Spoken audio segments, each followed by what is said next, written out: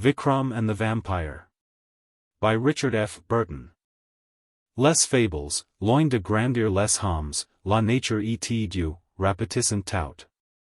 Lamartine, Milton. One who had eyes saw it, the blind will not understand it. A poet, who is a boy, he has perceived it, he who understands it will be his sire's sire. Rig Veda, I 164, 16. Vikram and the Vampire, or Tales of Hindu Devilry. Introduction. The sage Bhavbhuti, Eastern teller of these tales, after making his initiatory and propitiatory conge to Ganesha, lord of insects, informs the reader that this book is a string of fine pearls to be hung round the neck of human intelligence. A fragrant flower to be borne on the turban of mental wisdom, a jewel of pure gold, which becomes the brow of all supreme minds. And a handful of powdered rubies, whose tonic effects will appear palpably upon the mental digestion of every patient. Finally, that by aid of the lessons inculcated in the following pages, man will pass happily through this world into the state of absorption, where fables will be no longer required. He then teaches us how Vikramāditya the Brave became king of Ujjayani. Some 19 centuries ago, the renowned city of Ujjayani witnessed the birth of a prince to whom was given the gigantic name Vikramāditya. Even the Sanskrit-speaking people, who are not usually pressed for time, shortened it to Vikram, and a little further west it would infallibly have been docked down to Vik. Vikram was the second son of an old king Gandharbhasena, concerning whom little favorable has reached posterity, except that he became an ass, married 4 queens, and had by them 6 sons, each of whom was more learned and powerful than the other. It so happened that in course of time the father died. Thereupon his eldest heir, who was known as Shank, succeeded to the carpet of Rajaship, and was instantly murdered by Vikram, his scorpion, the hero of the following pages. 15. By this act of vigor and manly decision, which all younger brother princes should devoutly imitate, Vikram, having obtained the title of Bur, or the Brave, made himself Raja. He began to rule well, and the gods so favored him that day by day his dominions increased. At length he became lord of all India, and having firmly established his government, he instituted an era, an uncommon feat for a mere monarch, especially when hereditary. The steps 16, says the historian, which he took to arrive at that pinnacle of grandeur, were these. The old king, calling his 2 grandsons Bhartarihari and Vikramaditya, gave them good counsel respecting their future learning. They were told to master everything, a certain way not to succeed in anything. They were diligently to learn grammar, the scriptures, and all the religious sciences. They were to become familiar with military tactics, international law, and music, the riding of horses and elephants, especially the latter, the driving of chariots, and the use of the broadsword, the bow, and the Mogdars or Indian clubs. They were ordered to be skillful in all kinds of games, in leaping and running, in besieging forts, in forming and breaking bodies of troops. They were to endeavor to excel in every princely quality, to be cunning in ascertaining the power of an enemy, how to make war, to perform journeys, to sit in the presence of the nobles, to separate the different sides of a question, to form alliances, to distinguish between the innocent and the guilty, to assign proper punishments to the wicked, to exercise authority with perfect justice, and to be liberal. The boys were then sent to school, and were placed under the care of excellent teachers, where they became truly famous. Whilst under pupilage, the eldest was allowed all the power necessary to obtain a knowledge of royal affairs.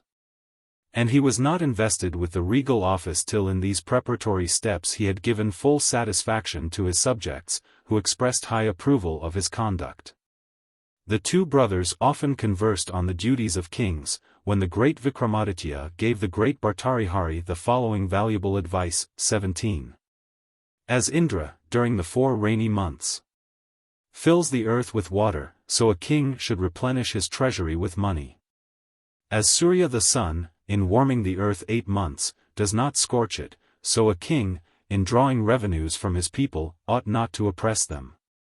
As Vayu, the wind, surrounds and fills everything, so the king by his officers and spies should become acquainted with the affairs and circumstances of his whole people. As Yama judges men without partiality or prejudice, and punishes the guilty, so should a king chastise, without favor, all offenders.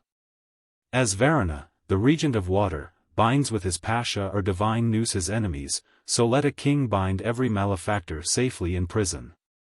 As Chandra 18 the moon, by his cheering light gives pleasure to all, thus should a king, by gifts and generosity, make his people happy.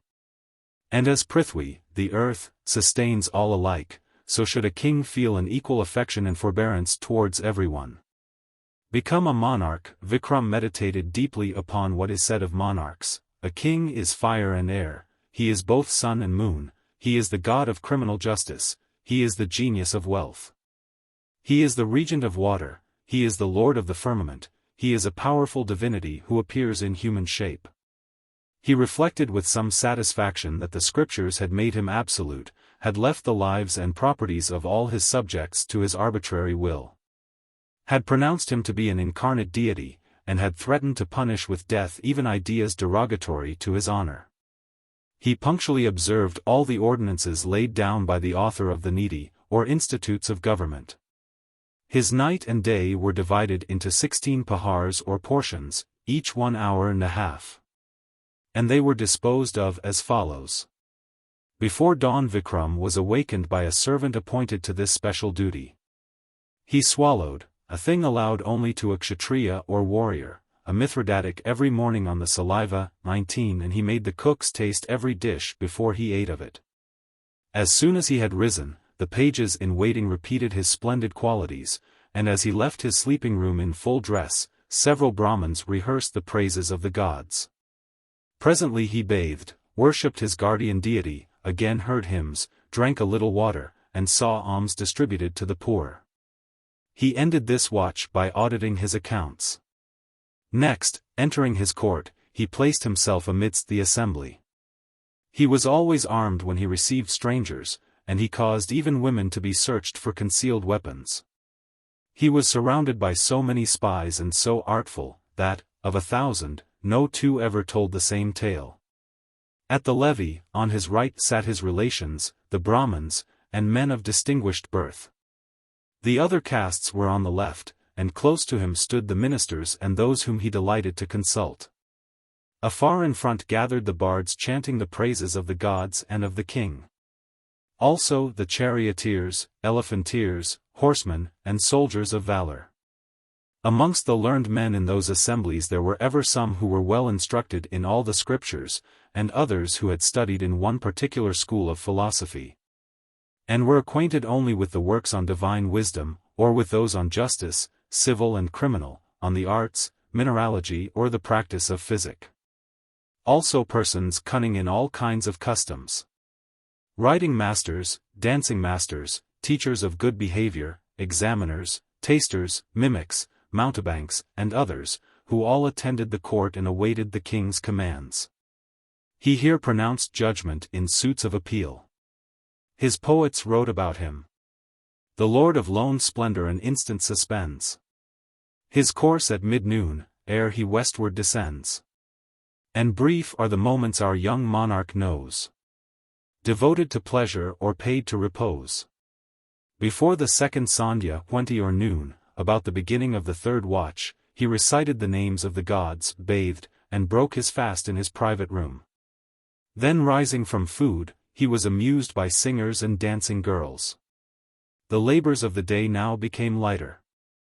After eating he retired, repeating the name of his guardian deity, visited the temples, saluted the gods, conversed with the priests, and proceeded to receive and to distribute presents. Fifthly, he discussed political questions with his ministers and counselors. On the announcement of the herald that it was the 6th watch, about 2 or 3 p.m., Vikram allowed himself to follow his own inclinations, to regulate his family, and to transact business of a private and personal nature.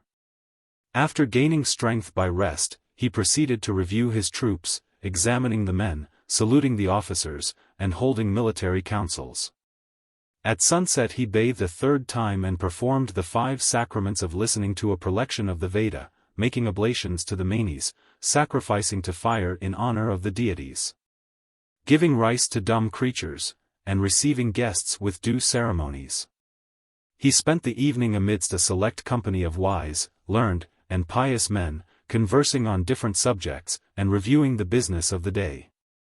The night was distributed with equal care.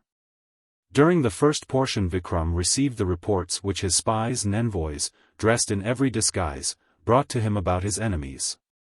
Against the latter he ceased not to use the 5 arts, namely, dividing the kingdom, bribes, mischief-making, negotiations, and brute force, especially preferring the first 2 and the last. His forethought and prudence taught him to regard all his nearest neighbors and their allies as hostile. The powers beyond those natural enemies he considered friendly because they were the foes of his foes. And all the remoter nations he looked upon as neutrals, in a transitional or provisional state as it were, till they became either his neighbors' neighbors, or his own neighbors, that is to say, his friends or his foes. This important duty finished he supped, and at the end of the 3rd watch he retired to sleep, which was not allowed to last beyond 3 hours. In the 6th watch he arose and purified himself. The 7th was devoted to holding private consultations with his ministers, and to furnishing the officers of government with requisite instructions. The 8th or last watch was spent with the Purohita or priest, and with Brahmins, hailing the dawn with its appropriate rites.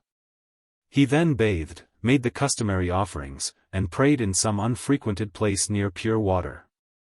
And throughout these occupations he bore in mind the duty of kings, namely, to pursue every object till it be accomplished, to succor all dependents, and hospitably to receive guests, however numerous. He was generous to his subjects respecting taxes, and kind of speech. Yet he was inexorable as death in the punishment of offences. He rarely hunted, and he visited his pleasure gardens only on stated days. He acted in his own dominions with justice. He chastised foreign foes with rigor, he behaved generously to Brahmins, and he avoided favoritism amongst his friends. In war he never slew a suppliant, a spectator, a person asleep or undressed, or anyone that showed fear. Whatever country he conquered, offerings were presented to its gods, and effects and money were given to the reverends. But what benefited him most was his attention to the creature comforts of the 9 gems of science. Those eminent men ate and drank themselves into fits of enthusiasm, and ended by immortalizing their patron's name. Become Vikram the Great, he established his court at a delightful and beautiful location rich in the best of water. The country was difficult of access, and artificially made incapable of supporting a host of invaders, but 4 great roads met near the city. The capital was surrounded with durable ramparts, having gates of defense, and near it was a mountain fortress, under the especial charge of a great captain. The metropolis was well garrisoned and provisioned, and it surrounded the royal palace, a noble building without as well as within. Grandeur seemed embodied there, and prosperity had made it her own. The nearer ground, viewed from the terraces and pleasure pavilions, was a lovely mingling of rock and mountain, plain and valley, field and fallow, crystal lake and glittering stream. The banks of the winding Lavana were fringed with meads whose herbage, pearly with morning dew, afforded choicest grazing for the sacred cow, and were dotted with perfumed clumps of bow trees, tamarinds, and holy figs. In one place Vikram planted 100,000 in a single orchard and gave them to his spiritual advisors. The river valley separated the stream from a belt of forest growth which extended to a hill range, dark with impervious jungle, and cleared here and there for the cultivator's village. Behind it, rose another sub-range, wooded with a lower bush and already blue with air, whilst in the background towered range upon range, here rising abruptly into points and peaks. Their ramp-shaped or wall-formed, with sheer descents, and all of light azure hue adorned with glories of silver and gold. After reigning for some years, Vikram the Brave found himself, at the age of 30, a staid and sober middle-aged man. He had several sons, daughters are not in India, by his several wives, and he had some paternal affection for nearly all, except, of course, for his eldest son. A youth who seemed to conduct himself as though he had a claim to the succession. In fact, the king seemed to have taken up his abode for life at Ujjayani, when suddenly he bethought himself, I must visit those countries of whose names I am ever hearing. The fact is, he had determined to spy out in disguise the lands of all his foes, and to find the best means of bringing against them his formidable army. We now learn how Bhartari Raja becomes regent of Ujjayani. Having thus resolved, Vikram the Brave gave the government into the charge of a younger brother, Bhartari Raja, and in the garb of a religious mendicant, accompanied by Dharmadwaj, his second son. A youth bordering on the age of puberty, he began to travel from city to city, and from forest to forest. The regent was of a settled melancholic turn of mind, having lost in early youth a very peculiar wife. One day, whilst out hunting, he happened to pass a funeral pyre, upon which a Brahman's widow had just become Sati, a holy woman, with the greatest fortitude. On his return home he related the adventure to Sita Rani, his spouse, and she at once made reply that virtuous women die with their husbands, killed by the fire of grief, not by the flames of the pile. To prove her truth the prince, after an affectionate farewell, rode forth to the chase, and presently sent back the suite with his robes torn and stained, to report his accidental death. Sita perished upon the spot, and the widower remained inconsolable, for a time. He led the dullest of lives, and took to himself sundry spouses, all equally distinguished for birth, beauty, and modesty. Like his brother, he performed all the proper devoirs of a Raja, rising before the day to finish his ablutions, to worship the gods, and to do due obeisance to the Brahmins. He then ascended the throne, to judge his people according to the Shastra, carefully keeping in subjection lust, anger, avarice, folly, drunkenness, and pride, preserving himself from being seduced by the love of gaming and of the chase, restraining his desire for dancing, singing, and playing on musical instruments, and refraining from sleep during daytime, from wine, from molesting men of worth, from dice, from putting human beings to death by artful means, from useless traveling, and from holding anyone guilty without the commission of a crime. His levees were in a hall decently splendid, and he was distinguished only by an umbrella of peacock's feathers. He received all complainants, petitioners, and presenters of offences with kind looks and soft words. He united to himself the 7 or 8 wise counsellors, and the sober and virtuous secretary that formed the high cabinet of his royal brother, and they met in some secret lonely spot. As a mountain, a terrace, a bower, or a forest, whence women, parrots, and other talkative birds were carefully excluded. And at the end of this useful and somewhat laborious day, he retired to his private apartments, and, after listening to spiritual songs and to soft music, he fell asleep. Sometimes he would summon his brothers, 9 gems of science, and give ear to their learned discourses. But it was observed that the viceroy reserved this exercise for nights when he was troubled with insomnia, the words of wisdom being to him an infallible remedy for that disorder. Thus passed onwards his youth, doing nothing that it could desire, forbidden all pleasures because they were unprincely, and working in the palace harder than in the pauper's hut. Having, however, fortunately for himself, few predilections and no imagination, he began to pride himself upon being a philosopher. Much business from an early age had dulled his wits, which were never of the most brilliant.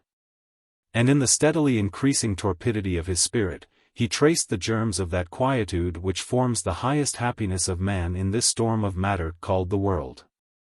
He therefore allowed himself but one friend of his soul. He retained, I have said, his brother's 7 or 8 ministers. He was constant in attendance upon the Brahmin priests who officiated at the palace, and who kept the impious from touching sacred property. And he was courteous to the commander-in-chief who directed his warriors, to the officers of justice who inflicted punishment upon offenders, and to the lords of towns, varying in number from 1 to 1,000. But he placed an intimate of his own in the high position of confidential counselor, the ambassador to regulate war and peace. Mahipala was a person of noble birth, endowed with shining abilities, popular, dexterous in business, acquainted with foreign parts, famed for eloquence and intrepidity. And as Manu the lawgiver advises, remarkably handsome. Bhartari Raja, as I have said, became a quietist and a philosopher.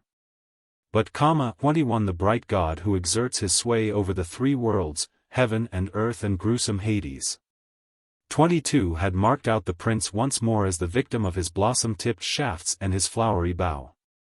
How, indeed, could he hope to escape the doom which has fallen equally upon Brahma the creator, Vishnu the preserver, and dreadful Shiva the three-eyed destroyer?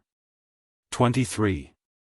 By reason of her exceeding beauty, her face was a full moon shining in the clearest sky, her hair was the purple cloud of autumn when, gravid with rain, it hangs low over earth. And her complexion mocked the pale waxen hue of the large-flowered jasmine. Her eyes were those of the timid antelope. Her lips were red as those of the pomegranate's bud, and when they opened, from them distilled a fountain of ambrosia. Her neck was like a pigeon's, her hand the pink lining of the conch shell. Her waist a leopard's, her feet the softest lotuses. In a word, a model of grace and loveliness was Dangala Rani, Raja Bhartari's last and youngest wife. The warrior laid down his arms before her. The politician spoke out every secret in her presence. The religious prince would have slaughtered a cow, that sole unforgivable sin, to save one of her eyelashes. The absolute king would not drink a cup of water without her permission. The staid philosopher, the sober quietist, to win from her the shadow of a smile, would have danced before her like a singing girl. So desperately enamored became Bhartari Raja. It is written, however, that love, alas, breeds not love, and so it happened to the regent. The warmth of his affection, instead of animating his wife, annoyed her, his protestations wearied her. His vows gave her the headache, and his caresses were a colic that made her blood run cold.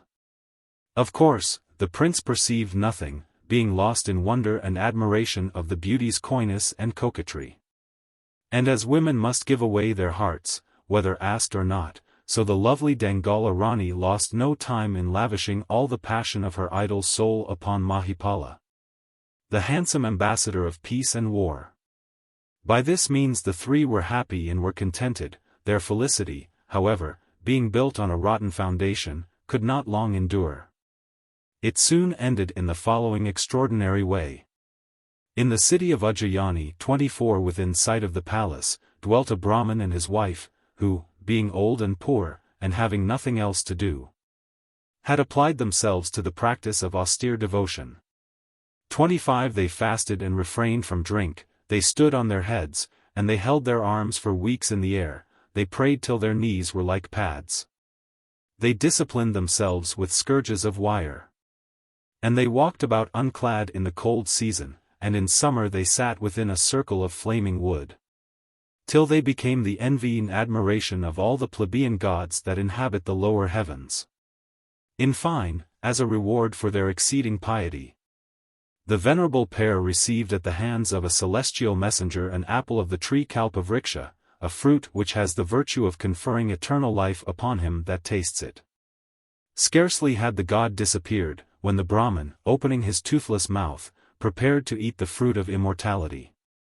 Then his wife addressed him in these words, shedding copious tears the while. To die, O man, is a passing pain, to be poor is an interminable anguish. Surely our present lot is the penalty of some great crime committed by us in a past state of being. 26 Kayest thou this state life? Better we die at once, and so escape the woes of the world. Hearing these words, the Brahmin sat undecided, with open jaws and eyes fixed upon the apple. Presently he found tongue, I have accepted the fruit, and have brought it here. But having heard thy speech, my intellect hath wasted away, now I will do whatever thou pointest out. The wife resumed her discourse, which had been interrupted by a more than usually copious flow of tears. Moreover, O husband, we are old, and what are the enjoyments of the stricken in years? Truly quoth the poet, die loved in youth, not hated in age. If that fruit could have restored thy dimmed eyes, and deaf ears, and blunted taste, and warmth of love, I had not spoken to thee thus. After which the Brahmin threw away the apple, to the great joy of his wife, who felt a natural indignation at the prospect of seeing her goodman become immortal, whilst she still remained subject to the laws of death. But she concealed this motive in the depths of her thought, enlarging, as women are apt to do, upon everything but the truth. And she spoke with such success, that the priest was about to toss in his rage the heavenly fruit into the fire, reproaching the gods as if by sending it they had done him an injury. Then the wife snatched it out of his hand, and telling him that it was too precious to be wasted, bade him arise and gird his loins and wend him to the regent's palace, and offer him the fruit, as King Vikram was absent, with a right reverend Brahmanical benediction. She concluded with impressing upon her unworldly husband the necessity of requiring a large sum of money as a return for his inestimable gift. By this means, she said, thou mayst promote thy present and future welfare. 27.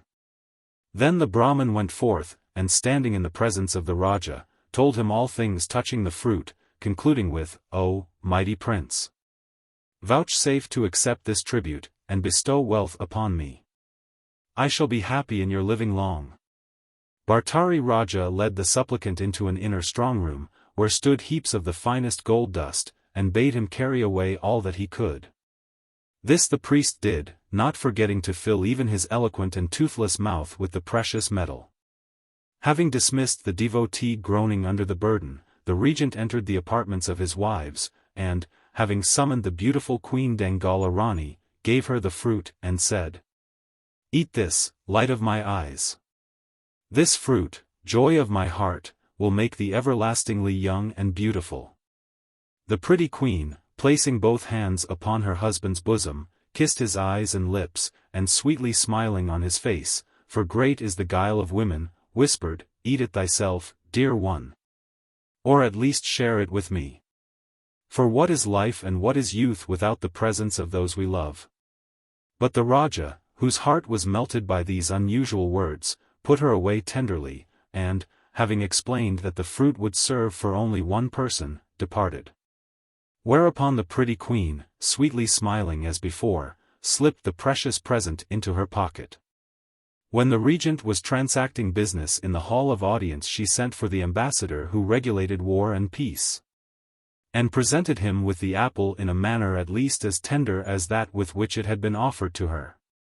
Then the ambassador, after slipping the fruit into his pocket also, retired from the presence of the pretty queen, and meeting Laka, one of the maids of honor, explained to her its wonderful power, and gave it to her as a token of his love. But the maid of honor, being an ambitious girl, determined that the fruit was a fit present to set before the regent in the absence of the king. Bhartari Raja accepted it, bestowed on her great wealth, and dismissed her with many thanks. He then took up the apple and looked at it with eyes brimful of tears, for he knew the whole extent of his misfortune.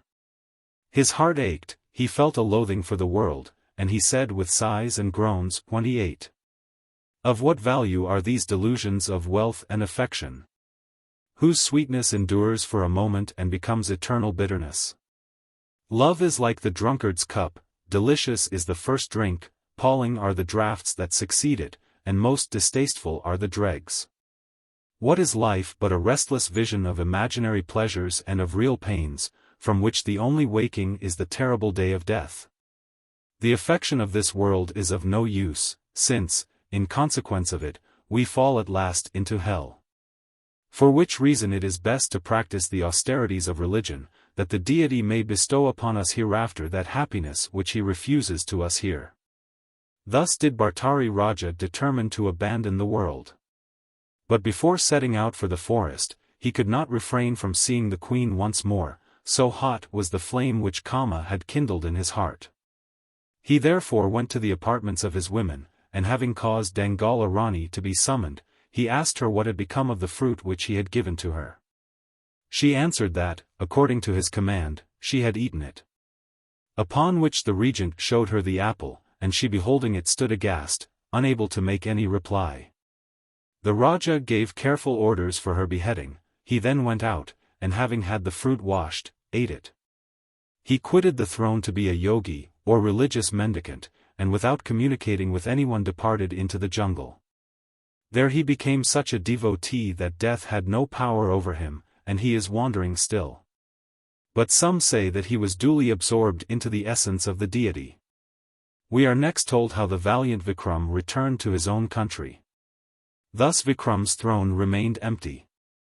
When the news reached King Indra, regent of the lower firmament and protector of earthly monarchs, he sent Prithwipala, a fierce giant, 29 to defend the city of Ujjayani till such time as its lawful master might reappear, and the guardian used to keep watch and ward night and day over his trust. In less than a year the valorous Raja Vikram became thoroughly tired of wandering about the woods half-dressed, now suffering from famine, then exposed to the attacks of wild beasts, and at all times very ill at ease. He reflected also that he was not doing his duty to his wives and children, that the heir apparent would probably make the worst use of the parental absence, and finally, that his subjects, deprived of his fatherly care, had been left in the hands of a man who, for aught he could say, was not worthy of the high trust.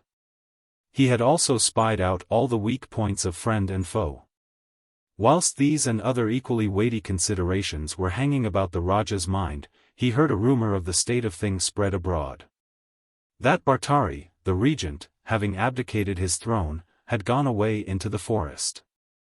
Then quoth Vikram to his son, "We have ended our wayfarings, now let us turn our steps homewards." The gong was striking the mysterious hour of midnight as the king and the young prince approached the principal gate. And they were pushing through it when a monstrous figure rose up before them, and called out with a fearful voice, "Who are ye, and where are ye going? Stand and deliver your names." "I am Raja Vikram," rejoined the king, half choked with rage, "and I am come to mine own city. Who art thou that darest to stop or stay me?" "That question is easily answered," cried Prithwipala the giant, in his roaring voice, "the gods have sent me to protect Ujjayani. If thou be really Raja Vikram, prove thyself a man, first fight with me, and then return to thine own." The warrior king cried, "Sadhu," wanting nothing better. He girt his girdle tight round his loins, summoned his opponent into the empty space beyond the gate, told him to stand on guard, and presently began to devise some means of closing with or running in upon him. The giant's fists were large as watermelons, and his knotted arms whistled through the air like falling trees, threatening fatal blows. Besides which the Raja's head scarcely reached the giant's stomach, and the latter, each time he struck out, whooped so abominably loud, that no human nerves could remain unshaken.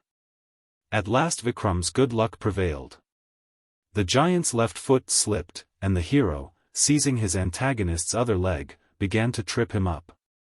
At the same moment the young prince, hastening to his parents' assistance, jumped viciously upon the enemy's naked toes. By their united exertions they brought him to the ground, when the son sat down upon his stomach, making himself as weighty as he well could, whilst the father, climbing up to the monster's throat, placed himself astride upon it, and pressing both thumbs upon his eyes, threatened to blind him if he would not yield. Then the giant, modifying the bellow of his voice, cried out, "O Raja, thou hast overthrown me, and I grant thee thy life." "Surely thou art mad, monster," replied the king, in jeering tone, half laughing, half angry. "To whom grantest thou life? If I desire it I can kill thee. How, then, dost thou talk about granting me my life?" "Vikram of Ujjayani," said the giant, "be not too proud. I will save thee from a nearly impending death. Only hearken to the tale which I have to tell thee, and use thy judgment, and act upon it. So shalt thou rule the world free from care, and live without danger, and die happily." "Proceed," quoth the Raja, after a moment's thought, dismounting from the giant's throat, and beginning to listen with all his ears. The giant raised himself from the ground, and when in a sitting posture, began in solemn tones to speak as follows. "In short, the history of the matter is that 3 men were born in this same city of Ujjayani, in the same lunar mansion, in the same division of the great circle described upon the ecliptic, and in the same period of time. You, the first, were born in the house of a king. The second was an oilman's son, who was slain by the third, a yogi, or anchorite, who kills all he can, wafting the sweet scent of human sacrifice to the nostrils of Durga, goddess of destruction. Moreover, the holy man, after compassing the death of the oilman's son, has suspended him head downwards from a mimosa tree in a cemetery. He is now anxiously plotting thy destruction. He hath murdered his own child. And how came an anchorite to have a child? Asked Raja Vikram, incredulously. That is what I am about to tell thee, replied the giant. In the good days of thy generous father, Gandharbhasena, as the court was taking its pleasure in the forest, they saw a devotee, or rather a devotee's head, protruding from a hole in the ground. The white ants had surrounded his body with a case of earth, and had made their home upon his skin. All kinds of insects and small animals crawled up and down the face, yet not a muscle moved. Wasps had hung their nests to its temples, and scorpions wandered in and out of the matted and clotted hair, yet the hermit felt them not. He spoke to no one, he received no gifts. And had it not been for the opening of his nostrils, as he continually inhaled the pungent smoke of a thorn fire, man would have deemed him dead. Such were his religious austerities. Thy father marveled much at the sight, and rode home in profound thought. That evening, as he sat in the hall of audience, he could speak of nothing but the devotee. And his curiosity soon rose to such a pitch, that he proclaimed about the city a reward of 100 gold pieces to anyone that could bring to court this anchorite of his own free will. Shortly afterwards, Vasantasena, a singing and dancing girl more celebrated for wit and beauty than for sagesse or discretion, appeared before thy sire, and offered for the petty inducement of a gold bangle to bring the anchorite into the palace, carrying a baby on his shoulder. The king, hearing her speak, was astonished, gave her a betel leaf in token that he held her to her promise, and permitted her to depart, which she did with a laugh of triumph. Vasantasena went directly to the jungle, where she found the pious man faint with thirst, shriveled with hunger, and half dead with heat and cold. She cautiously put out the fire. Then, having prepared a confection, she approached from behind and rubbed upon his lips a little of the sweetmeat, which he licked up with great relish. Thereupon she made more and gave it to him. After 2 days of this generous diet he gained some strength, and on the third, as he felt a finger upon his mouth, he opened his eyes and said, "Why hast thou come here?" The girl, who had her story in readiness, replied, "I am the daughter of a deity, and have practiced religious observances in the heavenly regions. I have now come into this forest." And the devotee, who began to think how much more pleasant is such society than solitude, asked her where her hut was, and requested to be led there. Then Vasantasena, having unearthed the holy man and compelled him to purify himself, led him to the abode which she had caused to be built for herself in the wood. She explained its luxuries by the nature of her vow, which bound her to indulge in costly apparel, in food with 6 flavors, and in every kind of indulgence. 30 In course of time the hermit learned to follow her example, he gave up inhaling smoke, and he began to eat and drink as a daily occupation. At length Kama began to trouble him. Briefly the saint and saintess were made man and wife, by the simple form of matrimony called the Gandharbha Vivaha 31, and about 10 months afterwards a son was born to them. Thus the anchorite came to have a child. Remained Vasantasena's last feet some months past, then she said to the devotee her husband, "O saint! Let us now, having finished our devotions, perform a pilgrimage to some sacred place, that all the sins of our bodies may be washed away. After which we will die and depart into everlasting happiness." Cajoled by these speeches, the hermit mounted his child upon his shoulder and followed her where she went, directly into Raja Gandharbhasena's palace. When the king and the ministers and the officers and the courtiers saw Vasantasena, and her spouse carrying the baby, they recognized her from afar. The Raja exclaimed, "Lo! This is the very singing girl who went forth to bring back the devotee." And all replied, "O great monarch! Thou speakest truly, this is the very same woman. And be pleased to observe that whatever things she, having asked leave to undertake, went forth to do, all these she hath done. Then gathering around her they asked her all manner of questions, as if the whole matter had been the lightest and the most laughable thing in the world. But the anchorite, having heard the speeches of the king and his courtiers, thought to himself, they have done this for the purpose of taking away the fruits of my penance. Cursing them all with terrible curses, and taking up his child, he left the hall. Thence he went to the forest, slaughtered the innocent, and began to practice austerities with a view to revenge that hour, and, having slain his child, he will attempt thy life. His prayers have been heard. In the first place they deprived thee of thy father. Secondly, they cast enmity between thee and thy brother, thus dooming him to an untimely end. Thirdly, they are now working thy ruin. The anchorite's design is to offer up a king and a king's son to his patroness Durga, and by virtue of such devotional act he will obtain the sovereignty of the whole world. But I have promised, O Vikram, to save thee, if such be the will of fortune, from impending destruction. Therefore hearken well unto my words. Distrust them that dwell amongst the dead, and remember that it is lawful and right to strike off his head that would slay thee. So shalt thou rule the universal earth, and leave behind thee an immortal name. Suddenly Prithwipala, the giant, ceased speaking, and disappeared. Vikram and his son then passed through the city gates, feeling their limbs to be certain that no bones were broken, and thinking over the scene that had occurred. We now are informed how the valiant King Vikram met with the vampire. It was the spring season when the Raja returned, and the holy festival 32 caused dancing and singing in every house. Ujjayani was extraordinarily happy and joyful at the return of her ruler, who joined in her gladness with all his kingly heart.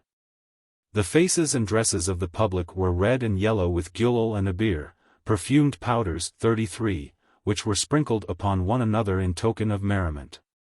Musicians deafened the citizens' ears, dancing girls performed till ready to faint with fatigue, the manufacturers of comfits made their fortunes. And the 9 gems of science celebrated the auspicious day with the most long-winded odes. The royal hero, decked in regal attire, and attended by many thousands of state palanquins glittering with their various ornaments, and escorted by a suite of 100 kingly personages. With their martial array of the 4 hosts, of cavalry, elephants, chariots, and infantry, and accompanied by Amazon girls, lovely as the suite of the gods, himself a personification of majesty. Bearing the white parasol of dominion, with a golden staff and tassels, began once more to reign. After the first pleasures of return, the king applied himself unremittingly to good government and to eradicating the abuses which had crept into the administration during the period of his wanderings. Mindful of the wise saying, if the Raja did not punish the guilty, the stronger would roast the weaker like a fish on the spit, he began the work of reform with an iron hand. He confiscated the property of a councillor who had the reputation of taking bribes. He branded the forehead of a Sudra or servile man whose breath smelt of ardent spirits. And a goldsmith having been detected in fraud he ordered him to be cut in shreds with razors as the law in its mercy directs. In the case of a notorious evil speaker he opened the back of his head and had his tongue drawn through the wound. A few murderers he burned alive on iron beds, praying the while that Vishnu might have mercy upon their souls. His spies were ordered, as the Shastra called, the prince advises, to mix with robbers and thieves with a view of leading them into situations where they might most easily be entrapped. And once or twice when the fellows were too wary, he seized them and their relations and impaled them all, thereby conclusively proving, without any mistake, that he was king of earth. With the sex feminine he was equally severe. A woman convicted of having poisoned an elderly husband in order to marry a younger man was thrown to the dogs, which speedily devoured her. He punished simple infidelity by cutting off the offender's nose, an admirable practice, which is not only a severe penalty to the culprit, but also a standing warning to others, and an efficient preventative to any recurrence of the fault. Faithlessness combined with bad example or brazen-facedness was further treated by being led in solemn procession through the bazaar mounted on a diminutive and crop-eared donkey, with the face turned towards the crupper. After a few such examples the women of Ujjayani became almost modest. It is the fault of man when they are not tolerably well behaved in one point at least. Every day as Vikram sat upon the judgment seat, trying causes and punishing offences, he narrowly observed the speech, the gestures, and the countenances of the various criminals and litigants and their witnesses. Ever suspecting women, as I have said, and holding them to be the root of all evil, he never failed when some sin or crime more horrible than usual came before him, to ask the accused, "Who is she?" And the suddenness of the question often elicited the truth by accident. For there can be nothing thoroughly and entirely bad unless a woman is at the bottom of it. And knowing this, Raja Vikram made certain notable hits under the most improbable circumstances, which had almost given him a reputation for omniscience. But this is easily explained. A man intent upon squaring the circle will see squares in circles wherever he looks, and sometimes he will find them. In disputed cases of money claims, the king adhered strictly to established practice, and consulted persons learned in the law. He seldom decided a cause on his own judgment, and he showed great temper and patience in bearing with rough language from irritated plaintiffs and defendants, from the infirm, and from old men beyond 80. That humble petitioners might not be balked in having access to the fountain of justice, he caused an iron box to be suspended by a chain from the windows of his sleeping apartment. Every morning he ordered the box to be opened before him, and listened to all the placets at full length. Even in this simple process he displayed abundant cautiousness. For, having forgotten what little of the humanities he had mastered in his youth, he would hand the paper to a secretary whose business it was to read it out before him. After which operation the man of letters was sent into an inner room, and the petition was placed in the hands of a second scribe. Once it so happened by the bungling of the deceitful kyasts, clerks, that an important difference was found to occur in the same sheet. So upon strict inquiry one secretary lost his ears and the other his right hand. After this petitions were rarely if ever falsified. The Raja Vikram also lost no time in attacking the cities and towns and villages of his enemies, but the people rose to a man against him, and hewing his army to pieces with their weapons, vanquished him. This took place so often that he despaired of bringing all the earth under the shadow of his umbrella. At length on one occasion when near a village he listened to a conversation of the inhabitants. A woman having baked some cakes was giving them to her child, who leaving the edges would eat only the middle. On his asking for another cake, she cried, "This boy's way is like Vikram's in his attempt to conquer the world." On his inquiring, "Mother, why, what am I doing, and what has Vikram done?" "Thou, my boy," she replied, "throwing away the outside of the cake eatest the middle only. Vikram also in his ambition, without subduing the frontiers before attacking the towns, invades the heart of the country and lays it waste. On that account, both the townspeople and others rising, close upon him from the frontiers to the center, and destroy his army. That is his folly." Vikram took notice of the woman's words. He strengthened his army and resumed his attack on the provinces and cities, beginning with the frontiers, reducing the outer towns and stationing troops in the intervals. Thus he proceeded regularly with his invasions. After a respite, adopting the same system and marshalling huge armies, he reduced in regular course each kingdom and province till he became monarch of the whole world.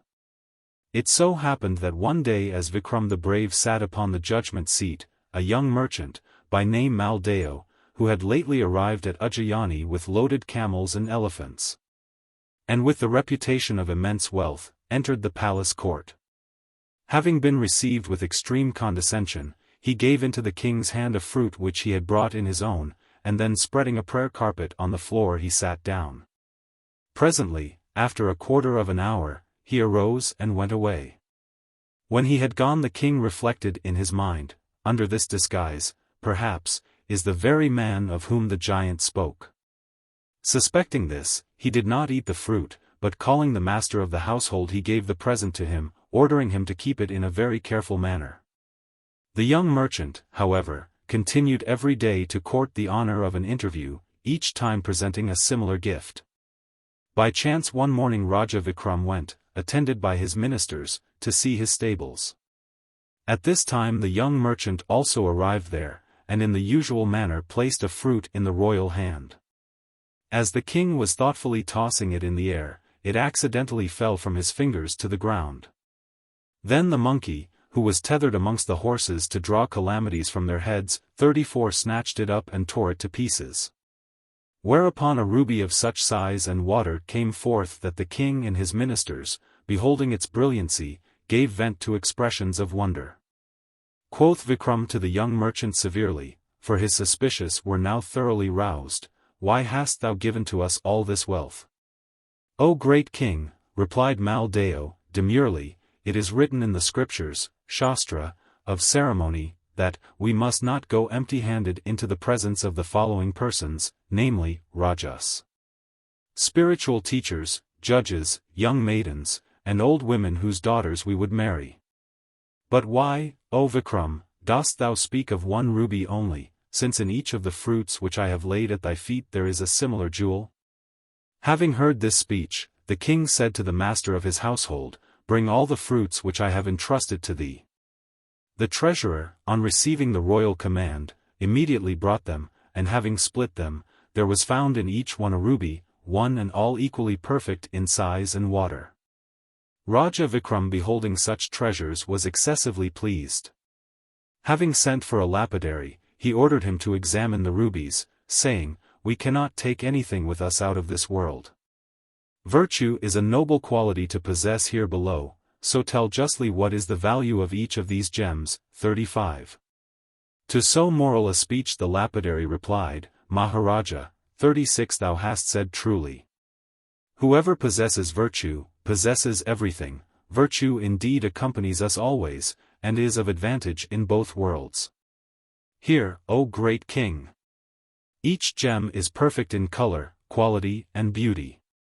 If I were to say that the value of each was 10 million millions of savarnas, gold pieces, even then thou couldst not understand its real worth. In fact, each ruby would buy one of the 7 regions into which the earth is divided." The king on hearing this was delighted, although his suspicions were not satisfied. And, having bestowed a robe of honor upon the lapidary, dismissed him. Thereon, taking the young merchant's hand, he led him into the palace, seated him upon his own carpet in presence of the court, and began to say, "My entire kingdom is not worth one of these rubies. Tell me how it is that thou who buyest and sellest hast given me such and so many pearls?" Mal Deo replied, "O great king, the speaking of matters like the following in public is not right. These things, prayers, spells, drugs, good qualities, household affairs, the eating of forbidden food, and the evil we may have heard of our neighbor, should not be discussed in full assembly. Privately I will disclose to thee my wishes. This is the way of the world, when an affair comes to 6 ears, it does not remain secret.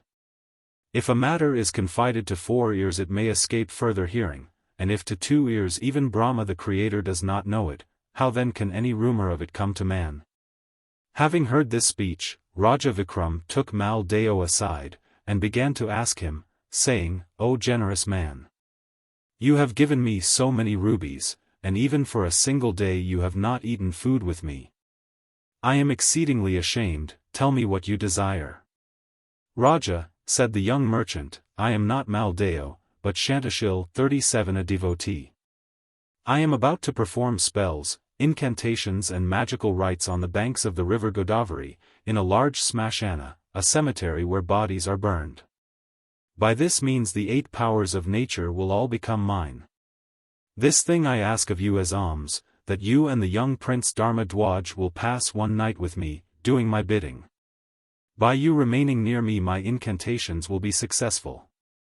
The valiant Vikram nearly started from his seat at the word cemetery, but, like a ruler of men, he restrained his face from expressing his feelings, and he presently replied, "Good, we will come. Tell us on what day."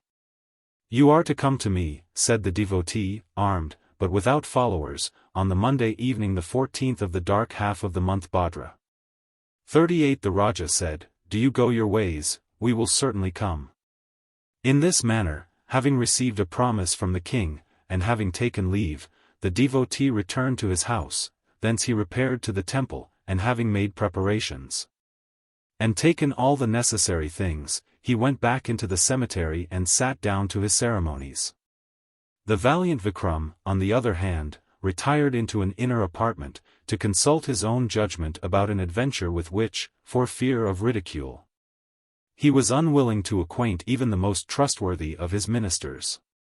In due time came the evening moon's day, the 14th of the dark half of the month Bhadra.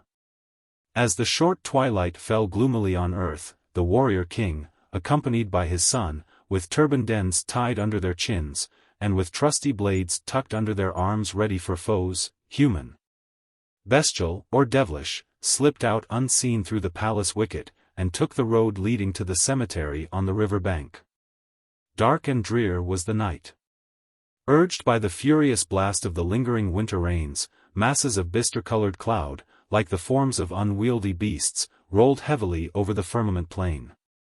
Whenever the crescent of the young moon, rising from an horizon sable as the sad Tamila's hue, 39 glanced upon the wayfarers, it was no brighter than the fine tip of an elephant's tusk protruding from the muddy wave. A heavy storm was impending, big drops fell in showers from the forest trees as they groaned under the blast, and beneath the gloomy avenue the clay ground gleamed ghastly white. As the Raja and his son advanced, a faint ray of light, like the line of pure gold streaking the dark surface of the touchstone, caught their eyes, and directed their footsteps towards the cemetery. When Vikram came upon the open space on the river bank where corpses were burned, he hesitated for a moment to tread its impure ground. But seeing his son undismayed, he advanced boldly, trampling upon remnants of bones, and only covering his mouth with his turbaned end. Presently, at the further extremity of the smashana or burning ground, appeared a group. By the lurid flames that flared and flickered round the half-extinguished funeral pyres, with remnants of their dreadful loads, Raja Vikram and Dharma Dwaj could note the several features of the ill-omened spot. There was an outer circle of hideous bestial forms, tigers were roaring, and elephants were trumpeting. Wolves, whose foul hairy coats blazed with sparks of bluish phosphoric light, were devouring the remnants of human bodies, foxes, jackals, and hyenas were disputing over their prey, whilst bears were chewing the livers of children. The space within was peopled by a multitude of fiends.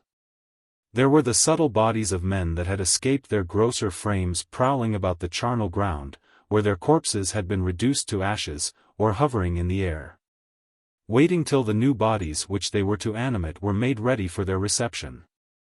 The spirits of those that had been foully slain wandered about with gashed limbs, and skeletons, whose mouldy bones were held together by bits of blackened sinew, followed them as the murderer does his victim. Malignant witches with shriveled skins, horrid eyes and distorted forms, crawled and crouched over the earth, whilst spectres and goblins now stood motionless, and tall as lofty palm trees. Then, as if in fits, leaped, danced, and tumbled before their evocator. The air was filled with shrill and strident cries, with the fitful moaning of the storm wind, with the hooting of the owl, with the jackal's long wild cry, and with the hoarse gurgling of the swollen river, from whose banks the earth-slip thundered in its fall. In the midst of all, close to the fire which lit up his evil countenance, sat Shantashil, the yogi, with the banner that denoted his calling and his magic staff planted in the ground behind him. He was clad in the ochre-colored loin-wrap of his class, from his head streamed long tangled locks of hair like horsehair. His black body was striped with lines of chalk, and a girdle of thigh bones encircled his waist. His face was smeared with ashes from a funeral pyre, and his eyes, fixed as those of a statue, gleamed from this mask with an infernal light of hate. His cheeks were shaven, and he had not forgotten to draw the horizontal sectarian mark. But this was of blood.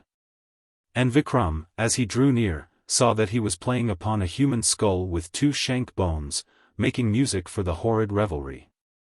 Now Raja Vikram, as has been shown by his encounter with Indra's watchman, was a bold prince, and he was cautious as he was brave. The sight of a human being in the midst of these terrors raised his mettle. He determined to prove himself a hero, and feeling that the critical moment was now come, he hoped to rid himself and his house forever of the family curse that hovered over them.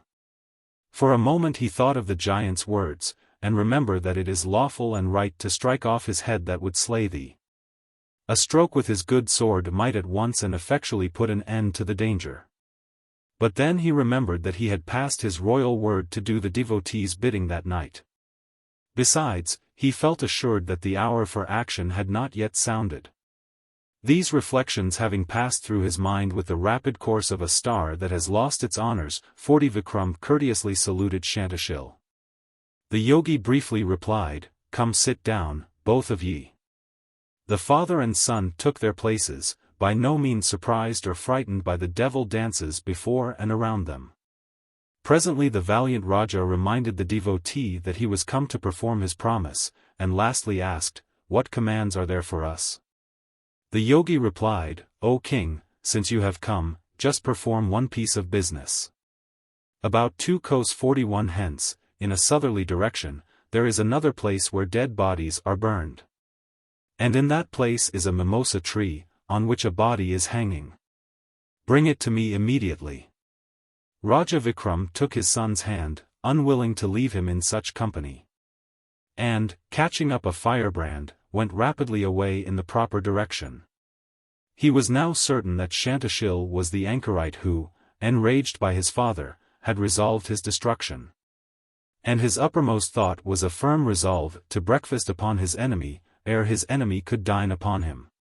He muttered this old saying as he went, whilst the tom-tom ing of the anchorite upon the skull resounded in his ears, and the devil crowd, which had held its peace during his meeting with Shantashil, broke out again in an infernal din of whoops and screams, yells and laughter.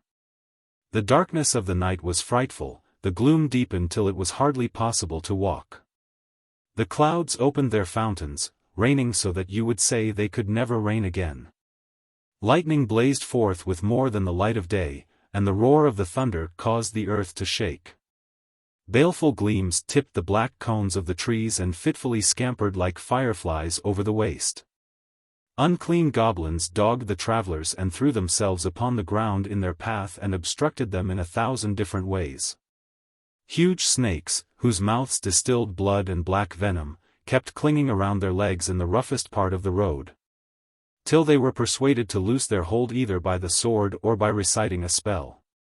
In fact, there were so many horrors and such a tumult and noise that even a brave man would have faltered, yet the king kept on his way.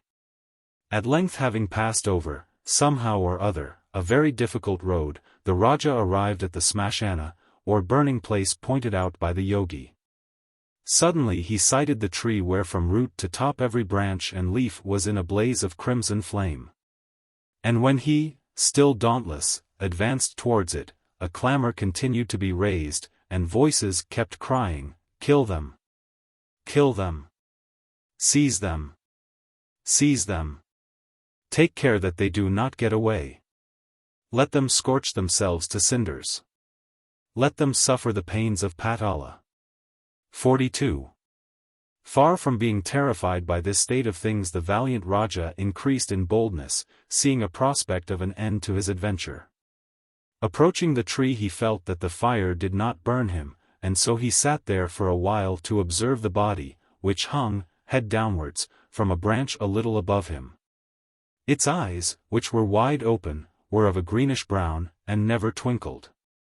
Its hair also was brown. 43 In brown was its face, 3 several shades which, notwithstanding, approached one another in an unpleasant way, as in an over-dried coconut. Its body was thin and ribbed like a skeleton or a bamboo framework, and as it held on to a bough, like a flying fox. 44 By the toe-tips, its drawn muscles stood out as if they were ropes of coir. Blood it appeared to have none, or there would have been a decided determination of that curious juice to the head. And as the Raja handled its skin, it felt icy cold and clammy as might a snake. The only sign of life was the whisking of a ragged little tail much resembling a goat's. Judging from these signs, the brave king at once determined the creature to be a Baital, a vampire. For a short time he was puzzled to reconcile the appearance with the words of the giant, who informed him that the anchorite had hung the oilman's son to a tree. But soon he explained to himself the difficulty, remembering the exceeding cunning of yogis and other reverend men, and determining that his enemy, the better to deceive him, had doubtless altered the shape and form of the young oilman's body. With this idea, Vikram was pleased, saying, "My trouble has been productive of fruit." Remained the task of carrying the vampire to Shantashil the devotee. Having taken his sword, the Raja fearlessly climbed the tree, and ordering his son to stand away from below, clutched the vampire's hair with one hand, and with the other struck such a blow of the sword, that the bough was cut and the thing fell heavily upon the ground. Immediately on falling it gnashed its teeth and began to utter a loud wailing cry like the screams of an infant in pain. Vikram, having heard the sound of its lamentations, was pleased, and began to say to himself, "This devil must be alive." Then nimbly sliding down the trunk, he made a captive of the body, and asked, "Who art thou?" Scarcely, however, had the words passed the royal lips, when the vampire slipped through the fingers like a worm, and uttering a loud shout of laughter, rose in the air with its legs uppermost, and as before suspended itself by its toes to another bough. And there it swung to and fro, moved by the violence of its cachinnation. "Decidedly this is the young oilman," exclaimed the Raja, after he had stood for a minute or two with mouth open, gazing upwards and wondering what he should do next. Presently he directed Dharma Dwaj not to lose an instant in laying hands upon the thing when it next might touch the ground, and then he again swarmed up the tree. Having reached his former position, he once more seized the Baital's hair, and with all the force of his arms, for he was beginning to feel really angry, he tore it from its hold and dashed it to the ground, saying, "O wretch, tell me who thou art." Then, as before, the Raja slid deftly down the trunk, and hurried to the aid of his son, who, in obedience to orders, had fixed his grasp upon the vampire's neck. Then too, as before, the vampire, laughing aloud, slipped through their fingers and returned to its dangling place. To fail twice was too much for Raja Vikram's temper, which was right kingly and somewhat hot. This time he bade his son strike the Baital's head with his sword. Then, more like a wounded bear of Himalaya than a prince who had established an era, he hurried up the tree, and directed a furious blow with his saber at the vampire's lean and calfless legs. The violence of the stroke made its toes loose their hold of the bough, and when it touched the ground, Dharma Dwaj's blade fell heavily upon its matted brown hair. But the blows appeared to have lighted on ironwood, to judge at least from the behavior of the Baital, who no sooner heard the question, "O wretch, who art thou?" than it returned in loud glee and merriment to its old position. 5 mortal times did Raja Vikram repeat this profitless labor. But so far from losing heart, he quite entered into the spirit of the adventure. Indeed, he would have continued climbing up that tree and taking that corpse under his arm. He found his sword useless, and bringing it down, and asking it who it was, and seeing it slip through his fingers, 6 times 60 times, or till the end of the 4th and present age, 45, had such extreme resolution been required. However, it was not necessary. On the 7th time of falling, the Baital, instead of eluding its capturer's grasp, allowed itself to be seized, merely remarking that, even the gods cannot resist a thoroughly obstinate man. 46 And seeing that the stranger, for the better protection of his prize, had stripped off his waistcloth and was making it into a bag, the vampire thought proper to seek the most favorable conditions for himself, and asked his conqueror who he was, and what he was about to do. "Vile wretch," replied the breathless hero, "know me to be Vikram the Great, Raja of Ujjayani, and I bear thee to a man who is amusing himself by drumming to devils on a skull." "Remember the old saying, mighty Vikram," said the Baital, with a sneer, "that many a tongue has cut many a throat. I have yielded to thy resolution and I am about to accompany thee, bound to thy back like a beggar's wallet. But hearken to my words, ere we set out upon the way. I am of a loquacious disposition, and it is well nigh an hour's walk between this tree and the place where thy friend sits, favoring his friends with the peculiar music which they love. Therefore, I shall try to distract my thoughts, which otherwise might not be of the most pleasing nature, by means of sprightly tales and profitable reflections. Sages and men of sense spend their days in the delights of light and heavy literature, whereas dolts and fools waste time in sleep and idleness. And I purpose to ask thee a number of questions, concerning which we will, if it seems fit to thee, make this covenant. Whenever thou answerest me, either compelled by fate or entrapped by my cunning into so doing, or thereby gratifying thy vanity and conceit, I leave thee and return to my favorite place and position in the cirrus tree. But when thou shalt remain silent, confused, and at a loss to reply, either through humility or thereby confessing thine ignorance, and impotence, and want of comprehension, then will I allow thee, of mine own free will, to place me before thine employer. Perhaps I should not say so, it may sound like bribing thee, but, take my counsel, and mortify thy pride, and assumption, and arrogance, and haughtiness, as soon as possible. So shalt thou derive from me a benefit which none but myself can bestow. Raja Vikram, hearing these rough words, so strange to his royal ear, winced. Then he rejoiced that his heir apparent was not near.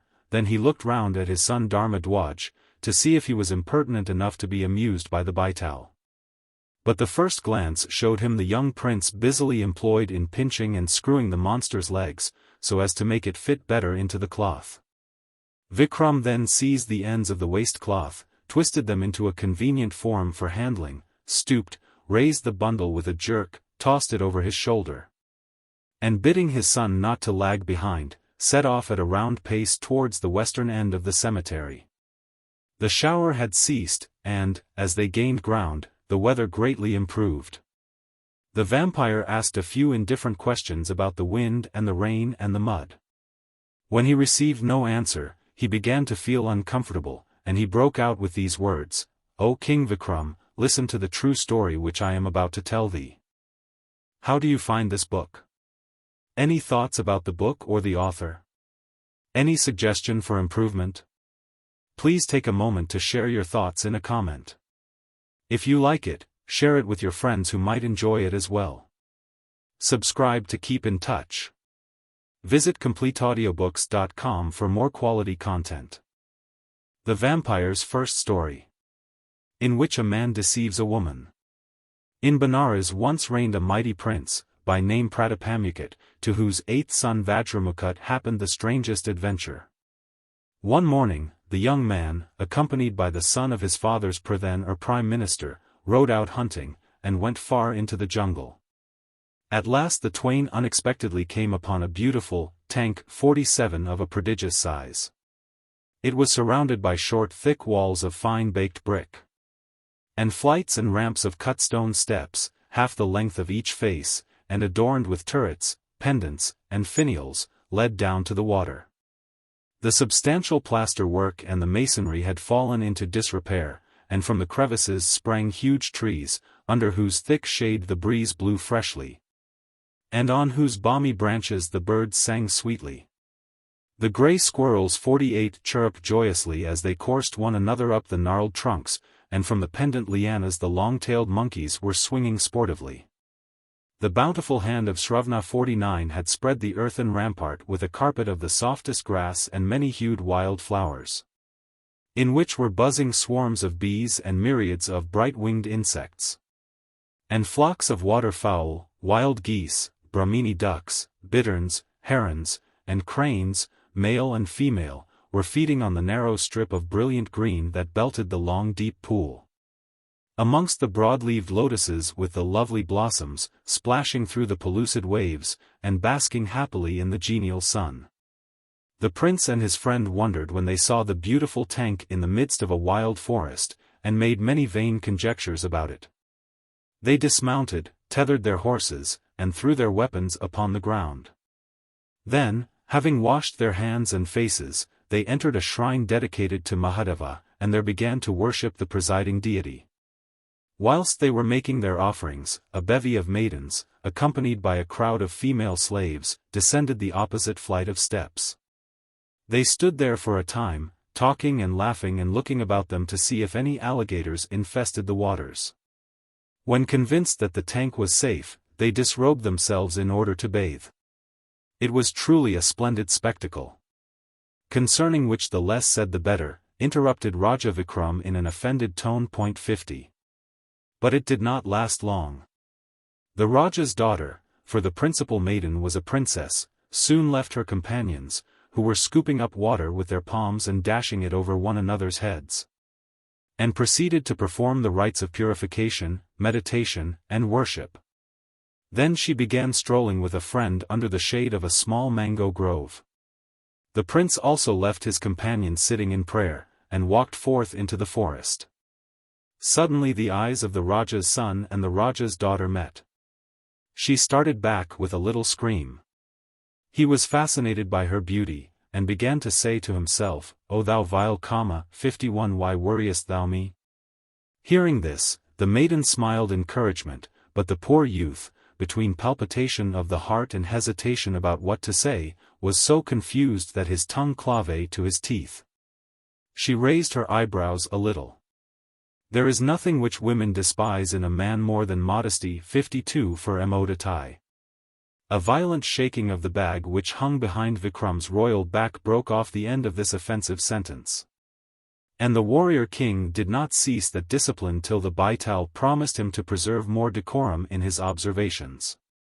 Still the prince stood before her with downcast eyes and suffused cheeks, even the spur of contempt failed to arouse his energies. Then the maiden called to her friend, who was picking jasmine flowers so as not to witness the scene, and angrily asked why that strange man was allowed to stand and stare at her. The friend, in hot wrath, threatened to call the slave, and to throw Vajramukut into the pond unless he instantly went away with his impudence. But as the prince was rooted to the spot, and really had not heard a word of what had been said to him, the two women were obliged to make the first move. As they almost reached the tank, the beautiful maiden turned her head to see what the poor modest youth was doing. Vajramukut was formed in every way to catch a woman's eye. The Raja's daughter therefore half forgave him his offense of Maud. Again she sweetly smiled, disclosing 2 rows of little opals. Then descending to the water's edge, she stooped down and plucked a lotus. This she worshipped. Next she placed it in her hair, then she put it to her ear, then she bit it with her teeth, then she trod upon it with her foot, then she raised it up again, and lastly she stuck it in her bosom. After which she mounted her conveyance and went home to her friends. Whilst the prince, having become thoroughly desponding and drowned in grief at separation from her, returned to the minister's son. Females. Ejaculated the minister's son, speaking to himself in a careless tone, when, his prayer finished, he left the temple, and sat down upon the tank steps to enjoy the breeze. He presently drew a roll of paper from under his waist-belt, and in a short time was engrossed with his study. The women seeing this conduct, exerted themselves in every possible way of wile to attract his attention and to distract his soul. They succeeded only so far as to make him roll his head with a smile, and to remember that such is always the custom of man's bane, after which he turned over a fresh page of manuscript. And although he presently began to wonder what had become of the prince his master, he did not look up even once from his study. He was a philosopher, that young man. But after all, Raja Vikram, what is mortal philosophy? Nothing but another name for indifference. Who was ever philosophical about a thing truly loved or really hated? No one. Philosophy, says Shankaracharya, is either the gift of nature or the reward of study. But I, the Baital, the devil, ask you, what is a born philosopher, save a man of cold desires? And what is a bred philosopher but a man who has survived his desires? A young philosopher, a cold-blooded youth. An elderly philosopher, a leucophlegmatic old man. Much nonsense, of a verity, ye hear in praise of nothing from your Rajaship's 9 gems of science, and from sundry other such wise fools. Then the prince began to relate the state of his case, saying, O friend, I have seen a damsel, but whether she be a musician from Indra's heaven, a maiden of the sea, a daughter of the serpent kings, or the child of an earthly Raja, I cannot say. Describe her, said the statesman in embryo.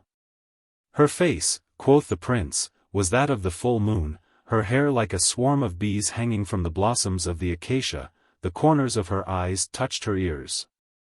Her lips were sweet with lunar ambrosia, her waist was that of a lion, and her walk the walk of a king goose. 53 As a garment, she was white, as a season, the spring, as a flower, the jasmine, as a speaker, the kokila bird, as a perfume, musk, as a beauty, Kamadeva, and as a being, love. And if she does not come into my possession I will not live, this I have certainly determined upon. The young minister, who had heard his prince say the same thing more than once before, did not attach great importance to these awful words. He merely remarked that, unless they mounted at once, night would surprise them in the forest. Then the two young men returned to their horses, untethered them, drew on their bridles, saddled them, and catching up their weapons, rode slowly towards the Raja's palace. During the 3 hours of return hardly a word passed between the pair. Vajramukha not only avoided speaking, he never once replied till addressed thrice in the loudest voice. The young minister put no more questions, for, quoth he to himself, when the prince wants my counsel, he will apply for it. In this point he had borrowed wisdom from his father, who held in peculiar horror the giving of unasked-for advice. So, when he saw that conversation was irksome to his master, he held his peace and meditated upon what he called his day thought. It was his practice to choose every morning some tough food for reflection, and to chew the cud of it in his mind at times when, without such employment, his wits would have gone wool-gathering. You may imagine, Raja Vikram, that with a few years of this head work, the minister's son became a very crafty young person. After the second day the Prince Vajramukha, being restless from grief at separation, fretted himself into a fever.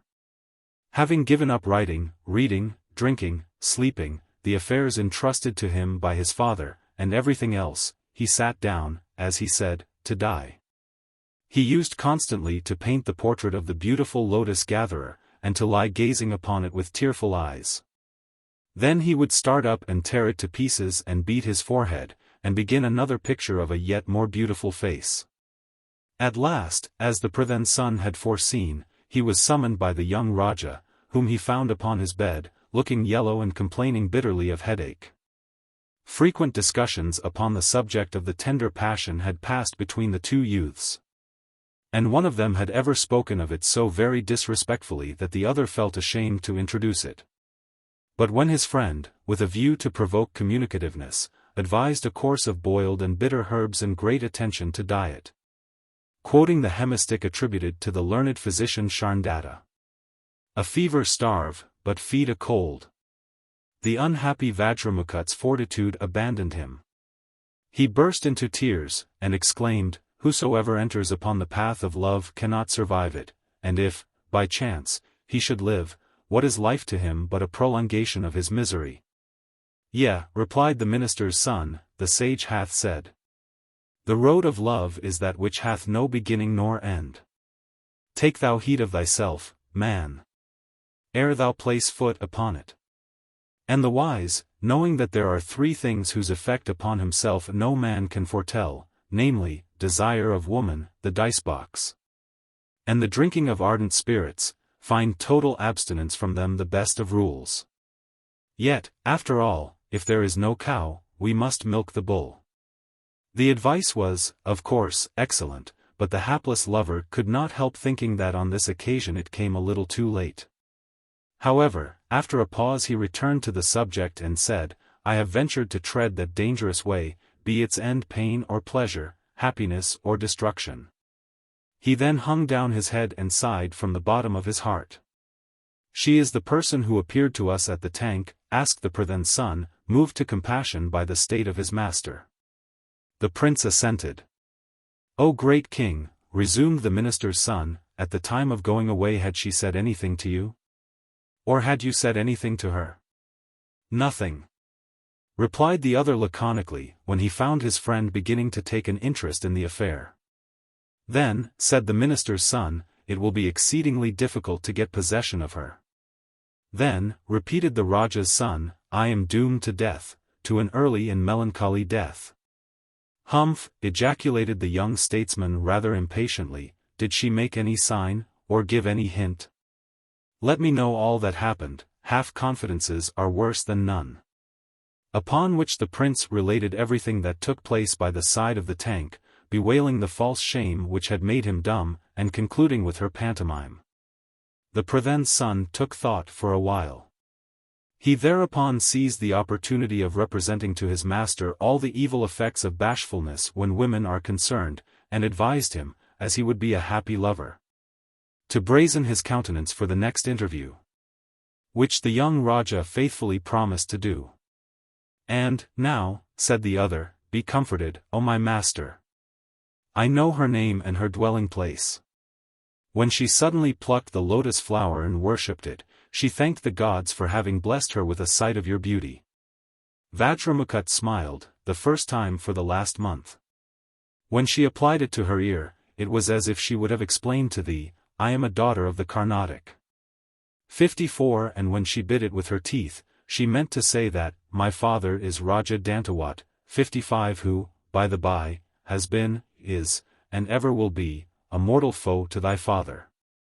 Vajramukha shuddered. When she put it under her foot it meant, my name is Padmavati 56.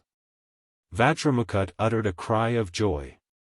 And when she placed it in her bosom, you are truly dwelling in my heart was meant to be understood. At these words the young Raja started up full of new life, and after praising with enthusiasm the wondrous sagacity of his dear friend, begged him by some contrivance to obtain the permission of his parents, and to conduct him to her city. The minister's son easily got leave for Vajramukha to travel, under pretext that his body required change of water, and his mind change of scene. They both dressed and armed themselves for the journey, and having taken some jewels, mounted their horses and followed the road in that direction in which the princess had gone.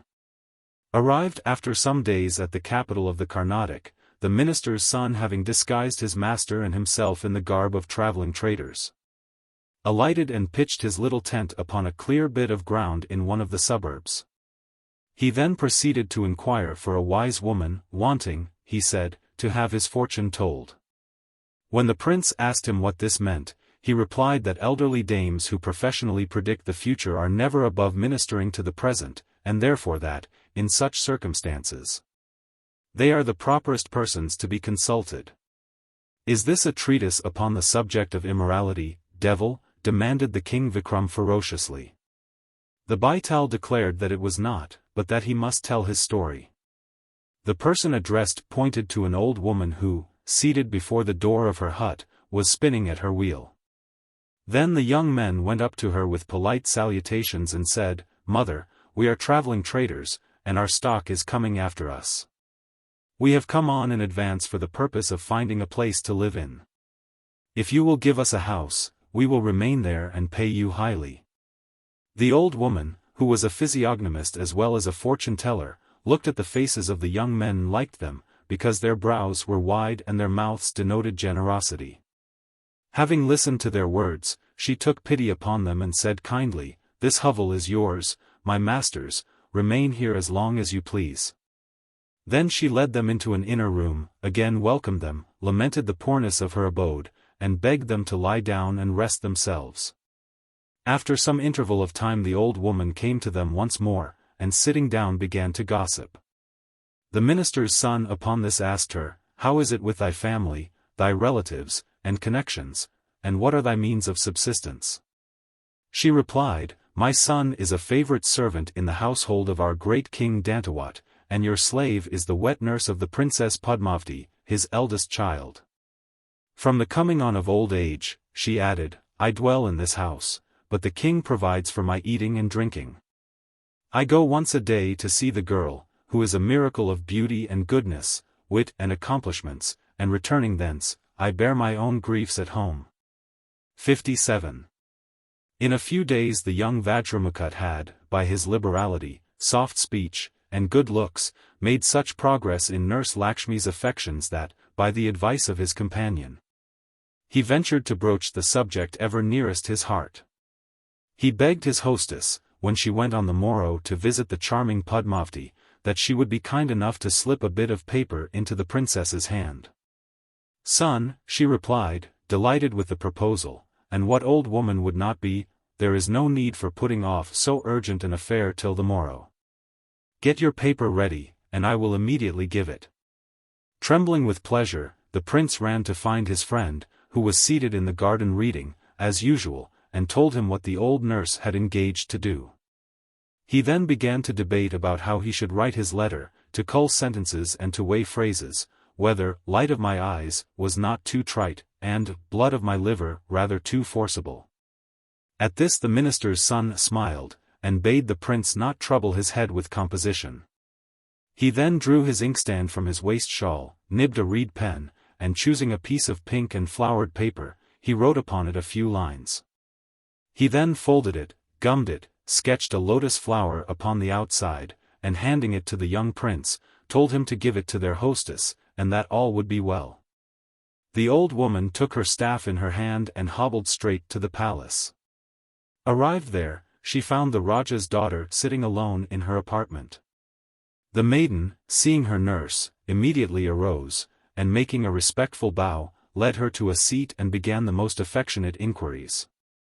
After giving her blessing and sitting for some time and chatting about indifferent matters, the nurse said, "O daughter, in infancy I reared and nourished thee, now the Bhagwan, deity, has rewarded me by giving thee stature, beauty, health, and goodness. My heart only longs to see the happiness of thy womanhood, 58, after which I shall depart in peace. I implore thee read this paper, given to me by the handsomest and the properest young man that my eyes have ever seen." The princess, glancing at the lotus on the outside of the note, slowly unfolded it and perused its contents, which were as follows. 1. She was to me the pearl that clings to sands all hid from mortal sight, yet fit for diadems of kings, the pure and lovely light. 2. She was to me the gleam of sun that breaks the gloom of wintry day. One moment shone my soul upon, then passed, how soon, away. 3. She was to me the dreams of bliss that float the dying eyes before, for one short hour shed happiness, and fly to bless no more. 4. O light, again upon me shine. O pearl, again delight my eyes. O dreams of bliss, again be mine. No, earth may not be paradise. I must not forget to remark, parenthetically, that the minister's son, in order to make these lines generally useful, had provided them with a last stanza in triplicate. For lovers, he said sagely, are either in the optative mood, the desperative, or the exultative. This time he had used the optative.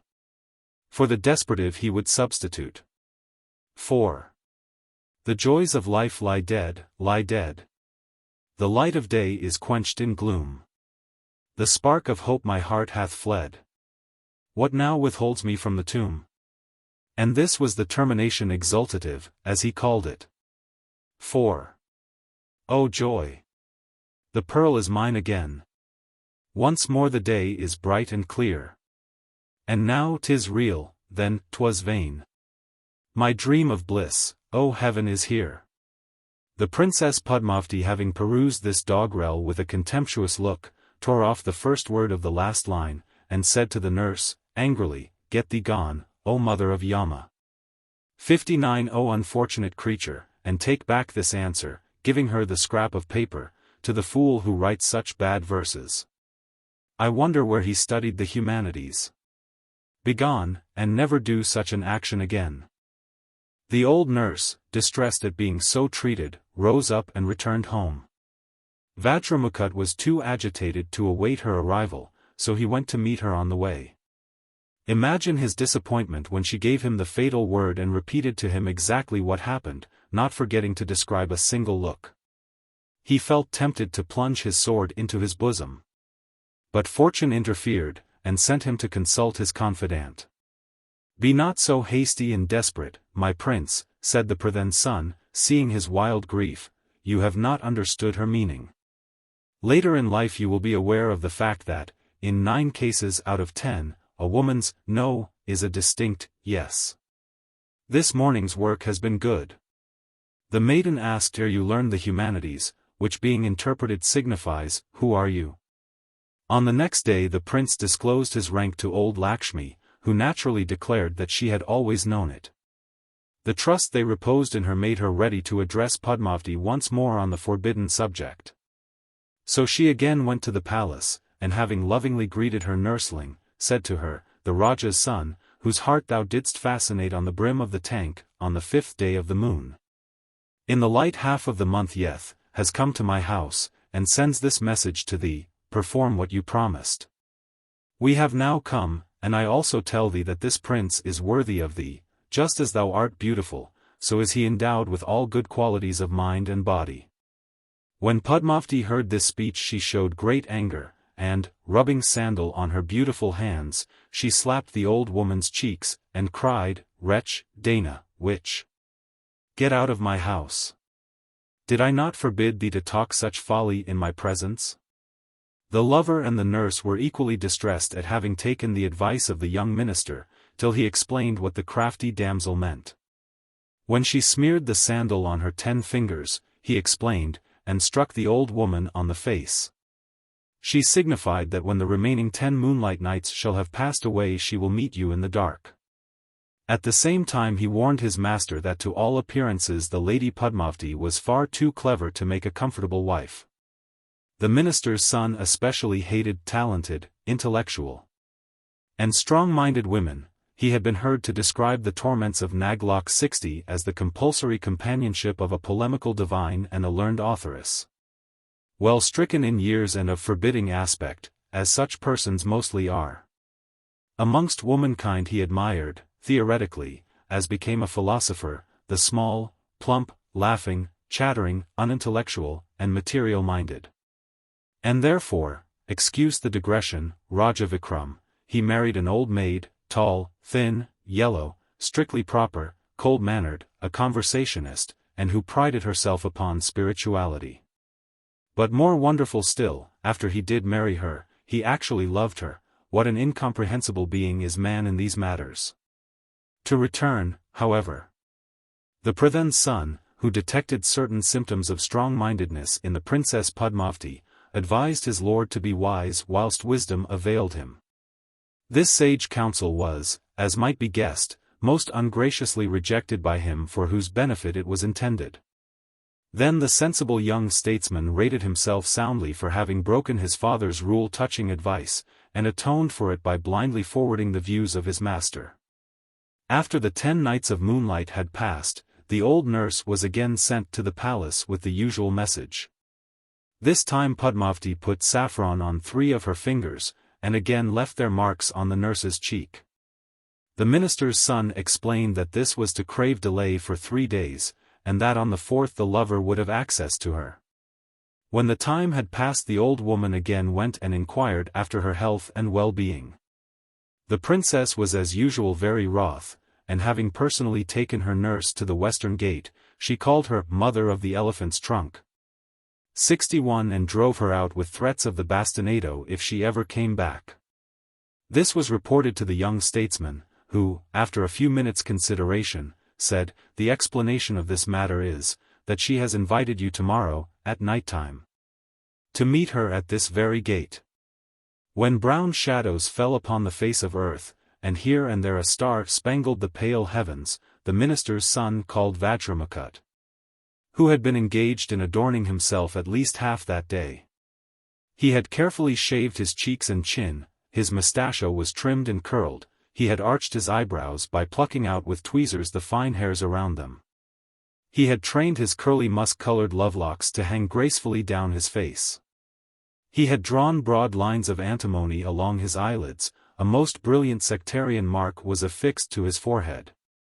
The color of his lips had been heightened by chewing betel nut. One would imagine that you are talking of a silly girl, not of a prince, fiend. Interrupted Vikram, who did not wish his son to hear what he called these fopperies and frivolities. And whitened his neck by having it shaved, continued the Baital, speaking quickly, as if determined not to be interrupted, and reddened the tips of his ears by squeezing them.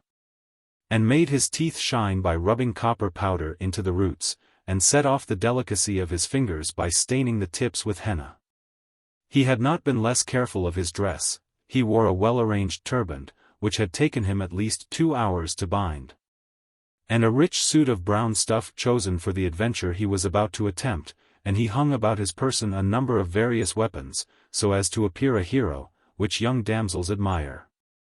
Vikramāditya asked his friend how he looked, and smiled happily when the other replied, "Admirable."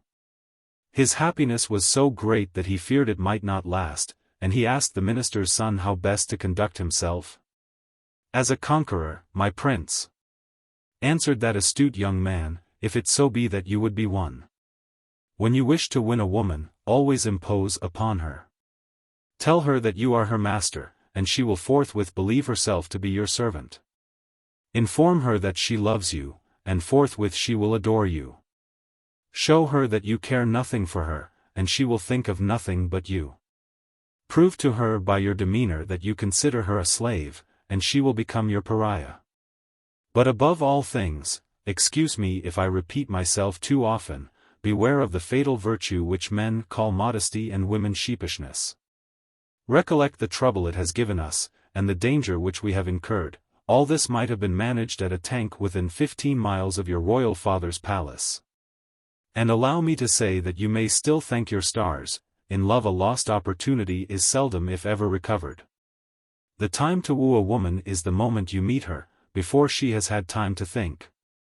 Allow her the use of reflection and she may escape the net. And after avoiding the rock of modesty, fall not, I conjure you, into the gulf of security. I fear the Lady Padmavati, she is too clever and too prudent. When damsels of her age draw the sword of love, they throw away the scabbard of precaution. But you yawn, I weary you, it is time for us to move."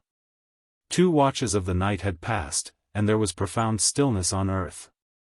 The young men then walked quietly through the shadows, till they reached the western gate of the palace, and found the wicket ajar. The minister's son peeped in and saw the porter dozing, stately as a Brahmin deep in the Vedas, and behind him stood a veiled woman seemingly waiting for somebody. He then returned on tiptoe to the place where he had left his master, and with a parting caution against modesty and security, bade him fearlessly glide through the wicket. Then having stayed a short time at the gate listening with anxious ear, he went back to the old woman's house. Vikramāditya penetrating to the staircase, felt his hand grasped by the veiled figure, who motioning him to tread lightly, led him quickly forwards. They passed under several arches, through dim passages and dark doorways, till at last running up a flight of stone steps they reached the apartments of the princess. Vikramāditya was nearly fainting as the flood of splendor broke upon him. Recovering himself he gazed around the rooms, and presently a tumult of delight invaded his soul, and his body bristled with joy. 62 The scene was that of fairyland. Golden censers exhaled the most costly perfumes, and gemmed vases bore the most beautiful flowers. Silver lamps containing fragrant oil illuminated doors whose panels were wonderfully decorated. And walls adorned with pictures in which such figures were formed that on seeing them the beholder was enchanted. On one side of the room stood a bed of flowers and a couch covered with brocade of gold, and strewed with freshly culled jasmine flowers. On the other side, arranged in proper order, were attar holders, betel boxes, rose water bottles, trays, and silver cases with 4 partitions for essences compounded of rose leaves, sugar, and spices, prepared sandal wood, saffron, and pods of musk. Scattered about a stuccoed floor white as crystal, were colored caddies of exquisite confections, and in others sweetmeats of various kinds. 63 female attendants clothed in dresses of various colors were standing each according to her rank, with hands respectfully joined. Some were reading plays and beautiful poems, others danced and others performed with glittering fingers and flashing arms on various instruments, the ivory lute, the ebony pipe, and the silver kettledrum. In short, all the means and appliances of pleasure and enjoyment were there, and any description of the appearance of the apartments, which were the wonder of the age, is impossible. Then another veiled figure, the beautiful Princess Padmavati, came up and disclosed herself, and dazzled the eyes of her delighted Vikramāditya. She led him into an alcove, made him sit down, rubbed sandal powder upon his body, hung a garland of jasmine flowers round his neck, sprinkled rosewater over his dress, and began to wave over his head a fan of peacock feathers with a golden handle. Said the prince, who despite all efforts could not entirely shake off his unhappy habit of being modest, "Those very delicate hands of yours are not fit to ply the panka. 64 Why do you take so much trouble? I am cool and refreshed by the sight of you. Do give the fan to me and sit down." "Nay, great king," replied Padmavati, with the most fascinating of smiles, "you have taken so much trouble for my sake in coming here, it is right that I perform service for you." Upon which her favorite slave, taking the panka from the hand of the princess, exclaimed, "This is my duty. I will perform the service, do you two enjoy yourselves." The lovers then began to chew betel, which, by the by, they disposed of in little agate boxes which they drew from their pockets, and they were soon engaged in the tenderest conversation. Here the Baital paused for a while, probably to take breath. Then he resumed his tale as follows. In the meantime, it became dawn, the princess concealed him. And when night returned they again engaged in the same innocent pleasures. Thus day after day sped rapidly by. Imagine, if you can, the youth's felicity. He was of an ardent temperament, deeply enamored, barely a score of years old, and he had been strictly brought up by serious parents. He therefore resigned himself entirely to the siren for whom he willingly forgot the world, and he wondered at his good fortune, which had thrown in his way a conquest richer than all the mines of Meru. 65 He could not sufficiently admire his Padmavati's grace, beauty, bright wit, and numberless accomplishments. Every morning, for vanity's sake, he learned from her a little useless knowledge in verse as well as prose, for instance, the saying of the poet, "Enjoy the present hour, 'tis thine. Be this, O man, thy law. Who e'er resaw the yester? Who the morrow e'er foresaw?" And this highly philosophical axiom, "Eat, drink, and love, the rest's not worth a fillip," by means of which he hoped, Raja Vikram, said the demon, not heeding his royal carriers, ugs, and poos, to become in course of time almost as clever as his mistress. Padmavati, being, as you have seen, a maiden of superior mind, was naturally more smitten by her lover's dullness than by any other of his qualities. She adored it, it was such a contrast to herself. 66 At first she did what many clever women do, she invested him with the brightness of her own imagination. Still water, she pondered, runs deep. Certainly under this disguise must lurk a brilliant fancy, a penetrating but a mature and ready judgment. Are they not written by nature's hand on that broad high brow? With such lovely mustachios can he be aught but generous, noble-minded, magnanimous? Can such eyes belong to any but a hero? And she fed the delusion. She would smile upon him with intense fondness, when, after wasting hours over a few lines of poetry, he would misplace all the adjectives and barbarously entreat the meter. She laughed with gratification, when, excited by the bright sayings that fell from her lips, the youth put forth some platitude, dim as the lamp in the expiring firefly. When he slipped in grammar she saw malice under it, when he retailed a borrowed jest she called it a good one, and when he used, as princes sometimes will, bad language, she discovered in it a charming simplicity. At first she suspected that the stratagems which had won her heart were the results of a deep-laid plot proceeding from her lover. But clever women are apt to be rarely sharp-sighted in every matter which concerns themselves. She frequently determined that a third was in the secret. She therefore made no allusion to it. Before long the enamored Vajramukht had told her everything, beginning with the diatribe against love pronounced by the minister's son, and ending with the solemn warning that she, the pretty princess, would some day or other play her husband a foul trick. "If I do not revenge myself upon him," thought the beautiful Padmavati, smiling like an angel as she listened to the youth's confidence, "may I become a gardener's ass in the next birth." Having thus registered a vow, she broke silence, and praised to the skies the young Pradhan's wisdom and sagacity. Professed herself ready from gratitude to become his slave, and only hoped that one day or other she might meet that true friend by whose skill her soul had been gratified in its dearest desire. Only, she concluded, I am convinced that now my Vajramukht knows every corner of his little Padmavati's heart, he will never expect her to do anything but love, admire, adore and kiss him. Then suiting the action to the word, she convinced him that the young minister had for once been too crabbed and cynic in his philosophy.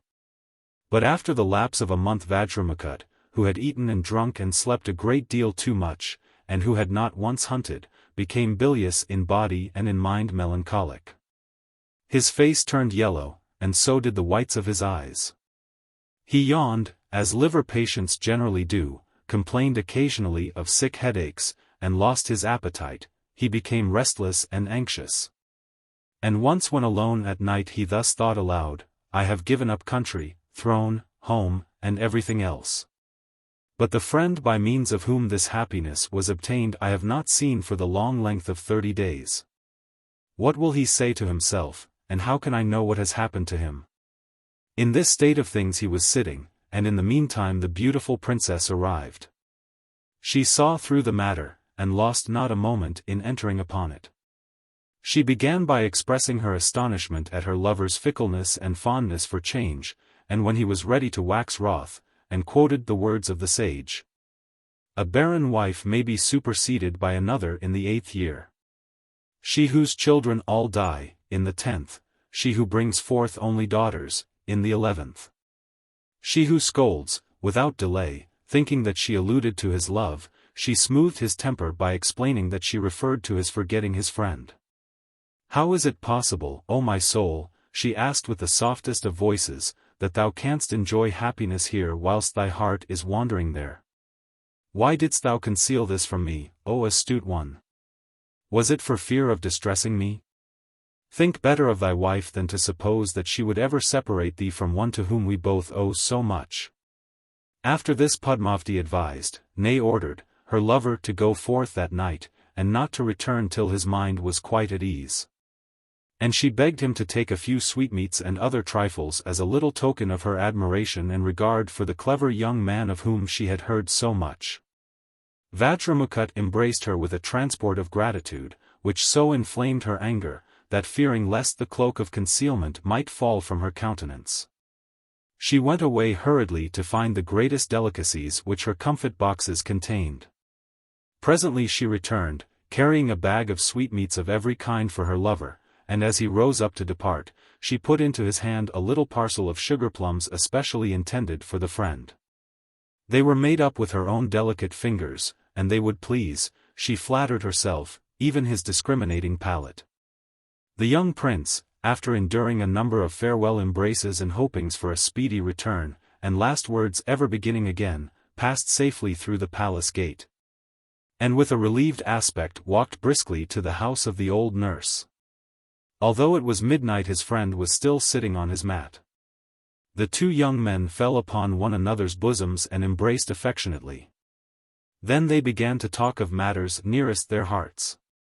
The Raja's son wondered at seeing the jaded and haggard looks of his companion, who did not disguise that they were caused by his anxiety as to what might have happened to his friend at the hand of so talented and so superior a princess. Upon which Vajramukht, who now thought Padmavati an angel, and his late abode a heaven, remarked with formality, and 2 blunders to 1 quotation, that abilities properly directed win for a man the happiness of both worlds. The Pradhan's son rolled his head. Again on your hobby horse, nagging at talent whenever you find it in others, cried the young prince with a pun, which would have delighted Padmavati. Surely you are jealous of her, he resumed, anything but pleased with the dead silence that had received his joke, jealous of her cleverness, and of her love for me. She is the very best creature in the world. Even you, woman-hater as you are, would own it if you only knew all the kind messages she sent, and the little pleasant surprise she has prepared for you. There. Take and eat, they are made by her own dear hands, cried the young Raja, producing the sweetmeats. As she herself taught me to say. Thank God I am a man, not a philosopher. The kind messages she sent me. The pleasant surprise she has prepared for me, repeated the minister's son in a hard, dry tone. My lord will be pleased to tell me how she heard of my name? I was sitting one night, replied the prince, in anxious thought about you, when at that moment the princess coming in and seeing my condition, asked, Why are you thus sad? Explain the cause to me. I then gave her an account of your cleverness, and when she had heard it she gave me permission to go and see you, and sent these sweetmeats for you, eat them and I shall be pleased. Great king! Rejoined the young statesman, one thing vouchsafe to hear from me. You have not done well in that you have told my name. You should never let a woman think that your left hand knows the secret which she confided to your right, much less that you have shared it to a third person. Secondly, you did evil in allowing her to see the affection with which you honor your unworthy servant. A woman ever hates her lover's or husband's friend. What could I do? Rejoined the young Raja, in a querulous tone of voice. When I love a woman I like to tell her everything, to have no secrets from her, to consider her another self. Which habit, interrupted the Pradhan's son. You will lose when you are a little older, when you recognize the fact that love is nothing but about a game of skill between two individuals of opposite sexes, the one seeking to gain as much, and the other striving to lose as little as possible. And that the sharper of the twain thus met on the chessboard must, in the long run, win. And reticence is but a habit. Practice it for a year, and you will find it harder to betray than to conceal your thoughts. It hath its joy also. Is there no pleasure, think you, when suppressing an outbreak of tender but fatal confidence, in saying to yourself, Oh, if she only knew this? Oh, if she did but suspect that? Returning, however, to the sugar plums, my life to a pariah's that they are poisoned. Impossible, exclaimed the prince, horror-struck at the thought, what you say, surely no one ever could do. If a mortal fears not his fellow mortal, at least he dreads the deity. I never yet knew, rejoined the other, what a woman in love does fear. However, prince, the trial is easy. Come here, Muti. Cried he to the old woman's dog, and off with thee to that three-headed kinsman of thine, that attends upon his amiable-looking master. 67. Having said this, he threw one of the sweetmeats to the dog, the animal ate it, and presently writhing and falling down, died. The wretch! Oh the wretch! Cried Vajramukht, transported with wonder and anger. And I loved her. But now it is all over. I dare not associate with such a calamity. What has happened, my lord, has happened. Quoth the minister's son calmly. I was prepared for something of this kind from so talented a princess. None commit such mistakes, such blunders, such follies as your clever women. They cannot even turn out a crime decently executed. Oh, give me dullness with one idea, one aim, one desire. Oh, thrice blessed dullness that combines with happiness, power. This time Vajramukht did not defend talent. And your slave did his best to warn you against perfidy. But now my heart is at rest. I have tried her strength. She has attempted and failed. The defeat will prevent her attempting again, just yet. But let me ask you to put to yourself one question. Can you be happy without her?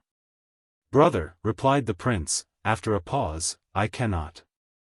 And he blushed as he made the avowal. Well, replied the other, better confess than conceal that fact, we must now meet her on the battlefield, and beat her at her own weapons, cunning. I do not willingly begin treachery with women, because, in the first place, I don't like it. And secondly, I know that they will certainly commence practicing it upon me, after which I hold myself justified in deceiving them. And probably this will be a good wife. Remember that she intended to poison me, not you. During the last month my fear has been lest my prince had run into the tiger's brake. Tell me, my lord, when does the princess expect you to return to her? She bade me, said the young Raja, not return till my mind was quite at ease upon the subject of my talented friend. This means that she expects you back tomorrow night, as you cannot enter the palace before. And now I will retire to my cot, as it is there that I am wont to ponder over my plans. Before dawn my thoughts shall mature one which must place the beautiful Padmavati in your power. A word before parting, exclaimed the prince, you know my father has already chosen a spouse for me, what will he say if I bring home a second? In my humble opinion, said the minister's son, rising to retire, woman is a monogamous, man a polygamous creature, a fact scarcely established in physiological theory, but very observable in everyday practice. For what said the poet? Divorce, friend. Re-wed thee. The spring draweth near, 68. And a wife's but an almanac, good for the year. If your royal father say anything to you, refer him to what he himself does. Reassured by these words, Vajramukha bade his friend a cordial good night and sought his cot, where he slept soundly, despite the emotions of the last few hours. The next day passed somewhat slowly. In the evening, when accompanying his master to the palace, the minister's son gave him the following directions. Our object, dear my lord, is how to obtain possession of the princess. Take, then, this trident, and hide it carefully, when you see her show the greatest love and affection. Conceal what has happened, and when she, wondering at your calmness, asks about me, tell her that last night I was weary and out of health, that illness prevented my eating her sweetmeats. But that I shall eat them for supper tonight. When she goes to sleep, then, taking off her jewels and striking her left leg with the trident, instantly come away to me. But should she lie awake, rub upon your thumb a little of this, do not fear, it is only a powder of grubs fed on verdigris, and apply it to her nostrils. It would make an elephant senseless, so be careful how you approach it to your own face. Vajramukha embraced his friend, and passed safely through the palace gate. He found Padmavati awaiting him. She fell upon his bosom and looked into his eyes, and deceived herself, as clever women will do. Overpowered by her joy and satisfaction, she now felt certain that her lover was hers eternally, and that her treachery had not been discovered, so the beautiful princess fell into a deep sleep. Then Vajramukha lost no time in doing as the minister's son had advised, and slipped out of the room, carrying off Padmavati's jewels and ornaments. His counselor having inspected them, took up a sack and made signs to his master to follow him.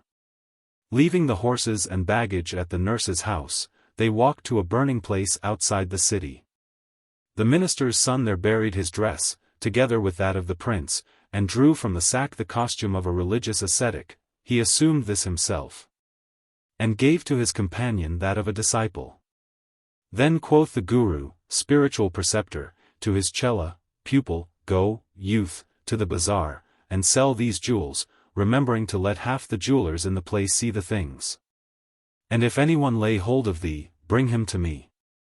Upon which, as day had dawned, Vajramukha carried the princess's ornaments to the market, and entering the nearest goldsmith's shop, offered to sell them, and asked what they were worth.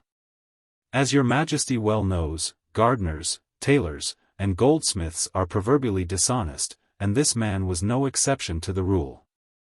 He looked at the pupil's face and wondered, because he had brought articles whose value he did not appear to know. A thought struck him that he might make a bargain which would fill his coffers, so he offered about 1,000th part of the price. This the pupil rejected, because he wished the affair to go further.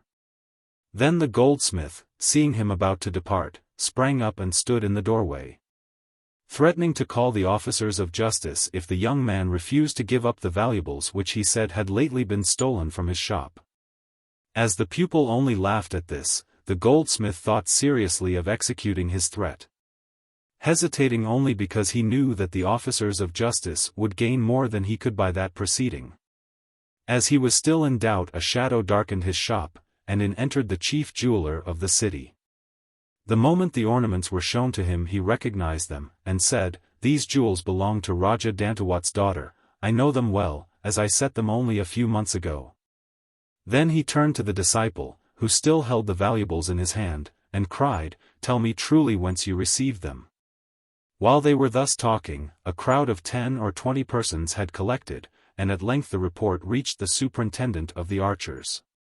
He sent a soldier to bring before him the pupil, the goldsmith, and the chief jeweler, together with the ornaments. And when all were in the hall of justice, he looked at the jewels and said to the young man, "Tell me truly, whence have you obtained these?" "My spiritual preceptor," said Vajramakut, pretending great fear, "who is now worshipping in the cemetery outside the town, gave me these white stones, with an order to sell them. How know I whence he obtained them? Dismiss me, my lord, for I am an innocent man." "Let the ascetic be sent for," commanded the Kotwal. 69 Then, having taken both of them, along with the jewels, into the presence of King Dantawat, he related the whole circumstances. "Master," said the king on hearing the statement, "whence have you obtained these jewels?" The spiritual preceptor, before deigning an answer, pulled from under his arm the hide of a black antelope, which he spread out and smoothed deliberately before using it as an asin. 70 He then began to finger a rosary of beads each as large as an egg, and after spending nearly an hour in mutterings and in rollings of the head, he looked fixedly at the Raja. And replied, "By Shiva, great king, they are mine own. On the 14th of the dark half of the moon at night, I had gone into a place where dead bodies are burned, for the purpose of accomplishing a witch's incantation. After long and toilsome labor she appeared, but her demeanor was so unruly that I was forced to chastise her. I struck her with this, my trident, on the left leg, if memory serves me. As she continued to be refractory, in order to punish her I took off all her jewels and clothes, and told her to go where she pleased. Even this had little effect upon her, never have I looked upon so perverse a witch. In this way the jewels came into my possession." Raja Dantawat was stunned by these words. He begged the ascetic not to leave the palace for a while, and forthwith walked into the private apartments of the women. Happening first to meet the Queen Dowager, he said to her, "Go, without losing a minute, O my mother, and look at Padmavati's left leg, and see if there is a mark or not, and what sort of a mark." Presently she returned, and coming to the king said, "Son, I find thy daughter lying upon her bed, and complaining that she has met with an accident, and indeed Padmavati must be in great pain. I found that some sharp instrument with 3 points had wounded her. The girl says that a nail hurt her, but I never yet heard of a nail making 3 holes. However, we must all hasten, or there will be erysipelas, tumefaction, gangrene, mortification, amputation, and perhaps death in the house," concluded the old queen, hurrying away in the pleasing anticipation of these ghastly consequences. For a moment King Dantawat's heart was ready to break. But he was accustomed to master his feelings, he speedily applied the reins of reflection to the wild steed of passion. He thought to himself, the affairs of one's household, the intentions of one's heart, and whatever one's losses may be, should not be disclosed to anyone. Since Padmavati is a witch, she is no longer my daughter. I will verily go forth and consult the spiritual preceptor." With these words the king went outside, where the guru was still sitting upon his black hide, making marks with his trident on the floor. Having requested that the pupil might be sent away, and having cleared the room, he said to the yogi, "O holy man! What punishment for the heinous crime of witchcraft is awarded to a woman in the Dharmashastra?" 71.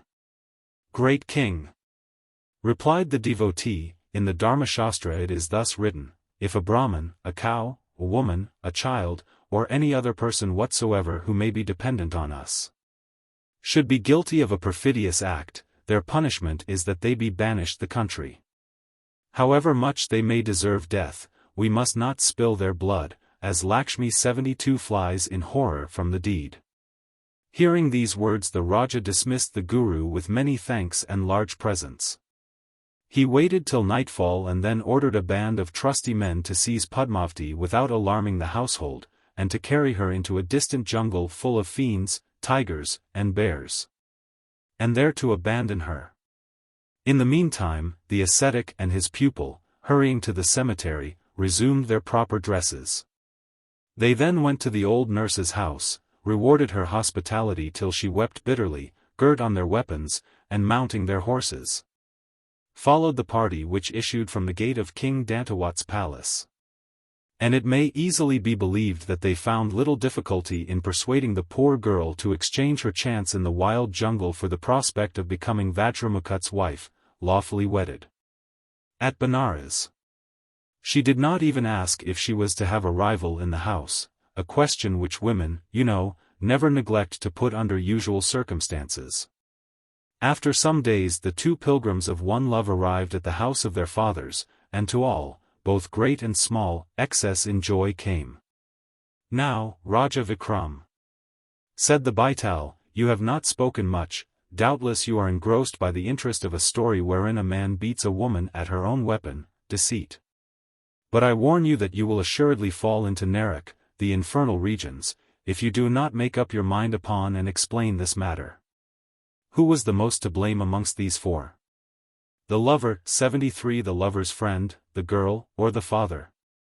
For my part one think Padmavati was the worst, she being at the bottom of all their troubles," cried Dharma Dwaj. The king said something about young people and the two senses of seeing and hearing, but his son's sentiment was so sympathetic that he at once pardoned the interruption. At length, determined to do justice despite himself, Vikram said, "Raja Dantawat is the person most at fault." "In what way was he at fault?" asked the Baital curiously. King Vikram gave him this reply: "The prince Vajramukha being tempted of the love god was insane, and therefore not responsible for his actions. The minister's son performed his master's business obediently, without considering causes or asking questions, a very excellent quality in a dependent who is merely required to do as he is bid.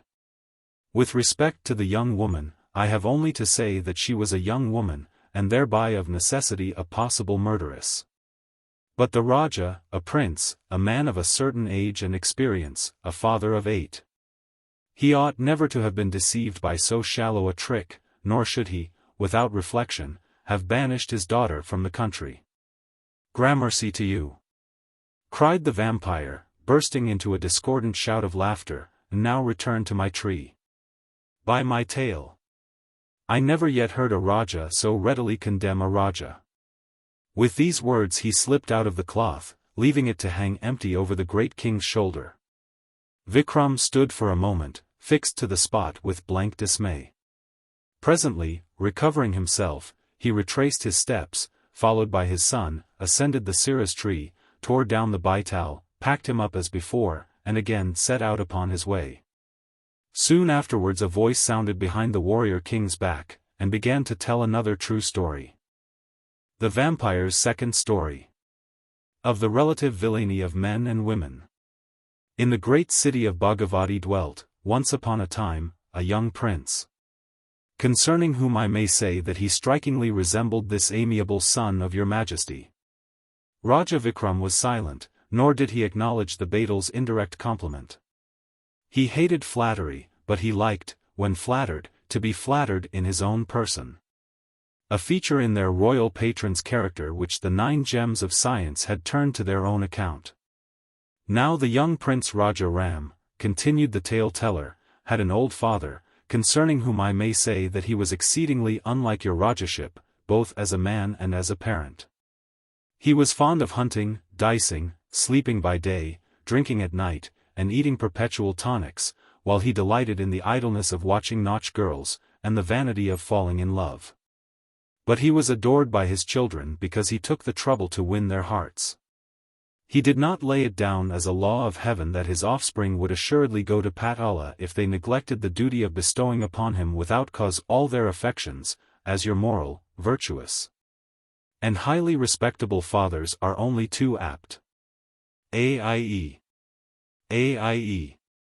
These sounds issued from the vampire's lips as the warrior king, speechless with wrath, passed his hand behind his back, and viciously twisted up a pinch of the speaker's skin.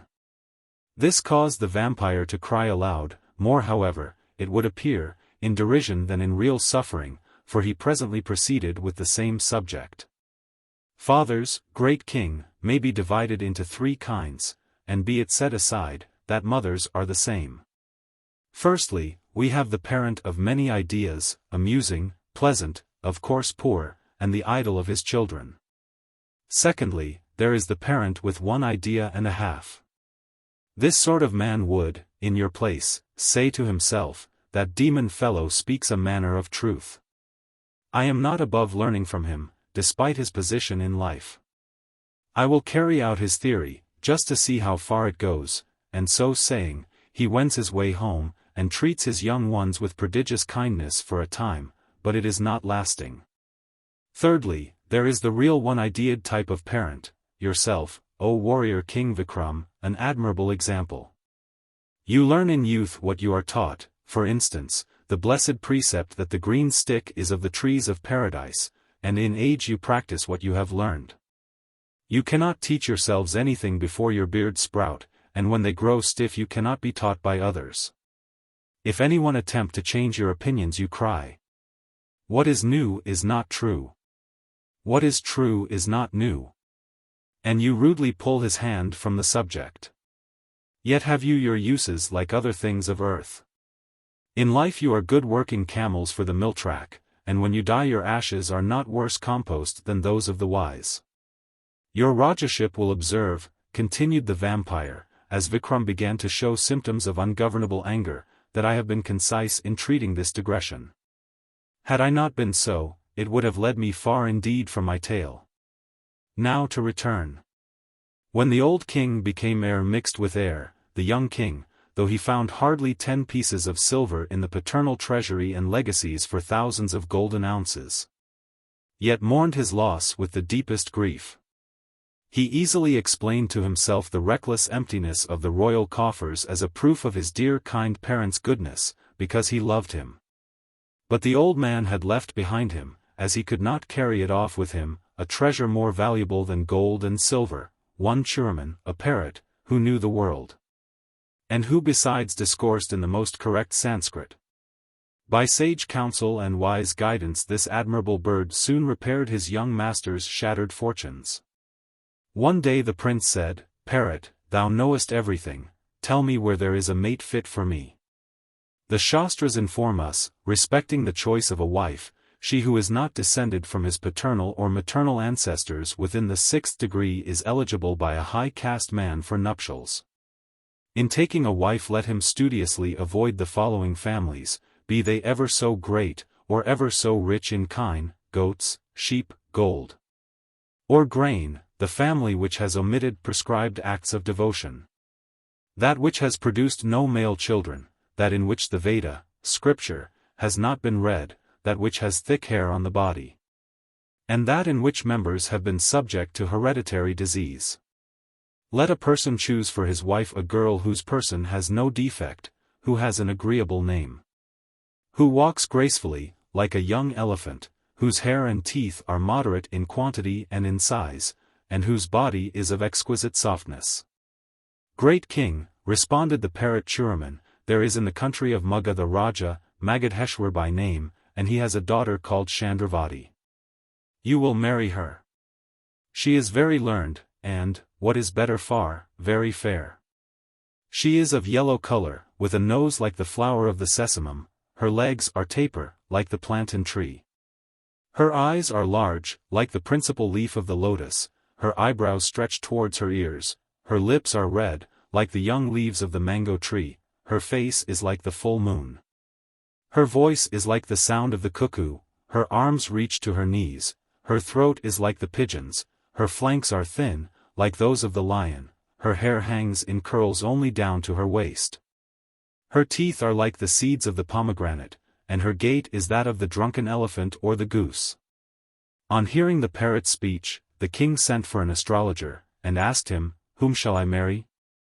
The wise man, having consulted his art, replied, "Chandravati is the name of the maiden, and your marriage with her will certainly take place." Thereupon the young Raja, though he had never seen his future queen, became incontinently enamored of her.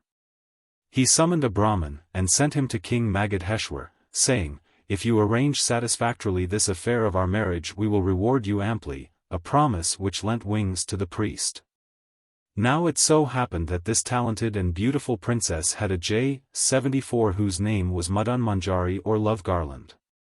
She also possessed encyclopedic knowledge after her degree, and, like the parrot, she spoke excellent Sanskrit. Be it briefly said, O warrior king, for you think that I am talking fables, that in the days of old, men had the art of making birds discourse in human language. The invention is attributed to a great philosopher, who split their tongues, and after many generations produced a selected race born with those members split. He altered the shapes of their skulls by fixing ligatures behind the occiput, which caused the sinciput to protrude, their eyes to become prominent, and their brains to master the art of expressing thoughts in words. But this wonderful discovery, like those of great philosophers generally, had in it a terrible practical flaw. The birds beginning to speak, spoke wisely and so well, they told the truth so persistently, they rebuked their brethren of the featherless skins so openly. They flattered them so little and they counseled them so much, that mankind presently grew tired of hearing them discourse.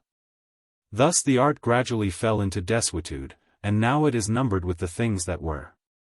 One day the charming Princess Chandravati was sitting in confidential conversation with her jay. The dialogue was not remarkable, for maidens in all ages seldom consult their confidants or speculate upon the secrets of futurity, or ask to have dreams interpreted, except upon one subject.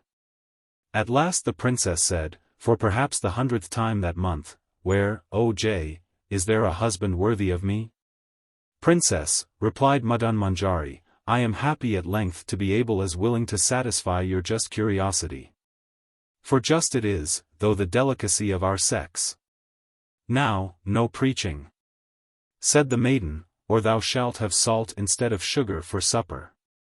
Jays, your Rajaship, are fond of sugar." So the confidant retained a quantity of good advice which she was about to produce, and replied, "I now see clearly the ways of fortune. Raja Ram, king of Bhagavati, is to be thy husband. He shall be happy in thee and thou in him, for he is young and handsome, rich and generous, good-tempered, not too clever, and without a chance of being an invalid." Thereupon the princess, although she had never seen her future husband, at once began to love him. In fact, though neither had set eyes upon the other, both were mutually in love. "How can that be, sire?" asked the young Dharma Dwaj of his father. "I always thought that." The great Vikram interrupted his son, and bade him not to ask silly questions. Thus he expected to neutralize the evil effects of the Baital's doctrine touching the amiability of parents unlike himself. Now, as both these young people, resumed the Baital, were of princely family and well-to-do in the world, the course of their love was unusually smooth. When the Brahmin sent by Raja Ram had reached Magadh, and had delivered his king's homage to the Raja Magadheshwar, the latter received him with distinction, and agreed to his proposal. The beautiful princess's father sent for a Brahmin of his own, and charging him with nuptial gifts and the customary presents, sent him back to Bhagavati in company with the other envoy. And gave him this order, "Greet Raja Ram, on my behalf, and after placing the tilak or mark upon his forehead, return here with all speed. When you come back I will get all things ready for the marriage." Raja Ram, on receiving the deputation, was greatly pleased, and after generously rewarding the Brahmins and making all the necessary preparations, he set out in state for the land of Magadha to claim his betrothed. In due season the ceremony took place with feasting and bands of music, fireworks and illuminations, rehearsals of scripture, songs, entertainments, processions, and abundant noise. And hardly had the turmeric disappeared from the beautiful hands and feet of the bride, when the bridegroom took an affectionate leave of his new parents. He had not lived long in the house, and receiving the dowry and the bridal gifts, set out for his own country. Chandravati was dejected by leaving her mother, and therefore she was allowed to carry with her the jay, Madan Manjari. She soon told her husband the wonderful way in which she had first heard his name, and he related to her the advantage which he had derived from confabulation with Churaman, his parrot. "Then why do we not put these precious creatures into one cage, after marrying them according to the rites of the angelic marriage, Gandharvlagana," said the charming queen. Like most brides, she was highly pleased to find an opportunity of making a match. "Aye. Why not, love? Surely they cannot live happy in what the world calls single blessedness," replied the young king. As bridegrooms sometimes are for a short time, he was very warm upon the subject of matrimony. Thereupon, without consulting the parties chiefly concerned in their scheme, the master and mistress, after being comfortably settled at the end of their journey, caused a large cage to be brought, and put into it both their favorites. Upon which Churaman the parrot leaned his head on one side and directed a peculiar look at the jay. But Madan Manjari raised her beak high in the air, puffed through it once or twice, and turned away her face in extreme disdain. "Perhaps," quoth the parrot, at length breaking silence, "you will tell me that you have no desire to be married?" "Probably," replied the jay. "And why?" asked the male bird. "Because I don't choose," replied the female. "Truly a feminine form of resolution this," ejaculated the parrot. "I will borrow my master's words and call it a woman's reason, that is to say, no reason at all. Have you any objection to be more explicit?" "None whatever," retorted the jay, provoked by the rude innuendo into telling more plainly than politely exactly what she thought. "None whatever, Sir Parrot. You he-things are all of you sinful, treacherous, deceitful, selfish, devoid of conscience, and accustomed to sacrifice us, the weaker sex, to your smallest desire or convenience. Of a truth, fair lady," quoth the young Raja Ram to his bride, "this pet of thine is sufficiently impudent." "Let her words be as wind in thine ear, master," interrupted the parrot. "And pray, Mistress Jay, what are you she-things but treacherous, false, ignorant, and avaricious beings, whose only wish in this world is to prevent life being as pleasant as it might be?" "Verily, my love," said the beautiful Chandravati to her bridegroom, "this thy bird has a habit of expressing his opinions in a very free and easy way." "I can prove what I assert," whispered the jay in the ear of the princess. "We can confound their feminine minds by an anecdote," whispered the parrot in the ear of the prince. Briefly, King Vikram, it was settled between the twain that each should establish the truth of what it had advanced by an illustration in the form of a story. Chandravati claimed, and soon obtained, precedence for the jay. Then the wonderful bird, Madan Manjari, began to speak as follows.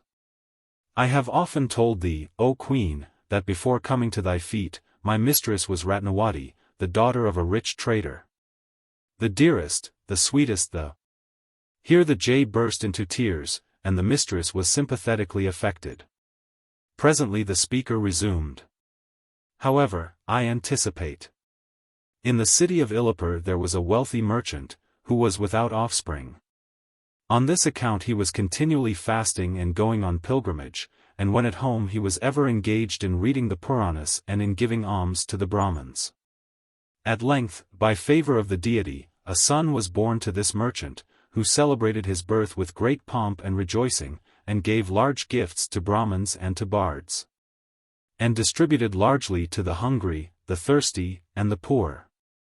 When the boy was 5 years old he had him taught to read, and when older he was sent to a guru, who had formerly himself been a student, and who was celebrated as teacher and lecturer. In the course of time the merchant's son grew up. Praise be to Brahma! What a wonderful youth it was, with a face like a monkey's, legs like a stork's, and a back like a camel's. You know the old proverb. Expect 32 villainies from the limping and 80 from the one-eyed man. But when the hunchback comes, say, Lord defend us. Instead of going to study, he went to gamble with other ne'er-do-wells, to whom he talked loosely, and whom he taught to be bad-hearted as himself. He made love to every woman, and despite his ugliness, he was not unsuccessful. For they are equally fortunate who are very handsome or very ugly, in so far as they are both remarkable and remarked. But the latter bear away the palm. Beautiful men begin well with women, who do all they can to attract them, love them as the apples of their eyes, discover them to be fools, hold them to be their equals, deceive them, and speedily despise them. It is otherwise with the ugly man, who, in consequence of his homeliness, must work his wits and take pains with himself, and become as pleasing as he is capable of being. Till women forget his ape's face, bird's legs, and bunchy back. The hunchback, moreover, became a tantri, so as to complete his villainies. He was duly initiated by an apostate Brahmin, made a declaration that he renounced all the ceremonies of his old religion, and was delivered from their yoke, and proceeded to perform in token of joy an abominable rite. In company with 8 men and 8 women, a Brahmin female, a dancing girl, a weaver's daughter, a woman of ill fame, a washerwoman, a barber's wife, a milkmaid, and the daughter of a landowner, choosing the darkest time of night and the most secret part of the house, he drank with them, was sprinkled and anointed, and went through many ignoble ceremonies, such as sitting nude upon a dead body. The teacher informed him that he was not to indulge shame, or aversion to anything, nor to prefer one thing to another, nor to regard caste, ceremonial cleanness or uncleanness, but freely to enjoy all the pleasures of sense, that is, of course, wine and us, since we are the representatives of the wife of Cupid, and wine prevents the senses from going astray. And whereas holy men, holding that the subjugation or annihilation of the passions is essential to final beatitude, accomplish this object by bodily austerities, and by avoiding temptation, he proceeded to blunt the edge of the passions with excessive indulgence. And he jeered at the pious, reminding them that their ascetics are safe only in forests, and while keeping a perpetual fast, but that he could subdue his passions in the very presence of what they most desired. Presently this excellent youth's father died, leaving him immense wealth. He blunted his passions so piously and so vigorously, that in very few years his fortune was dissipated. Then he turned towards his neighbor's goods and prospered for a time, till being discovered robbing, he narrowly escaped the stake. At length he exclaimed, "Let the gods perish. The rascal send me nothing but ill luck," and so saying he arose and fled from his own country. Chance led that villain hunchback to the city of Chandrapur, where, hearing the name of my master Hemgupt, he recollected that one of his father's wealthiest correspondents was so called.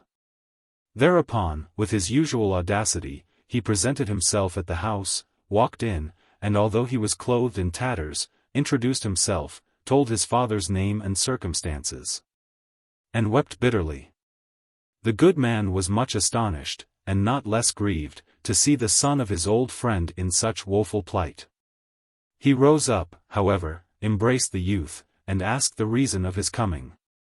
"I freighted a vessel," said the false hunchback, "for the purpose of trading to a certain land.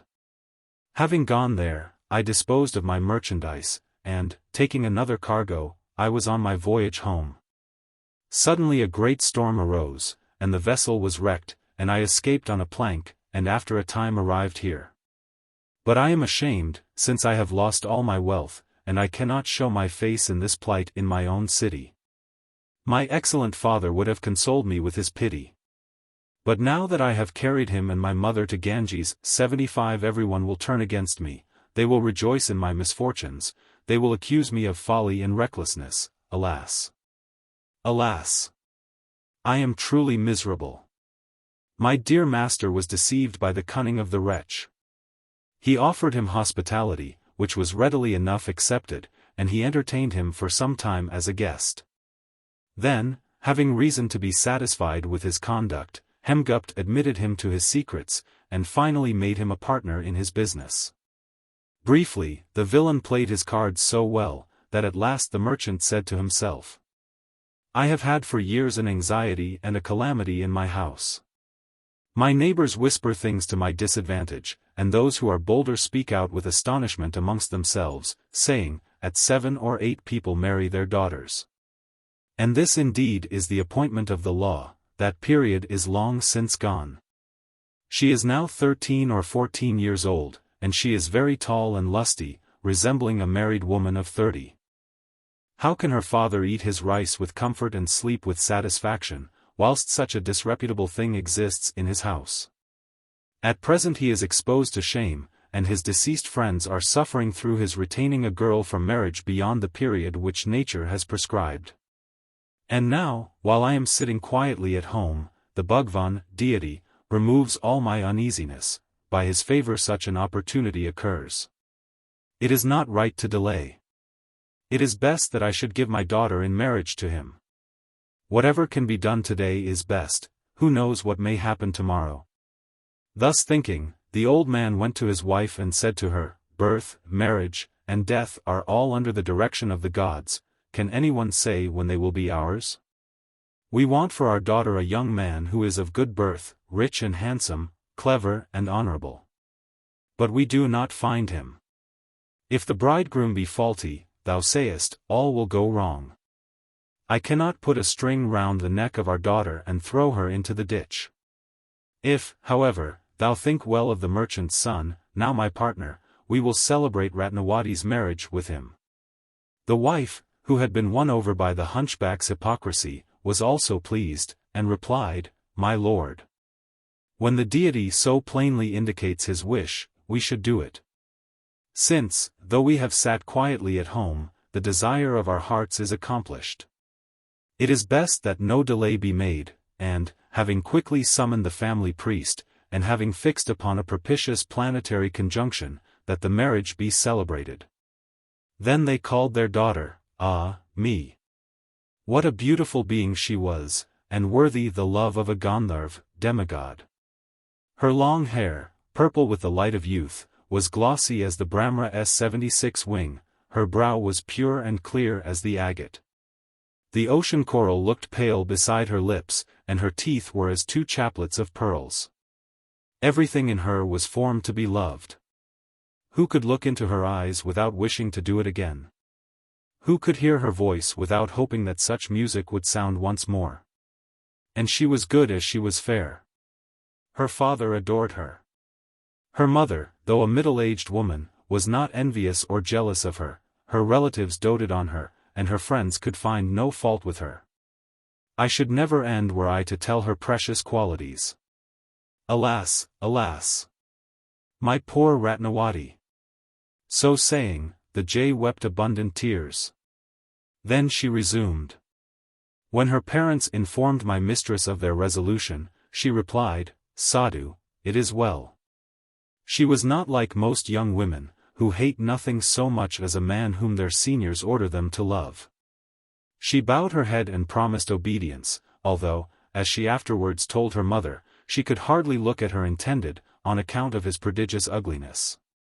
But presently the hunchback's wit surmounted her disgust. She was grateful to him for his attention to her father and mother, she esteemed him for his moral and religious conduct. She pitied him for his misfortunes, and she finished with forgetting his face, legs, and back in her admiration of what she supposed to be his mind. She had vowed before marriage faithfully to perform all the duties of a wife, however distasteful to her they might be. But after the nuptials, which were not long deferred, she was not surprised to find that she loved her husband. Not only did she omit to think of his features and figure. I verily believe that she loved him the more for his repulsiveness.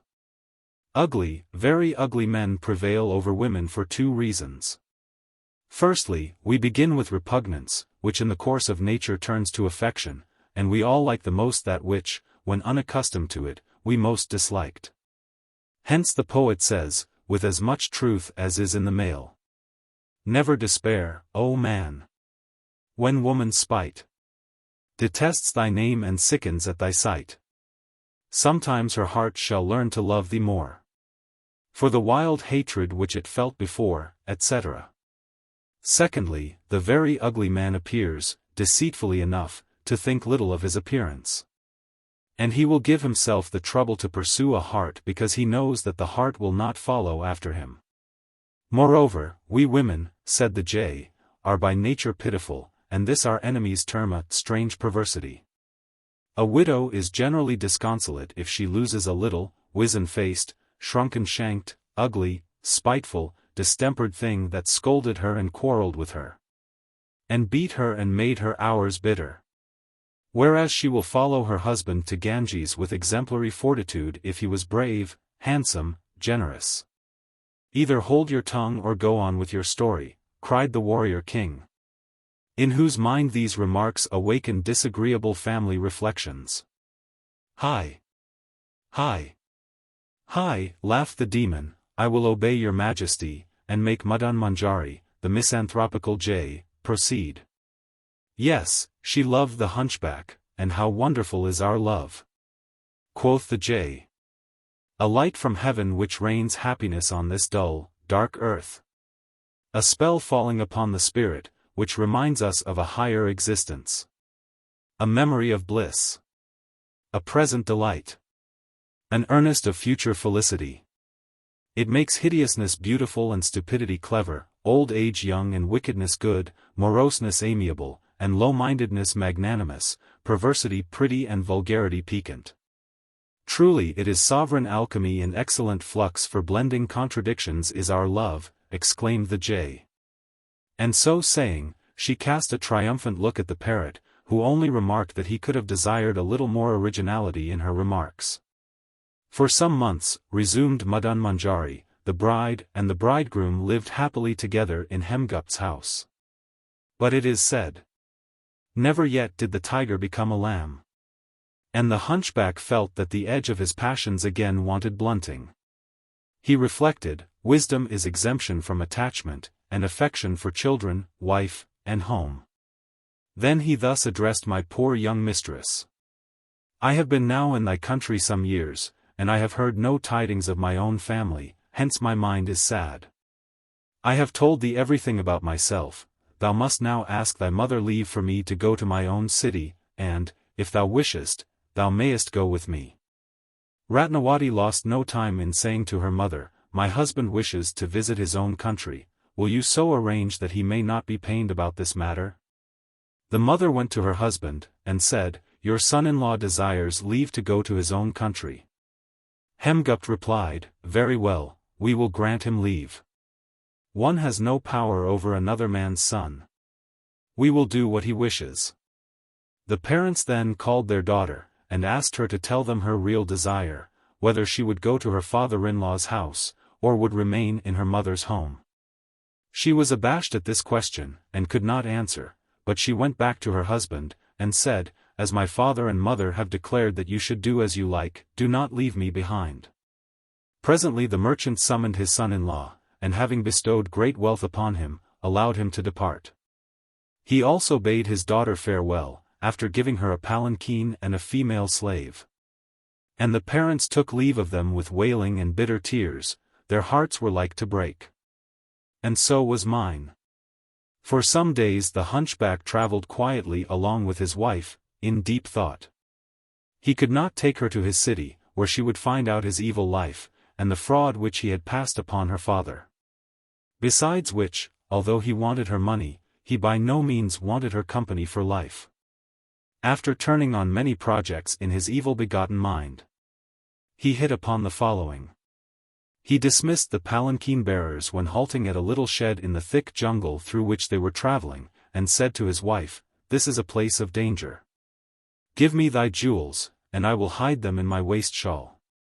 When thou reachest the city thou canst wear them again. She then gave up to him all her ornaments, which were of great value. Thereupon he inveigled the slave girl into the depths of the forest, where he murdered her, and left her body to be devoured by wild beasts. Lastly, returning to my poor mistress, he induced her to leave the hut with him, and pushed her by force into a dry well, after which exploit he set out alone with his ill-gotten wealth, walking towards his own city. In the meantime, a wayfaring man, who was passing through that jungle, hearing the sound of weeping, stood still, and began to say to himself, how came to my ears the voice of a mortal's grief in this wild wood? He then followed the direction of the noise, which led him to a pit, and peeping over the side, he saw a woman crying at the bottom. The traveler at once loosened his girdle cloth, knotted it to his turband, and letting down the line pulled out the poor bride. He asked her who she was, and how she came to fall into that well. She replied, I am the daughter of Hemgupt, the wealthiest merchant in the city of Chandrapur, and I was journeying with my husband to his own country, when robbers set upon us and surrounded us. They slew my slave girl, they threw me into a well, and having bound my husband they took him away, together with my jewels. I have no tidings of him, nor he of me. And so saying, she burst into tears and lamentations. The wayfaring man believed her tale, and conducted her to her home, where she gave the same account of the accident which had befallen her, ending with, beyond this, I know not if they have killed my husband, or have let him go. The father thus soothed her grief, Daughter, have no anxiety, thy husband is alive, and by the will of the deity he will come to thee in a few days. Thieves take men's money, not their lives. Then the parents presented her with ornaments more precious than those which she had lost, and summoning their relations and friends, they comforted her to the best of their power. And so did I. The wicked hunchback had, meanwhile, returned to his own city, where he was excellently well received, because he brought much wealth with him. His old associates flocked around him rejoicing. And he fell into the same courses which had beggared him before. Gambling and debauchery soon blunted his passions, and emptied his purse. Again his boon companions, finding him without a broken cowrie, drove him from their doors. He stole, and was flogged for theft, and lastly, half famished, he fled the city. Then he said to himself, I must go to my father-in-law, and make the excuse that a grandson has been born to him, and that I have come to offer him congratulations on the event. Imagine, however, his fears and astonishment, when, as he entered the house, his wife stood before him. At first he thought it was a ghost, and turned to run away, but she went out to him and said, Husband, be not troubled. I have told my father that thieves came upon us, and killed the slave girl and robbed me and threw me into a well, and bound thee and carried thee off. Tell the same story, and put away all anxious feelings. Come up and change thy tattered garments, alas! Some misfortune hath befallen thee. But console thyself. All is now well, since thou art returned to me, and fear not, for the house is thine, and I am thy slave. The wretch, with all his hardness of heart, could scarcely refrain from tears. He followed his wife to her room, where she washed his feet, caused him to bathe, dressed him in new clothes, and placed food before him. When her parents returned, she presented him to their embrace, saying in a glad way, Rejoice with me, O my father and mother. The robbers have at length allowed him to come back to us. Of course the parents were deceived, they are mostly a purblind race, and Hemgupt, showing great favor to his worthless son-in-law, exclaimed, Remain with us, my son, and be happy. For 2 or 3 months the hunchback lived quietly with his wife, treating her kindly and even affectionately. But this did not last long. He made acquaintance with a band of thieves, and arranged his plans with them. After a time, his wife one night came to sleep by his side, having put on all her jewels. At midnight, when he saw that she was fast asleep, he struck her with a knife so that she died. Then he admitted his accomplices, who savagely murdered Hemgupt and his wife. And with their assistance he carried off any valuable article upon which he could lay his hands. The ferocious wretch! As he passed my cage he looked at it, and thought whether he had time to wring my neck. The barking of a dog saved my life, but my mistress, my poor Ratnawati, ah, me! Ah, me! Queen, said the jay, in deepest grief, all this have I seen with mine own eyes, and have heard with mine own ears. It affected me in early life, and gave me a dislike for the society of the other sex. With due respect to you, I have resolved to remain an old maid. Let your majesty reflect, what crime had my poor mistress committed? A male is of the same disposition as a highway robber. And she who forms friendship with such a one, cradles upon her bosom a black and venomous snake. Sir Parrot, said the jay, turning to her wooer, I have spoken. I have nothing more to say but that you he-things are all a treacherous, selfish, wicked race, created for the express purpose of working our worldly woe, and when a female, O my king, asserts that she has nothing more to say, but, broke in Churaman, the parrot, with a loud dogmatical voice, I know that what she has said merely wets her tongue for what she is about to say. This person has surely spoken long enough and drearily enough. Tell me, then, O parrot, said the king, what faults there may be in the other sex. I will relate, quoth Churaman, an occurrence which in my early youth determined me to live and to die an old bachelor. When quite a young bird, and before my schooling began, I was caught in the land of Malaya, and was sold to a very rich merchant called Sagardati, a widower with one daughter, the Lady Jayashri. As her father spent all his days and half his nights in his counting house, conning his ledgers and scolding his writers.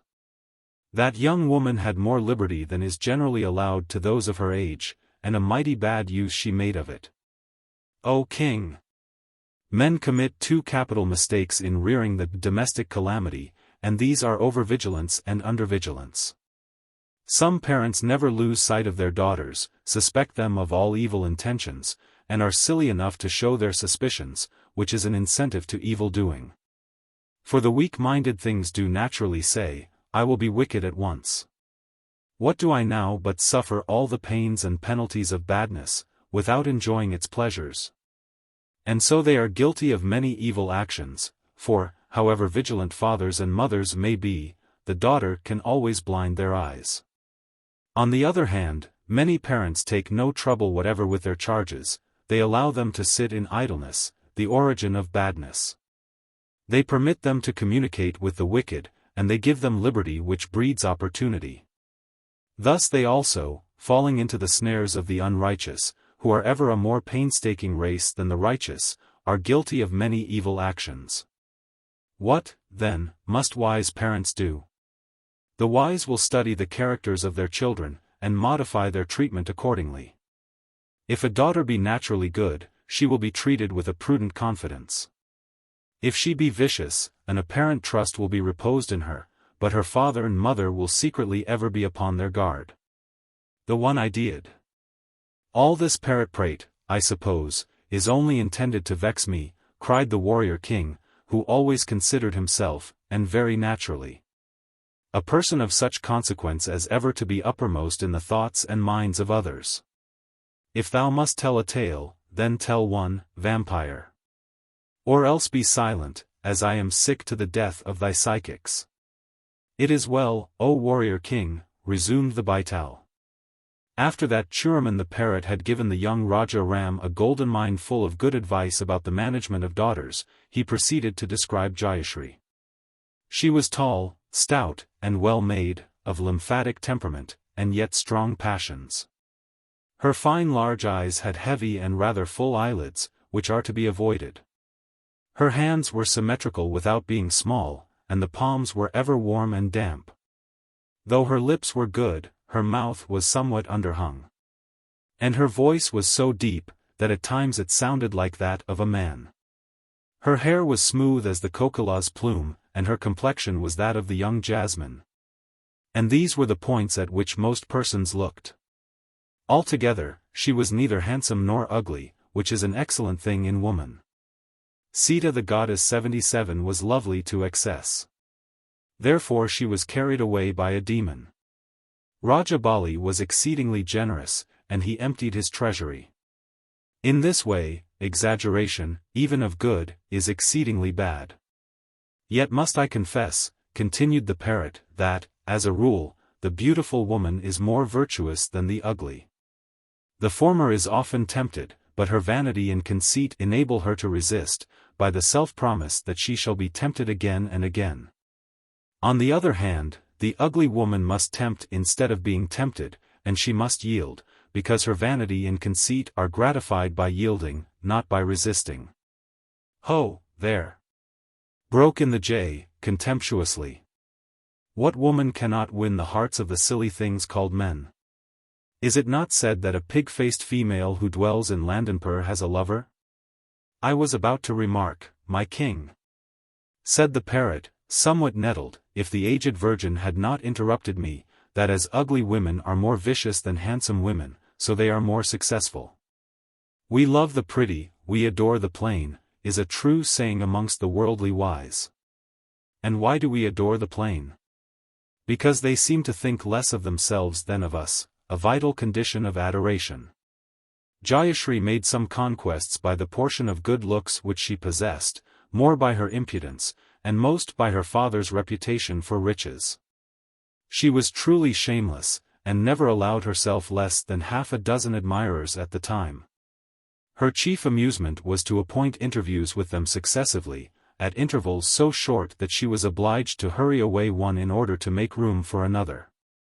And when a lover happened to be jealous, or ventured in any way to criticize her arrangements, she replied at once by showing him the door. Answer unanswerable.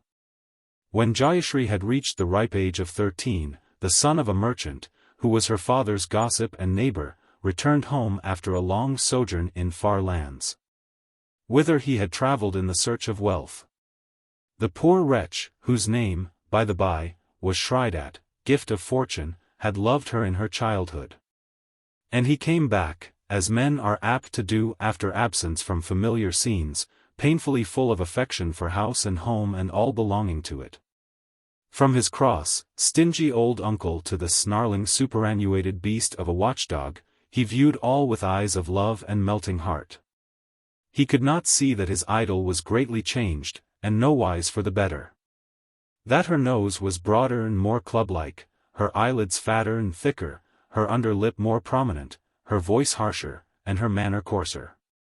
He did not notice that she was an adept in judging of men's dress, and that she looked with admiration upon all swordsmen, especially upon those who fought on horses and elephants. The charm of memory, the curious faculty of making pastime present, caused all he viewed to be enchanting to him. Having obtained her father's permission, Shridat applied for betrothal to Jayashri, who, with peculiar boldness, had resolved that no suitor should come to her through her parent. And she, after leading him on by all the coquetries of which she was a mistress, refused to marry him, saying that she liked him as a friend, but would hate him as a husband. You see, my king, there are three several states of feeling with which women regard their masters, and these are love, hate, and indifference. Of all, love is the weakest and the most transient, because the essentially unstable creatures naturally fall out of it as readily as they fall into it. Hate being a sister excitement will easily become, if man has wit enough to effect the change, love, and hate-love may perhaps last a little longer than love-love. Also, man has the occupation, the excitement, and the pleasure of bringing about the change. As regards the neutral state, that poet was not happy in his ideas who sang, "Whene'er indifference appears, or scorn, then, man, despair. Then, hapless lover, mourn." For a man versed in the Lila Shastra 78 can soon turn a woman's indifference into hate, which I have shown is as easily permuted to love. In which predicament it is the old thing over again, and it ends in the pure Asat 79 or nonentity. Which of these two birds, the jay or the parrot, had dipped deeper into human nature, mighty King Vikram, asked the demon in a wheedling tone of voice. The trap was this time set too openly, even for the royal personage, to fall into it. He hurried on, calling to his son, and not answering a word. The vampire therefore resumed the thread of his story at the place where he had broken it off. Shridat was in despair when he heard the resolve of his idol. He thought of drowning himself, of throwing himself down from the summit of Mount Girnar, of becoming a religious beggar, in short, of a multitude of follies. But he refrained from all such heroic remedies for despair, having rightly judged, when he became somewhat calmer, that they would not be likely to further his suit. He discovered that patience is a virtue, and he resolved impatiently enough to practice it. And by perseverance he succeeded. The worse for him. How vain are men to wish! How wise is the deity, who is deaf to their wishes! Jayashri, for potent reasons best known to herself, was married to Shridat 6 months after his return home. He was in raptures. He called himself the happiest man in existence. He thanked and sacrificed to the Bhagwan for listening to his prayers. He recalled to mind with thrilling heart the long years which he had spent in hopeless exile from all that was dear to him, his sadness and anxiety, his hopes and joys, his toils and troubles. His loyal love and his vows to heaven for the happiness of his idol, and for the furtherance of his fondest desires.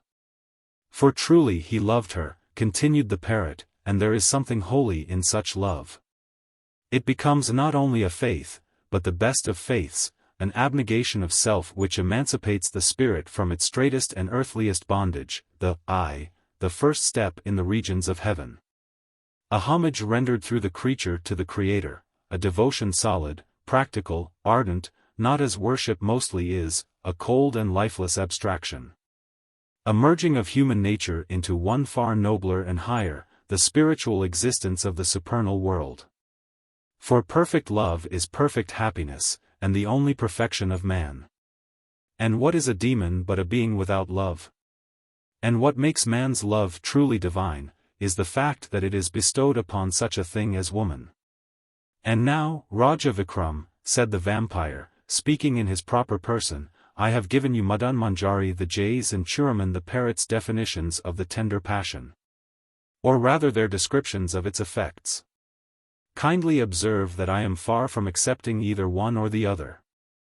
Love is, according to me, somewhat akin to mania, a temporary condition of selfishness, a transient confusion of identity. It enables man to predicate of others who are his other selves, that which he is ashamed to say about his real self. I will suppose the beloved object to be ugly, stupid, vicious, perverse, selfish, low-minded, or the reverse. Man finds it charming by the same rule that makes his faults and foibles dearer to him than all the virtues and good qualities of his neighbors. Ye call love a spell, an alchemy, a deity. Why? Because it deifies self by gratifying all man's pride, man's vanity, and man's conceit, under the mask of complete unegotism. Who is not in heaven when he is talking of himself? And, prithee, of what else consists all the talk of lovers? It is astonishing that the warrior king allowed this speech to last as long as it did. He hated nothing so fiercely, now that he was in middle age, as any long mention of the handsome god. 81 Having vainly endeavored to stop by angry mutterings the course of the Baital's eloquence, he stepped out so vigorously and so rudely shook that inveterate talker, that the latter once or twice nearly bit off the tip of his tongue. Then the vampire became silent, and Vikram relapsed into a walk which allowed the tale to be resumed. Jayashri immediately conceived a strong dislike for her husband, and simultaneously a fierce affection for a reprobate who before had been indifferent to her. The more lovingly Shridat behaved to her, the more vexed and annoyed she was. When her friends talked to her, she turned up her nose, raising her eyebrows, in token of displeasure, and remained silent. When her husband spoke words of affection to her, she found them disagreeable, and turning away her face, reclined on the bed. Then he brought dresses and ornaments of various kinds and presented them to her, saying, "Wear these." Whereupon she would become more angry, knit her brows, turn her face away, and in an audible whisper call him fool. All day she stayed out of the house, saying to her companions, "Sisters, my youth is passing away, and I have not, up to the present time, tasted any of this world's pleasures." Then she would ascend to the balcony, peep through the lattice, and seeing the reprobate going along, she would cry to her friend, "Bring that person to me."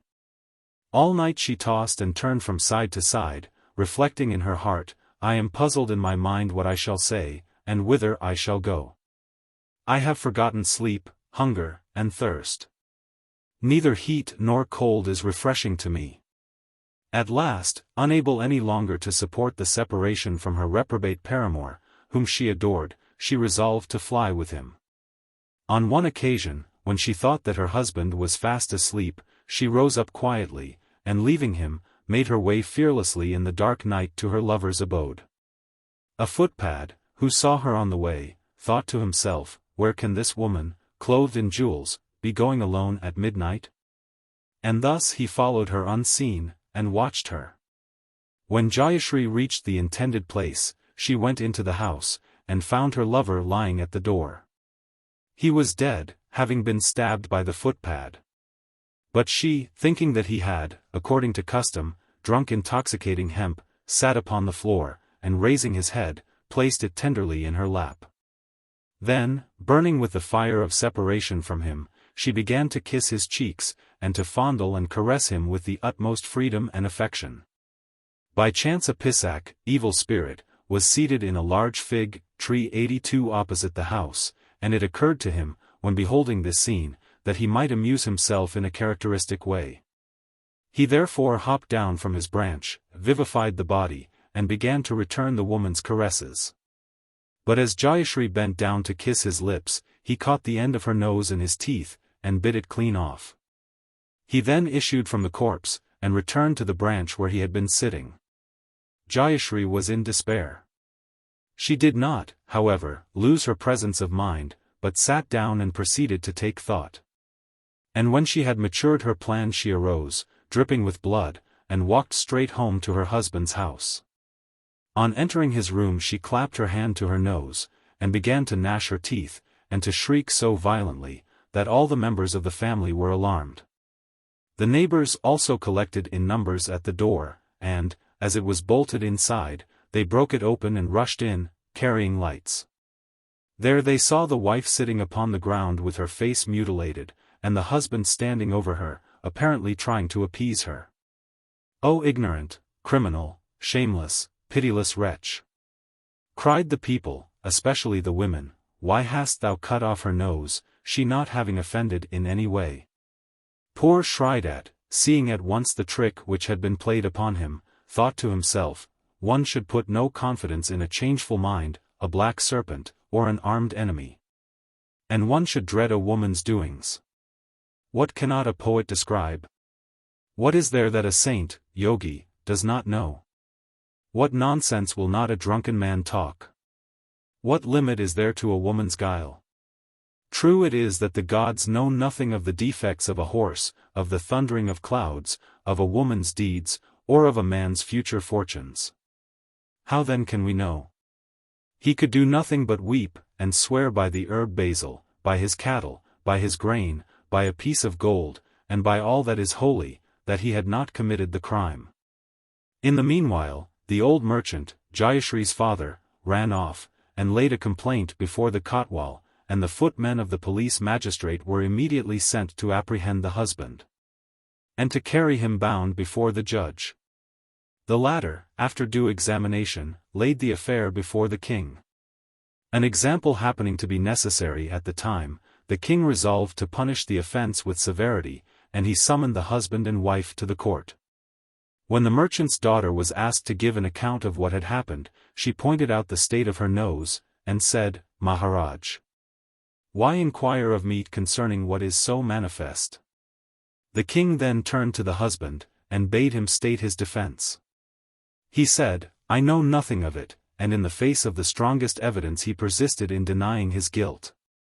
Thereupon the king, who had vainly threatened to cut off Shridat's right hand, infuriated by his refusing to confess and to beg for mercy, exclaimed, "How must I punish such a wretch as thou art?" The unfortunate man answered, "Whatever your majesty may consider just, that be pleased to do." Thereupon the king cried, "Away with him, and impale him." And the people, hearing the command, prepared to obey it. Before Shridat had left the court, the footpad, who had been looking on, and who saw that an innocent man was about to be unjustly punished, raised a cry for justice, and, pushing through the crowd, resolved to make himself heard. He thus addressed the throne, "Great king, the cherishing of the good, and the punishment of the bad, is the invariable duty of kings." The ruler, having caused him to approach, asked him who he was, and he replied boldly, "Maharaj, I am a thief, and this man is innocent, and his blood is about to be shed unjustly. Your majesty has not done what is right in this affair." Thereupon the king charged him to tell the truth according to his religion. And the thief related explicitly the whole circumstances, omitting, of course, the murder. "Go ye," said the king to his messengers, "and look in the mouth of the woman's lover who has fallen dead.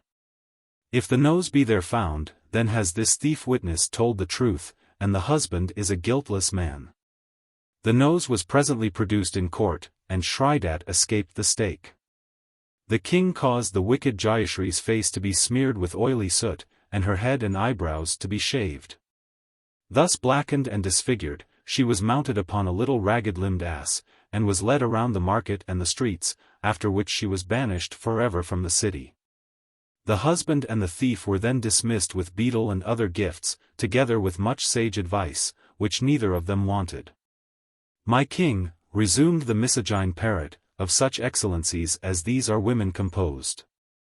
It is said that, wet cloth will extinguish fire and bad food will destroy strength. A degenerate son ruins a family, and when a friend is in wrath he takes away life. But a woman is an inflictor of grief in love and in hate, whatever she does turns out to be for our ill. Truly the deity has created woman a strange being in this world. And again, the beauty of the nightingale is its song, science is the beauty of an ugly man, forgiveness is the beauty of a devotee, and the beauty of a woman is virtue, but where shall we find it? And again, among the sages, Narudu, among the beasts, the jackal, among the birds, the crow, among men, the barber, and in this world woman, is the most crafty. What I have told thee, my king, I have seen with mine own eyes, and I have heard with mine own ears. At the time I was young, but the event so affected me that I have ever since held female kind to be a walking pest, a two-legged plague, whose mission on earth, like flies and other vermin, is only to prevent our being too happy. Oh, why do not children and young parrots sprout in crops from the ground, from budding trees or vine stalks? I was thinking, sire, said the young Dharmadwaj to the warrior king his father, what women would say of us if they could compose Sanskrit verses. Then keep your thoughts to yourself, replied the Raja, nettled at his son daring to say a word in favor of the sex. You always take the part of wickedness and depravity. Permit me, your majesty, interrupted the Baital, to conclude my tale. When Madan Manjari, the jay, and Churaman, the parrot, had given these illustrations of their belief, they began to wrangle, and words ran high. The former insisted that females are the salt of the earth, speaking, I presume, figuratively. The latter went so far as to assert that the opposite sex have no souls, and that their brains are in a rudimental and inchoate state of development. Thereupon he was tartly taken to task by his master's bride, the beautiful Chandravati, who told him that those only have a bad opinion of women who have associated with none but the vicious and the low, and that he should be ashamed to abuse feminine parrots, because his mother had been one. This was truly logical. On the other hand, the jay was sternly reproved for her mutinous and treasonable assertions by the husband of her mistress, Raja Ram, who, although still a bridegroom, had not forgotten the gallant rule of his syntax.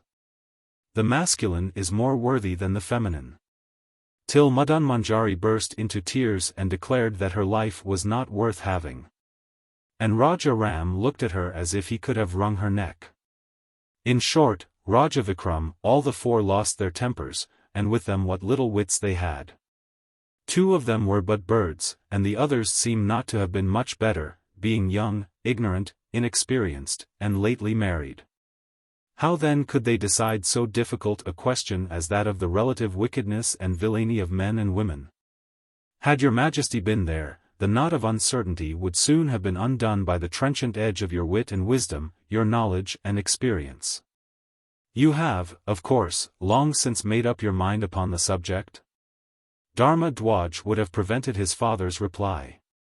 But the youth had been twice reprehended in the course of this tale, and he thought it wisest to let things take their own way. Women, quoth the Raja, oracularly, are worse than we are. A man, however depraved he may be, ever retains some notion of right and wrong, but a woman does not. She has no such regard whatever.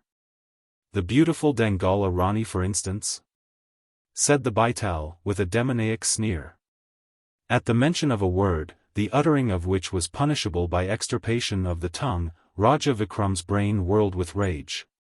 He staggered in the violence of his passion, and putting forth both hands to break his fall, he dropped the bundle from his back. Then the Baital, disentangling himself and laughing lustily, ran off towards the tree as fast as his thin brown legs could carry him. But his activity availed him little. The king, puffing with fury, followed him at the top of his speed, and caught him by his tail before he reached the cirrus tree, hurled him backwards with force, put foot upon his chest, and after shaking out the cloth, rolled him up in it with extreme violence, bumped his back half a dozen times against the stony ground, and finally, with a jerk, threw him on his shoulder, as he had done before. The young prince, afraid to accompany his father whilst he was pursuing the fiend, followed slowly in the rear, and did not join him for some minutes. But when matters were in their normal state, the vampire, who had endured with exemplary patience the penalty of his impudence, began in honeyed accents. "Listen, O warrior king! Whilst thy servant recounts unto thee another true tale." The vampire's third story. Of a high-minded family. In the venerable city of Bardwan, O warrior king! Quoth the vampire, during the reign of the mighty Rupsan, nourished one Rajeshvar, a Rajput warrior of distinguished fame. By his valor and conduct he had risen from the lowest ranks of the army to command it as its captain. And arrived at that dignity, he did not put a stop to all improvements, like other chiefs, who rejoiced to rest and return thanks. On the contrary, he became such a reformer that, to some extent, he remodeled the art of war. Instead of attending to rules and regulations, drawn up in their studies by pundits and Brahmins, he consulted chiefly his own experience and judgment. He threw aside the systematic plans of campaigns laid down in the Shastras or books of the ancients, and he acted upon the spur of the moment. He displayed a skill in the choice of ground, in the use of light troops, and in securing his own supplies whilst he cut off those of the enemy, which Kartikeya himself, god of war, might have envied. Finding that the bows of his troops were clumsy and slow to use, he had them all changed before compelled so to do by defeat.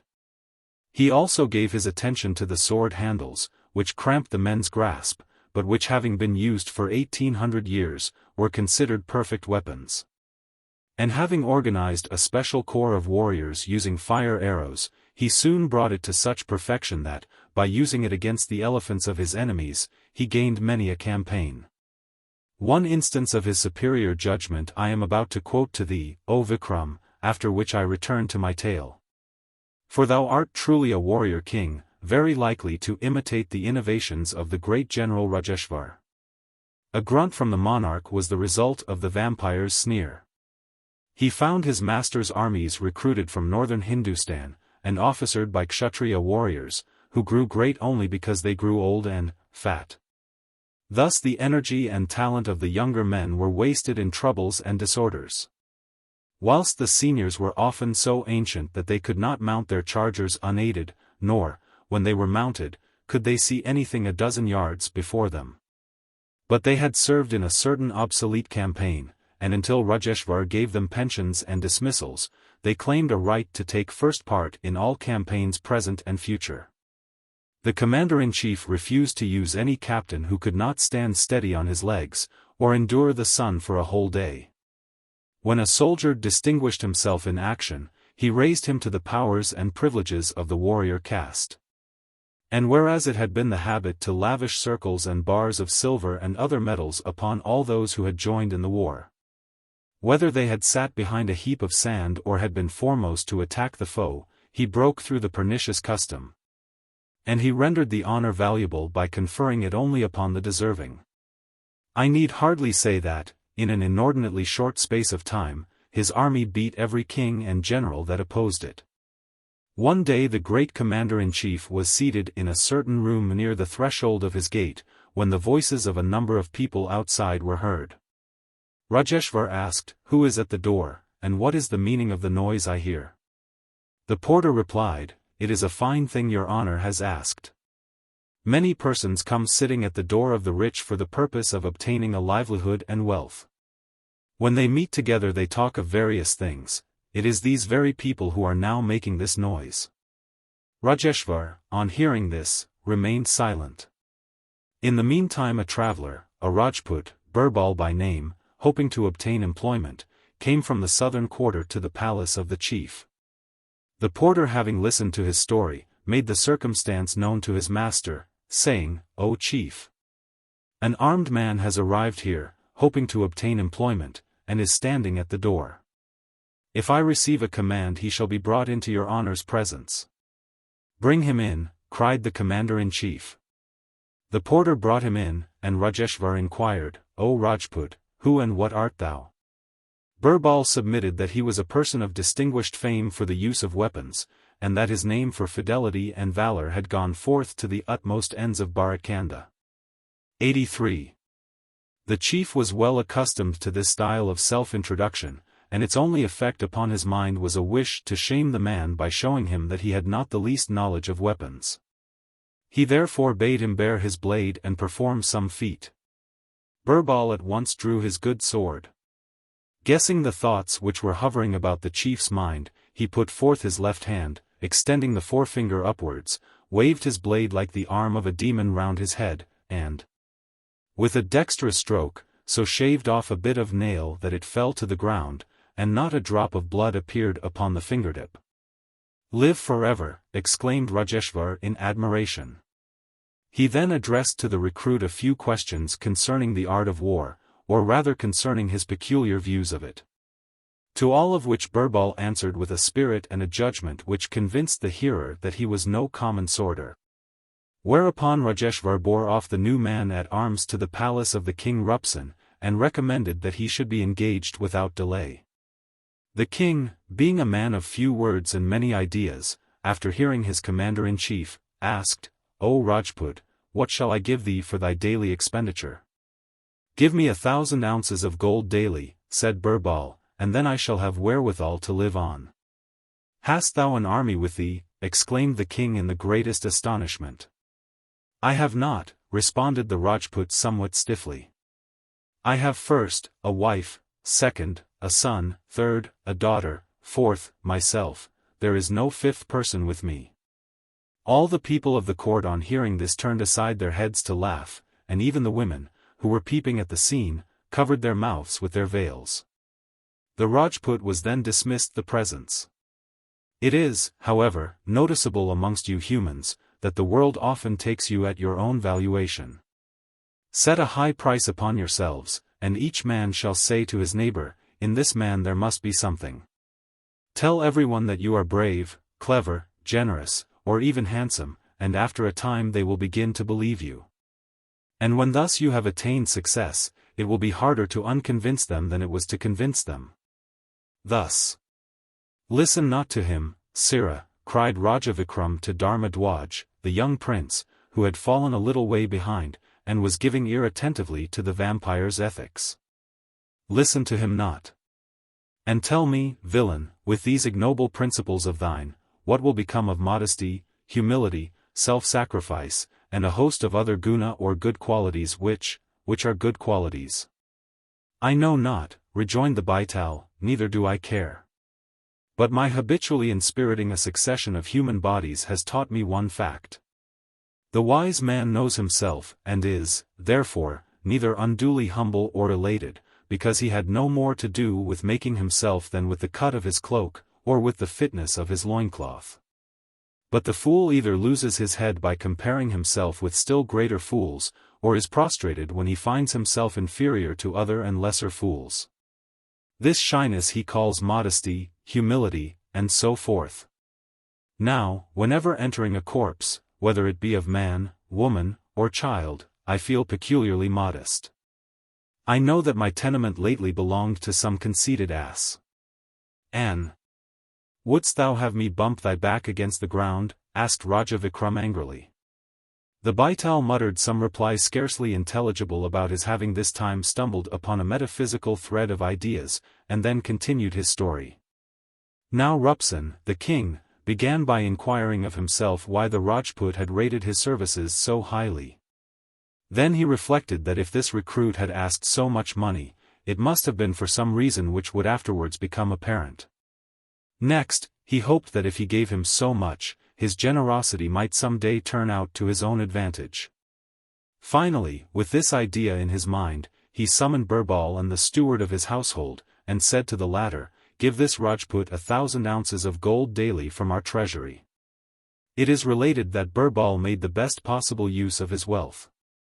He used every morning to divide it into 2 portions, one of which was distributed to Brahmins and Parahitas. 84 of the remaining moiety, having made 2 parts, he gave one as alms to pilgrims, to Bairajas or Vishnu's mendicants, and to sannyasas or worshippers of Shiva, whose bodies, smeared with ashes, were hardly covered with a narrow cotton cloth and a rope about their loins, and whose heads of artificial hair, clotted like a rope, besieged his gate. With the remaining fourth, having caused food to be prepared, he regaled the poor, while he himself and his family ate what was left. Every evening, arming himself with sword and buckler, he took up his position as guard at the royal bedside, and walked round it all night sword in hand.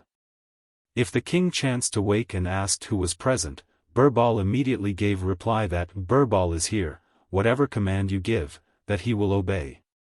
And oftentimes Rupson gave him unusual commands, for it is said, to try thy servant, bid him do things in season and out of season, if he obey thee willingly, know him to be useful. If he reply, dismiss him at once. Thus is a servant tried, even as a wife by the poverty of her husband, and brethren and friends by asking their aid. In such manner, through desire of money, Birbal remained on guard all night. And whether eating, drinking, sleeping, sitting, going or wandering about, during the 24 hours, he held his master in watchful remembrance. This, indeed, is the custom. If a man sell another, the latter is sold, but a servant by doing service sells himself, and when a man has become dependent, how can he be happy? Certain it is that, however intelligent, clever, or learned a man may be, yet, while he is in his master's presence, he remains silent as a dumb man, and struck with dread. Only while he is away from his lord can he be at ease. Hence, learned men say that to do service aright is harder than any religious study. On one occasion it is related that there happened to be heard at night time the wailing of a woman in a neighboring cemetery. The king on hearing it called out, "Who is in waiting?" "I am here," replied Birbal. "What command is there?" "Go," spoke the king, "to the place whence proceeds this sound of woman's wail, and having inquired the cause of her grief, return quickly." On receiving this order the Rajput went to obey it, and the king, unseen by him, and attired in a black dress, followed for the purpose of observing his courage. Presently Birbal arrived at the cemetery. And what sees he there? A beautiful woman of a light yellow color, loaded with jewels from head to foot, holding a horn in her right and a necklace in her left hand. Sometimes she danced, sometimes she jumped, and sometimes she ran about. There was not a tear in her eye, but, beating her head and making lamentable cries, she kept dashing herself on the ground.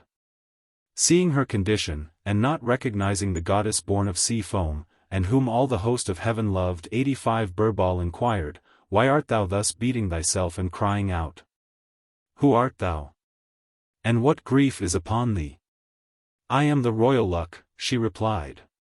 "For what reason," asked Birbal, "art thou weeping?" The goddess then began to relate her position to the Rajput. She said, "With tears, in the king's palace Shudra, or low caste acts, are done, and hence misfortune will certainly fall upon it, and I shall forsake it. After a month has passed the king, having endured excessive affliction, will die. In grief for this I weep. I have brought much happiness to the king's house, and hence I am full of regret that this my prediction cannot in any way prove untrue. Is there," asked Birbal, "any remedy for this trouble, so that the king may be preserved and live 100 years? "Yes," said the goddess, "there is. About 8 miles to the east thou wilt find a temple dedicated to my terrible sister Devi. Offer to her thy son's head, cut off with thine own hand, and the reign of thy king shall endure for an age." So saying Raj Lakshmi disappeared. Birbal answered not a word, but with hurried steps he turned towards his home. The king, still and black so as not to be seen, followed him closely, and observed and listened to everything he did. The Rajput went straight to his wife, awakened her, and related to her everything that had happened. The wise have said, she alone deserves the name of wife who always receives her husband with affectionate and submissive words. When she heard the circumstances, she at once aroused her son, and her daughter also awoke. Then Birbal told them all that they must follow him to the temple of Devi in the wood. On the way the Rajput said to his wife, "If thou wilt give up thy son willingly, I will sacrifice him for our master's sake to Devi the destroyer." She replied, "Father and mother, son and daughter, brother and relative, have I now none. You are everything to me. It is written in the scripture that a wife is not made pure by gifts to priests, nor by performing religious rites. Her virtue consists in waiting upon her husband, in obeying him and in loving him, yea. Though he be lame, maimed in the hands, dumb, deaf, blind, one-eyed, leprous, or humpbacked. It is a true saying that a son under one's authority, a body free from sickness, a desire to acquire knowledge, an intelligent friend, and an obedient wife. Whoever holds these 5 will find them bestowers of happiness and dispellers of affliction. An unwilling servant, a parsimonious king, an insincere friend, and a wife not under control. Such things are disturbers of ease and givers of trouble. Then the good wife turned to her son and said, Child, by the gift of thy head, the king's life may be spared, and the kingdom remain unshaken. Mother, replied that excellent youth, in my opinion we should hasten this matter. Firstly, I must obey your command, secondly, I must promote the interests of my master. Thirdly, if this body be of any use to a goddess, nothing better can be done with it in this world. Excuse me, Raja Vikram, said the Baital, interrupting himself, if I repeat these fair discourses at full length. It is interesting to hear a young person, whose throat is about to be cut, talk so like a doctor of laws. Then the youth thus addressed his sire, Father, whoever can be of use to his master, the life of that man in this world has been lived to good purpose. And by reason of his usefulness he will be rewarded in other worlds. His sister, however, exclaimed, If a mother should give poison to her daughter, and a father sell his son, and a king seize the entire property of his subjects. Where then could one look for protection? But they heeded her not, and continued talking as they journeyed towards the temple of Devi, the king all the while secretly following them. Presently they reached the temple, a single room, surrounded by a spacious paved area. In front was an immense building capable of seating hundreds of people. Before the image there were pools of blood, where victims had lately been slaughtered. In the sanctum was Devi, a large black figure with 10 arms. With a spear in one of her right hands she pierced the giant Mahisha, and with one of her left hands she held the tail of a serpent, and the hair of the giant, whose breast the serpent was biting. Her other arms were all raised above her head, and were filled with different instruments of war. Against her right leg leaned a lion. Then Birbal joined his hands in prayer, and with Hindu mildness thus addressed the awful goddess, O mother, let the king's life be prolonged for 1,000 years by the sacrifice of my son. O Devi, mother! Destroy, destroy his enemies. Kill. Kill. Reduce them to ashes. Drive them away. Devour them. Devour them. Cut them in 2. Drink. Drink their blood. Destroy them root and branch. With thy thunderbolt, spear, scimitar, discus, or rope, annihilate them. Spheng. Spheng. The Rajput, having caused his son to kneel before the goddess, struck him so violent a blow that his head rolled upon the ground. He then threw the sword down, when his daughter, frantic with grief, snatched it up and struck her neck with such force that her head, separated from her body, fell. In her turn the mother, unable to survive the loss of her children, seized the weapon and succeeded in decapitating herself. Birbal, beholding all this slaughter, thus reflected, My children are dead, why, now, should I remain in servitude, and upon whom shall I bestow the gold I receive from the king? He then gave himself so deep a wound in the neck, that his head also separated from his body. Rupsen, the king, seeing these 4 heads on the ground, said in his heart, For my sake has the family of Birbal been destroyed. Kingly power, for the purpose of upholding which the destruction of a whole household is necessary, is a mere curse, and to carry on government in this manner is not just. He then took up the sword and was about to slay himself, when the destroying goddess, probably satisfied with bloodshed, stayed his hand, bidding him at the same time ask any boon he pleased. The generous monarch begged, thereupon, that his faithful servant might be restored to life, together with all his high-minded family. And the goddess Devi in the twinkling of an eye fetched from Patala, the regions below the earth, a vase full of Amrita, the water of immortality, sprinkled it upon the dead, and raised them all as before. After which the whole party walked leisurely home, and in due time the king divided his throne with his friend Birbal. Having stopped for a moment, the Baital proceeded to remark, in a sententious tone, "Happy the servant who grudges not his own life to save that of his master. And happy, thrice happy the master who can annihilate all greedy longing for existence and worldly prosperity. Raja, I have to ask thee one searching question, of these five, who was the greatest fool?" "Demon!" exclaimed the great Vikram, all whose cherished feelings about fidelity and family affection, obedience and high-mindedness, were outraged by this vampire view of the question. "If thou meanest by the greatest fool the noblest mind, I reply without hesitating Rupson, the king." "Why, prithee?" asked the Baital. "Because, dull demon," said the king, "Birbal was bound to offer up his life for a master who treated him so generously. The son could not disobey his father, and the women naturally and instinctively killed themselves, because the example was set to them. But Rupson the king gave up his throne for the sake of his retainer, and valued not a straw his life and his high inducements to live. For this reason I think him the most meritorious." "Surely, mighty Vikram," laughed the vampire, "you will be tired of ever clambering up yon tall tree, even had you the legs and arms of Hanuman 86 himself."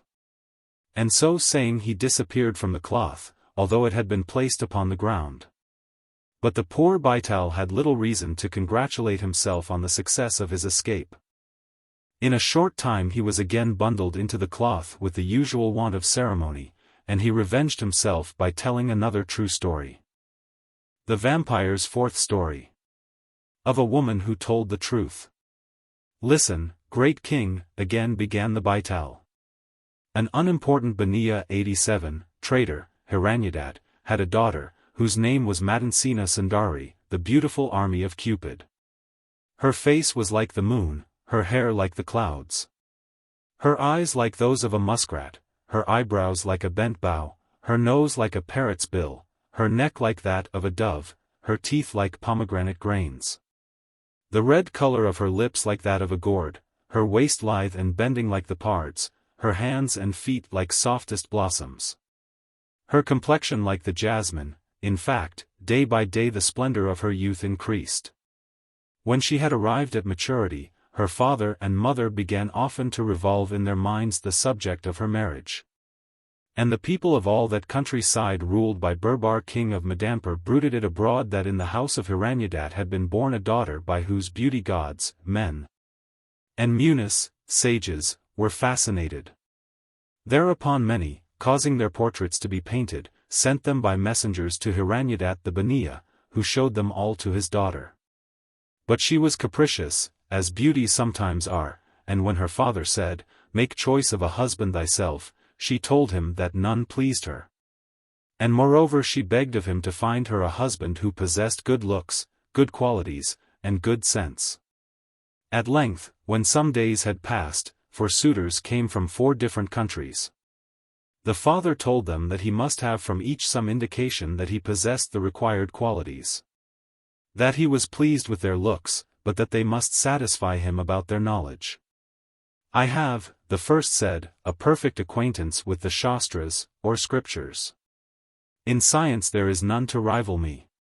As for my handsome mien, it may plainly be seen by you." The second exclaimed, "My attainments are unique in the knowledge of archery. I am acquainted with the art of discharging arrows and killing anything which though not seen is heard, and my fine proportions are plainly visible to you." The third continued, "I understand the language of land and water animals, of birds, and of beasts, and I have no equal in strength. Of my comeliness you yourself may judge. I have the knowledge," quoth the fourth, "how to make a certain cloth which can be sold for 5 rubies, having sold it I give the proceeds of 1 ruby to a Brahmin. Of the second I make an offering to a deity, a third I wear on my own person, a fourth I keep for my wife. And, having sold the 5th, I spend it in giving feasts. This is my knowledge, and none other is acquainted with it. My good looks are apparent. The father, hearing these speeches, began to reflect. It is said that excess in anything is not good. Sita 88 was very lovely, but the demon Ravana carried her away. And Bali, king of Mahabharata, gave much alms, but at length he became poor. 89 My daughter is too fair to remain a maiden, to which of these shall I give her? So saying, Hiranyadat went to his daughter, explained the qualities of the 4 suitors, and asked, To which shall I give thee? On hearing these words she was abashed. And, hanging down her head, knew not what to reply. Then the Baniya, having reflected, said to himself, He who is acquainted with the Shastras is a Brahmin, he who could shoot an arrow at the sound was a Kshatriya or warrior. And he who made the cloth was a Shudra or servile. But the youth who understands the language of birds is of our own caste. To him, therefore, will I marry her. And accordingly he proceeded with the betrothal of his daughter. Meanwhile Madansina went one day, during the spring season, into the garden for a stroll. It happened, just before she came out, that Somdat, the son of the merchant Dharmdat, had gone for pleasure into the forest, and was returning through the same garden to his home. He was fascinated at the sight of the maiden, and said to his friend, Brother, if I can obtain her my life will be prosperous, and if I do not obtain her my living in the world will be in vain. Having thus spoken, and becoming restless from the fear of separation, he involuntarily drew near to her, and seizing her hand, said, If thou wilt not form an affection for me, I will throw away my life on thy account. Be pleased not to do this, she replied, it will be sinful, and it will involve me in the guilt and punishment of shedding blood, hence I shall be miserable in this world and in that to be. Thy blandishments, he replied, have pierced my heart, and the consuming thought of parting from thee has burnt up my body, and memory and understanding have been destroyed by this pain. And from excess of love I have no sense of right or wrong. But if thou wilt make me a promise, I will live again.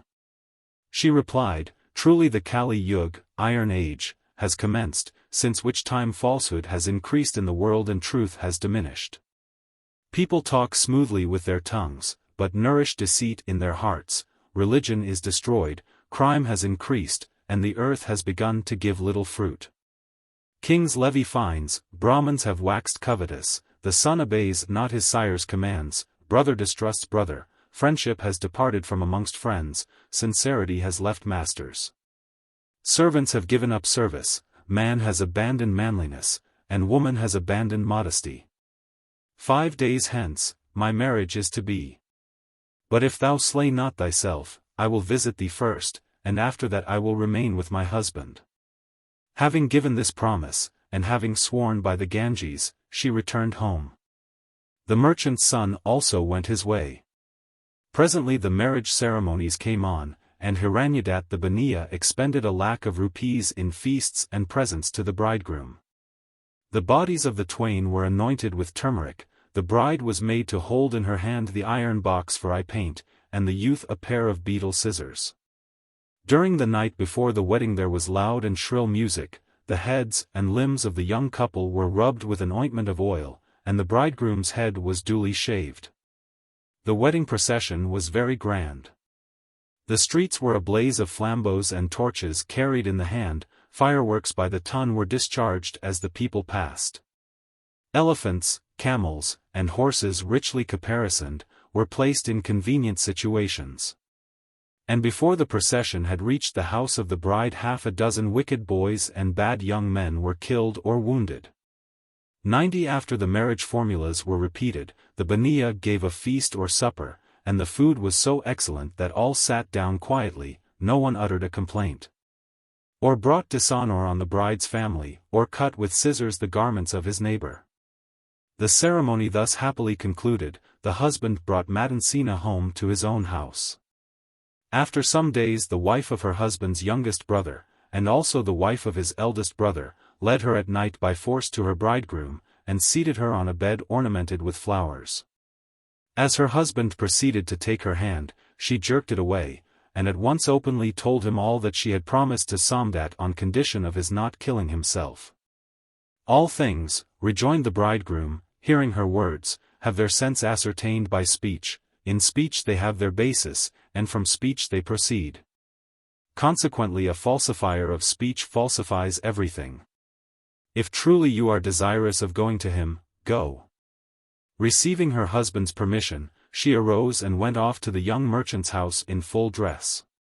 Upon the road a thief saw her, and in high good humor came up and asked, "Whither goest thou at midnight in such darkness, having put on all these fine clothes and ornaments?" She replied that she was going to the house of her beloved. "And who here," said the thief, "is thy protector?" "Kamadeva," she replied, "the beautiful youth who by his fiery arrows wounds with love the hearts of the inhabitants of the three worlds, Radhapati, the husband of Rithi. 91 Accompanied by the kokila bird, 92 The humming bee in gentle breezes." She then told to the thief the whole story, adding, "Destroy not my jewels, I give thee a promise before I go, that on my return thou shalt have all these ornaments." Hearing this the thief thought to himself that it would be useless now to destroy her jewels, when she had promised to give them to him presently of her own good will. He therefore let her go, and sat down and thus soliloquized. "To me it is astonishing that he who sustained me in my mother's womb should take no care of me now that I have been born and am able to enjoy the good things of this world. I know not whether he is asleep or dead. And I would rather swallow poison than ask man for money or favor. For these 6 things tend to lower a man: friendship with the perfidious, causeless laughter, altercation with women, serving an unworthy master, riding an ass, and speaking any language but Sanskrit. And these 5 things the deity writes on our fate at the hour of birth: first, age; secondly, action; thirdly, wealth; fourthly, science; fifthly, fame. I have now done a good deed, and as long as a man's virtue is in the ascendant, all people becoming his servants obey him. But when virtuous deeds diminish, even his friends become inimical to him." Meanwhile Madansina had reached the place where Samdat the young trader had fallen asleep. She awoke him suddenly, and he springing up in alarm quickly asked her, "Art thou the daughter of a deity? Or of a saint? Or of a serpent? Tell me truly, who art thou? And whence hast thou come?" She replied, "I am human, Madansina, the daughter of the Baniya Hiranyadat.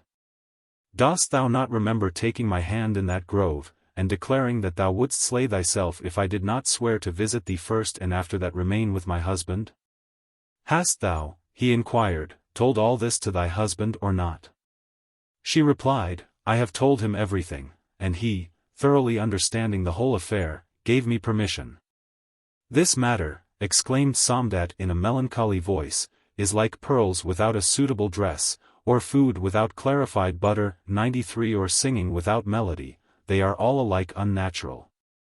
In the same way, unclean clothes will mar beauty, bad food will undermine strength, a wicked wife will worry her husband to death, a disreputable son will ruin his family, an enraged demon will kill. And a woman, whether she love or hate, will be a source of pain. For there are few things which a woman will not do.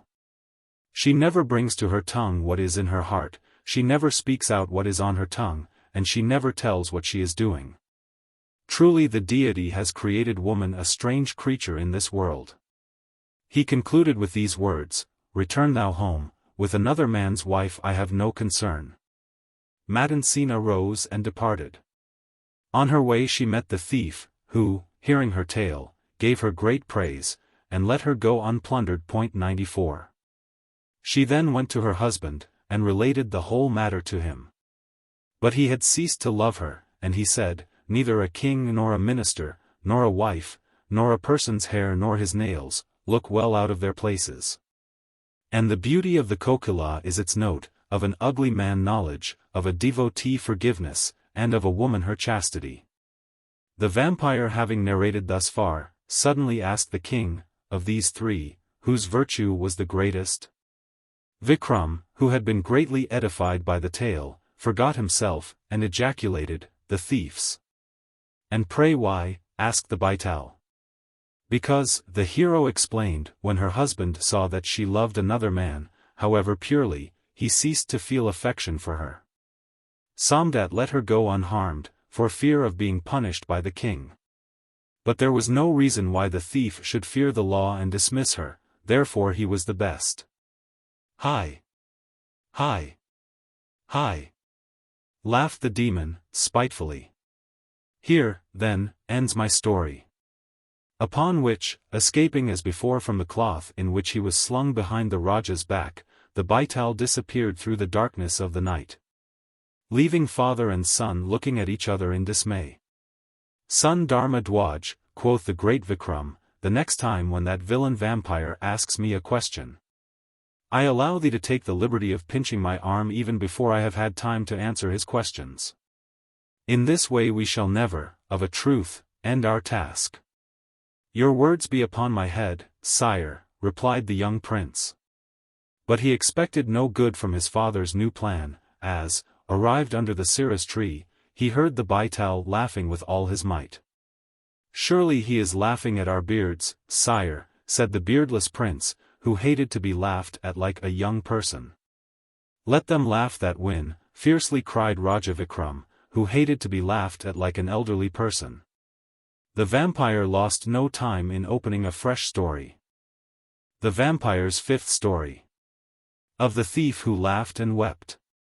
"Your Majesty," quoth the demon, with unusual politeness, "there is a country called Malaya. On the western coast of the land of Bharat. You see that I am particular in specifying the place, and in it was a city known as Chandrodaya, whose king was named Randhir. This Raja, like most others of his semi-deified order, had been in youth what is called a sarvarasi. 95 that is, he ate and drank and listened to music, and looked at dancers and made love much more than he studied, reflected, prayed, or conversed with the wise. After the age of 30 he began to reform, and he brought such zeal to the good cause, that in an incredibly short space of time he came to be accounted and quoted as the paragon of correct rajas. This was very praiseworthy. Many of Brahma's vicegerents on earth, be it observed, have loved food and drink, and music and dancing, and the worship of Kama, to the end of their days. Amongst his officers was Gun Shankar, a magistrate of police, who, curious to say, was as honest as he was just. He administered equity with as much care before as after dinner. He took no bribes even in the matter of advancing his family.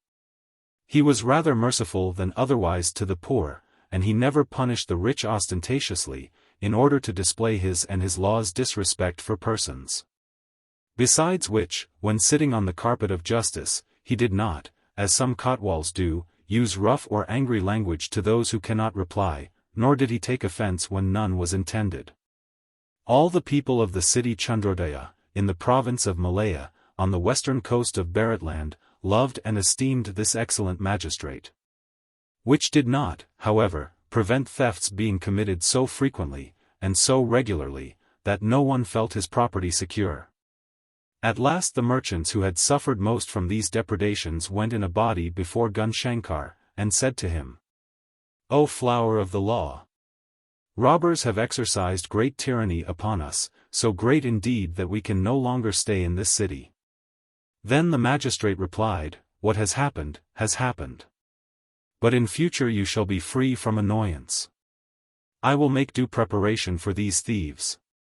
Thus saying, Gun Shankar called together his various delegates, and directed them to increase the number of their people. He pointed out to them how they should keep watch by night. Besides which he ordered them to open registers of all arrivals and departures, to make themselves acquainted by means of spies with the movements of every suspected person in the city. And to raise a body of pagis, trackers, who could follow the footprints of thieves even when they wore thieving shoes, 96 till they came up with and arrested them. And lastly, he gave the patrols full power, whenever they might catch a robber in the act, to slay him without asking questions. People in numbers began to mount guard throughout the city every night, but, notwithstanding this, robberies continued to be committed. After a time all the merchants having again met together went before the magistrate, and said, O incarnation of justice. You have changed your officers, you have hired watchmen, and you have established patrols, nevertheless the thieves have not diminished, and plundering is ever taking place. Thereupon Gun Shankar carried them to the palace, and made them lay their petition at the feet of King Randhir. That Raja, having consoled them, sent them home, saying, Be ye of good cheer. I will tonight adopt a new plan, which, with the blessing of the Bhagwan, shall free ye from further anxiety. Observe, O Vikram, that Randhir was one of those concerning whom the poet sang. The unwise run from one end to the other. Not content with becoming highly respectable, correct, and even unimpeachable in point of character, he reformed even his reformation, and he did much more than he was required to do. When Canopus began to sparkle gaily in the southern skies, the king arose and prepared for a night's work. He disguised his face by smearing it with a certain paint, by twirling his mustachios up to his eyes, by parting his beard upon his chin, and conducting the two ends towards his ears, and by tightly tying a hair from a horse's tail over his nose, so as quite to change its shape. He then wrapped himself in a coarse outer garment, girt his loins, buckled on his sword, drew his shield upon his arm, and without saying a word to those within the palace, he went out into the streets alone, and on foot. It was dark, and Raja Randhir walked through the silent city for nearly an hour without meeting anyone. As, however, he passed through a back street in the merchant's quarter, he saw what appeared to be a homeless dog, lying at the foot of a house wall. He approached it, and up leaped a human figure, whilst a loud voice cried, Who art thou? Randhir replied, I am a thief, who art thou?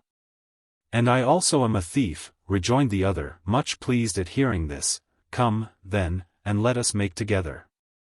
But what art thou, a high toper or a lully priggier? 97. A little more ceremony between coves in the Lorst, 98 whispered the king, speaking as a flash man, were not out of place. But, look sharp, mind old Oliver, 99 or the lambskin man 100 will have the pull of us, and as sure as eggs is eggs we shall be scragged as soon as lagged. 101. Well, keep your red rag 102 quiet, grumbled the other, and let us be working.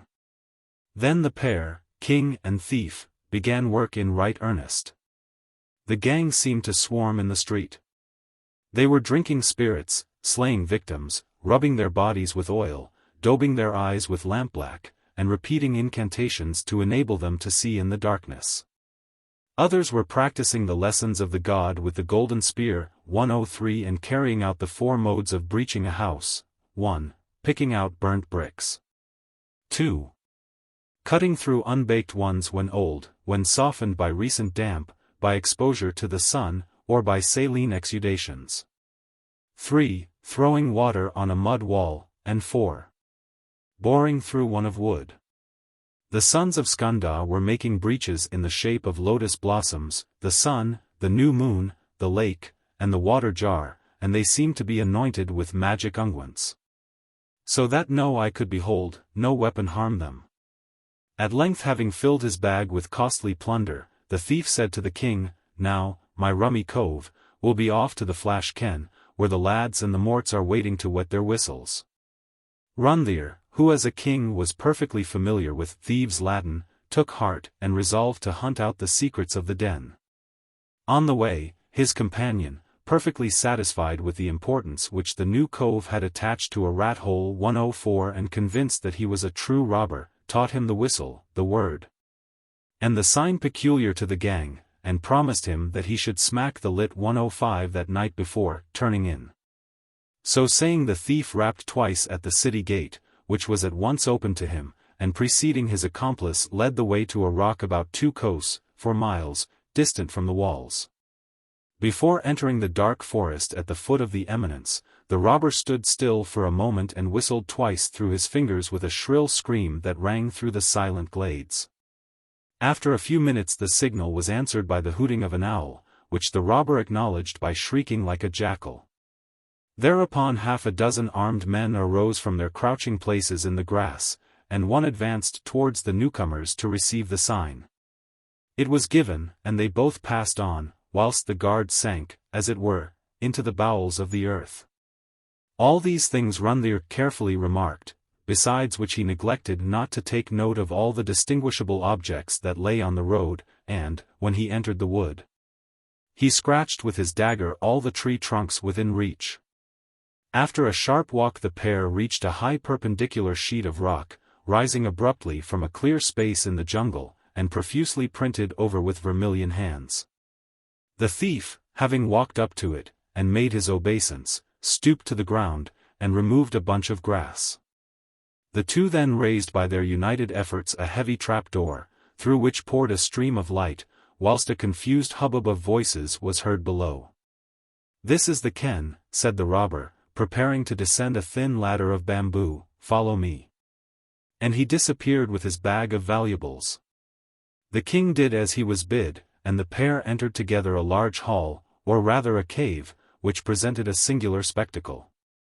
It was lighted up by links fixed to the sombre walls, which threw a smoky glare over the place, and the contrast after the deep darkness reminded Rundhir of his mother's descriptions of Betal. The infernal city. Carpets of every kind, from the choicest tapestry to the coarsest rug, were spread upon the ground, and were strewed with bags, wallets, weapons, heaps of booty, drinking cups, and all the materials of debauchery. Passing through this cave the thief led Rundhir into another, which was full of thieves, preparing for the pleasures of the night. Some were changing garments, ragged and dirted by creeping through gaps in the houses, others were washing the blood from their hands and feet. These combed out their long dishevelled, dusty hair, those anointed their skins with perfumed coconut oil. There were all manner of murderers present, a villainous collection of Kartikayas, and Bhavani S-106 crew. There were stabbers with their poniards hung to lanyards lashed round their naked waists, Dacharya, poisoners 107 distinguished by the little bag slung under the left arm, and fancigars 108 wearing their fatal kerchiefs round their necks. And Rundhir had reason to thank the good deed in the last life that had sent him there in such strict disguise, for amongst the robbers he found, as might be expected, a number of his own people. Spies and watchmen, guards and patrols. The thief, whose importance of manner now showed him to be the chief of the gang, was greeted with applause as he entered the robing room, and he bade all make salam to the new companion. A number of questions concerning the success of the night's work was quickly put and answered, then the company, having got ready for the revel, flocked into the first cave. There they sat down each in his own place, and began to eat and drink and make merry. After some hours the flaring torches began to burn out, and drowsiness to overpower the strongest heads. Most of the robbers rolled themselves up in the rugs, and covering their heads, went to sleep. A few still sat with their backs to the wall, nodding drowsily or leaning on one side, and too stupefied with opium and hemp to make any exertion. At that moment a servant woman, whom the king saw for the first time, came into the cave, and looking at him exclaimed, "O Raja! How came you with these wicked men? Do you run away as fast as you can, or they will surely kill you when they awake?" "I do not know the way. In which direction am I to go?" asked Rundhir. The woman then showed him the road. He threaded the confused mass of snorers, treading with the foot of a tiger cat, found the ladder, raised the trapdoor by exerting all his strength, and breathed once more the open air of heaven. And before plunging into the depths of the wood, he again marked the place where the entrance lay, and carefully replaced the bunch of grass. Hardly had Raja Rundhir returned to the palace, and removed the traces of his night's occupation, when he received a second deputation of the merchants, complaining bitterly and with the longest faces about their fresh misfortunes. "O pearl of equity," said the men of money, "but yesterday you consoled us with the promise of some contrivance by the blessing of which our houses and coffers would be safe from theft. Whereas our goods have never yet suffered so severely as during the last 12 hours. Again Rundhir dismissed them, swearing that this time he would either die or destroy the wretches who had been guilty of such violence. Then having mentally prepared his measures, the Raja warned a company of archers to hold themselves in readiness for secret service.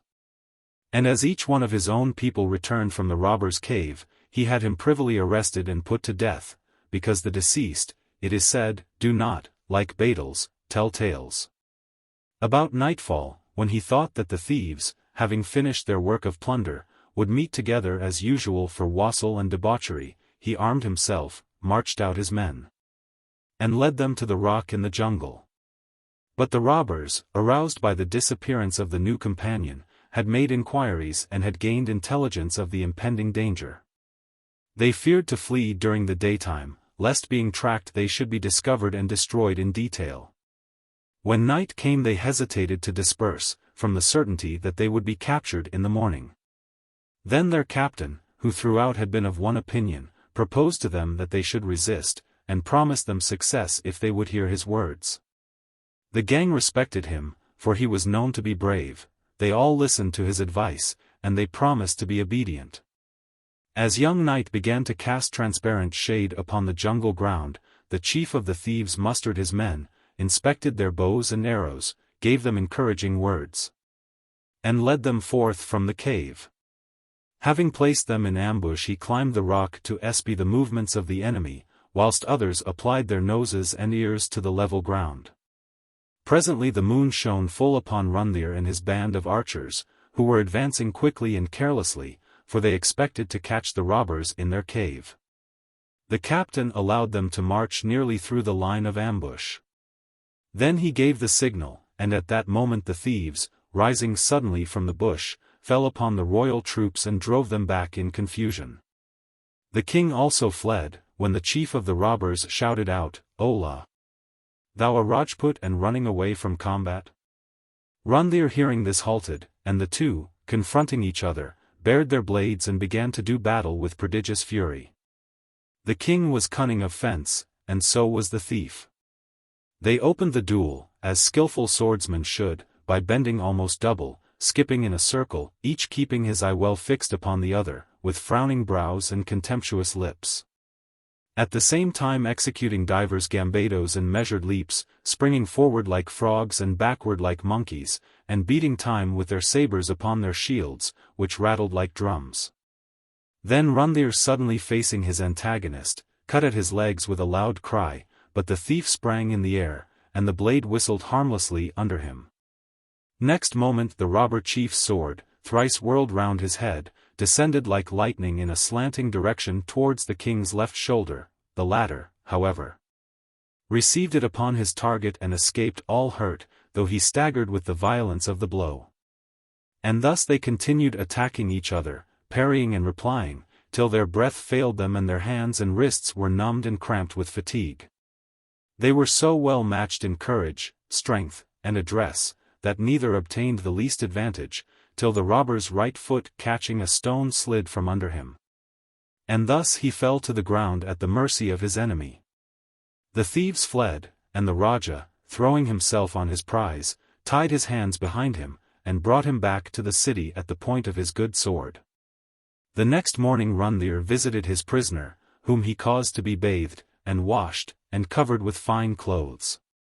He then had him mounted on a camel and sent him on a circuit of the city, accompanied by a crier proclaiming aloud, "Who hears? Who hears? Who hears? The king commands. This is the thief who has robbed and plundered the city of Chandrodaya. Let all men therefore assemble themselves together this evening in the open space outside the gate leading towards the sea. And let them behold the penalty of evil deeds, and learn to be wise." Rundir had condemned the thief to be crucified, 109 nailed and tied with his hands and feet stretched out at full length, in an erect posture until death. Everything he wished to eat was ordered to him in order to prolong life and misery. And when death should draw near, melted gold was to be poured down his throat till it should burst from his neck and other parts of his body. In the evening the thief was led out for execution, and by chance the procession passed close to the house of a wealthy landowner. He had a favorite daughter named Shobani, who was in the flower of her youth and very lovely. Every day she improved, and every moment added to her grace and beauty. The girl had been carefully kept out of sight of mankind, never being allowed outside the high walls of the garden, because her nurse, a wise woman much trusted in the neighborhood, had at the hour of death given a solemn warning to her parents. The prediction was that the maiden should be the admiration of the city, and should die a sooty widow 110 before becoming a wife. From that hour Shobani was kept as a pearl in its casket by her father, who had vowed never to survive her, and had even fixed upon the place and style of his suicide. But the shaft of fate 111 strikes down the vulture sailing above the clouds, and follows the worm into the bowels of the earth, and pierces the fish at the bottom of the ocean. How then can mortal man expect to escape it? As the robber chief, mounted upon the camel, was passing to the cross under the old householder's windows, a fire breaking out in the women's apartments drove the inmates into the rooms looking upon the street. The hum of many voices arose from the solid pavement of heads. This is the thief who has been robbing the whole city, let him tremble now, for Randhir will surely crucify him. In beauty and bravery of bearing, as in strength and courage, no man in Chandrodaya surpassed the robber, who, being magnificently dressed, looked, despite his disgraceful cavalcade, like the son of a king. He sat with an unmoved countenance, hardly hearing in his pride the scoffs of the mob, calm and steady when the whole city was frenzied with anxiety because of him. But as he heard the word tremble, his lips quivered, his eyes flashed fire, and deep lines gathered between his eyebrows. Shobani started with a scream from the casement behind which she had hid herself, gazing with an intense womanly curiosity into the thoroughfare. The robber's face was upon a level with, and not half a dozen feet from, her pale cheeks. She marked his handsome features, and his look of wrath made her quiver as if it had been a flash of lightning. Then she broke away from the fascination of his youth and beauty, and ran breathless to her father, saying, "Go this moment and get that thief released." The old housekeeper replied, "That thief has been pilfering and plundering the whole city, and by his means the king's archers were defeated. Why, then, at my request, should our most gracious Raja Randhir release him?" Shobani, almost beside herself, exclaimed, "If by giving up your whole property you can induce the Raja to release him, then instantly so do. If he does not come to me, I must give up my life." The maiden then covered her head with her veil, and sat down in the deepest despair, whilst her father, hearing her words, burst into a cry of grief, and hastened to present himself before the Raja. He cried out, "O great king, be pleased to receive 4 lakhs of rupees, and to release this thief." But the king replied, "He has been robbing the whole city, and by reason of him my guards have been destroyed. I cannot by any means release him." Then the old householder, finding, as he had expected, the Raja inexorable, and not to be moved, either by tears or bribes, or by the cruel fate of the girl, returned home with fire in his heart, and addressed her, "Daughter, I have said and done all that is possible. But it avails me not with the king. Now, then, we die." In the meantime, the guards, having led the thief all round the city, took him outside the gates, and made him stand near the cross. Then the messengers of death arrived from the palace, and the executioners began to nail his limbs. He bore the agony with the fortitude of the brave. But when he heard what had been done by the old householder's daughter, he raised his voice and wept bitterly, as though his heart had been bursting. And almost with the same breath he laughed heartily as at a feast. All were startled by his merriment, coming as it did at a time when the iron was piercing his flesh. No man could see any reason for it. When he died, Shobani, who was married to him in the spirit, recited to herself these sayings. There are 35 millions of hairs on the human body. The woman who ascends the pile with her husband will remain so many years in heaven. As the snake-catcher draws the serpent from his hole, so she, rescuing her husband from hell, rejoices with him. I, though he may have sunk to a region of torment, be restrained in dreadful bonds, have reached the place of anguish, be exhausted of strength, and afflicted and tortured for his crimes. No other effectual duty is known for virtuous women at any time after the death of their lords, except casting themselves into the same fire. As long as a woman, in her successive transmigrations, shall decline burning herself, like a faithful wife, in the same fire with her deceased lord. So long shall she not be exempted from springing again to life in the body of some female animal. Therefore the beautiful Shobani, virgin and wife, resolved to burn herself, and make the next life of the thief certain. She showed her courage by thrusting her finger into a torch flame till it became a cinder, and she solemnly bathed in the nearest stream.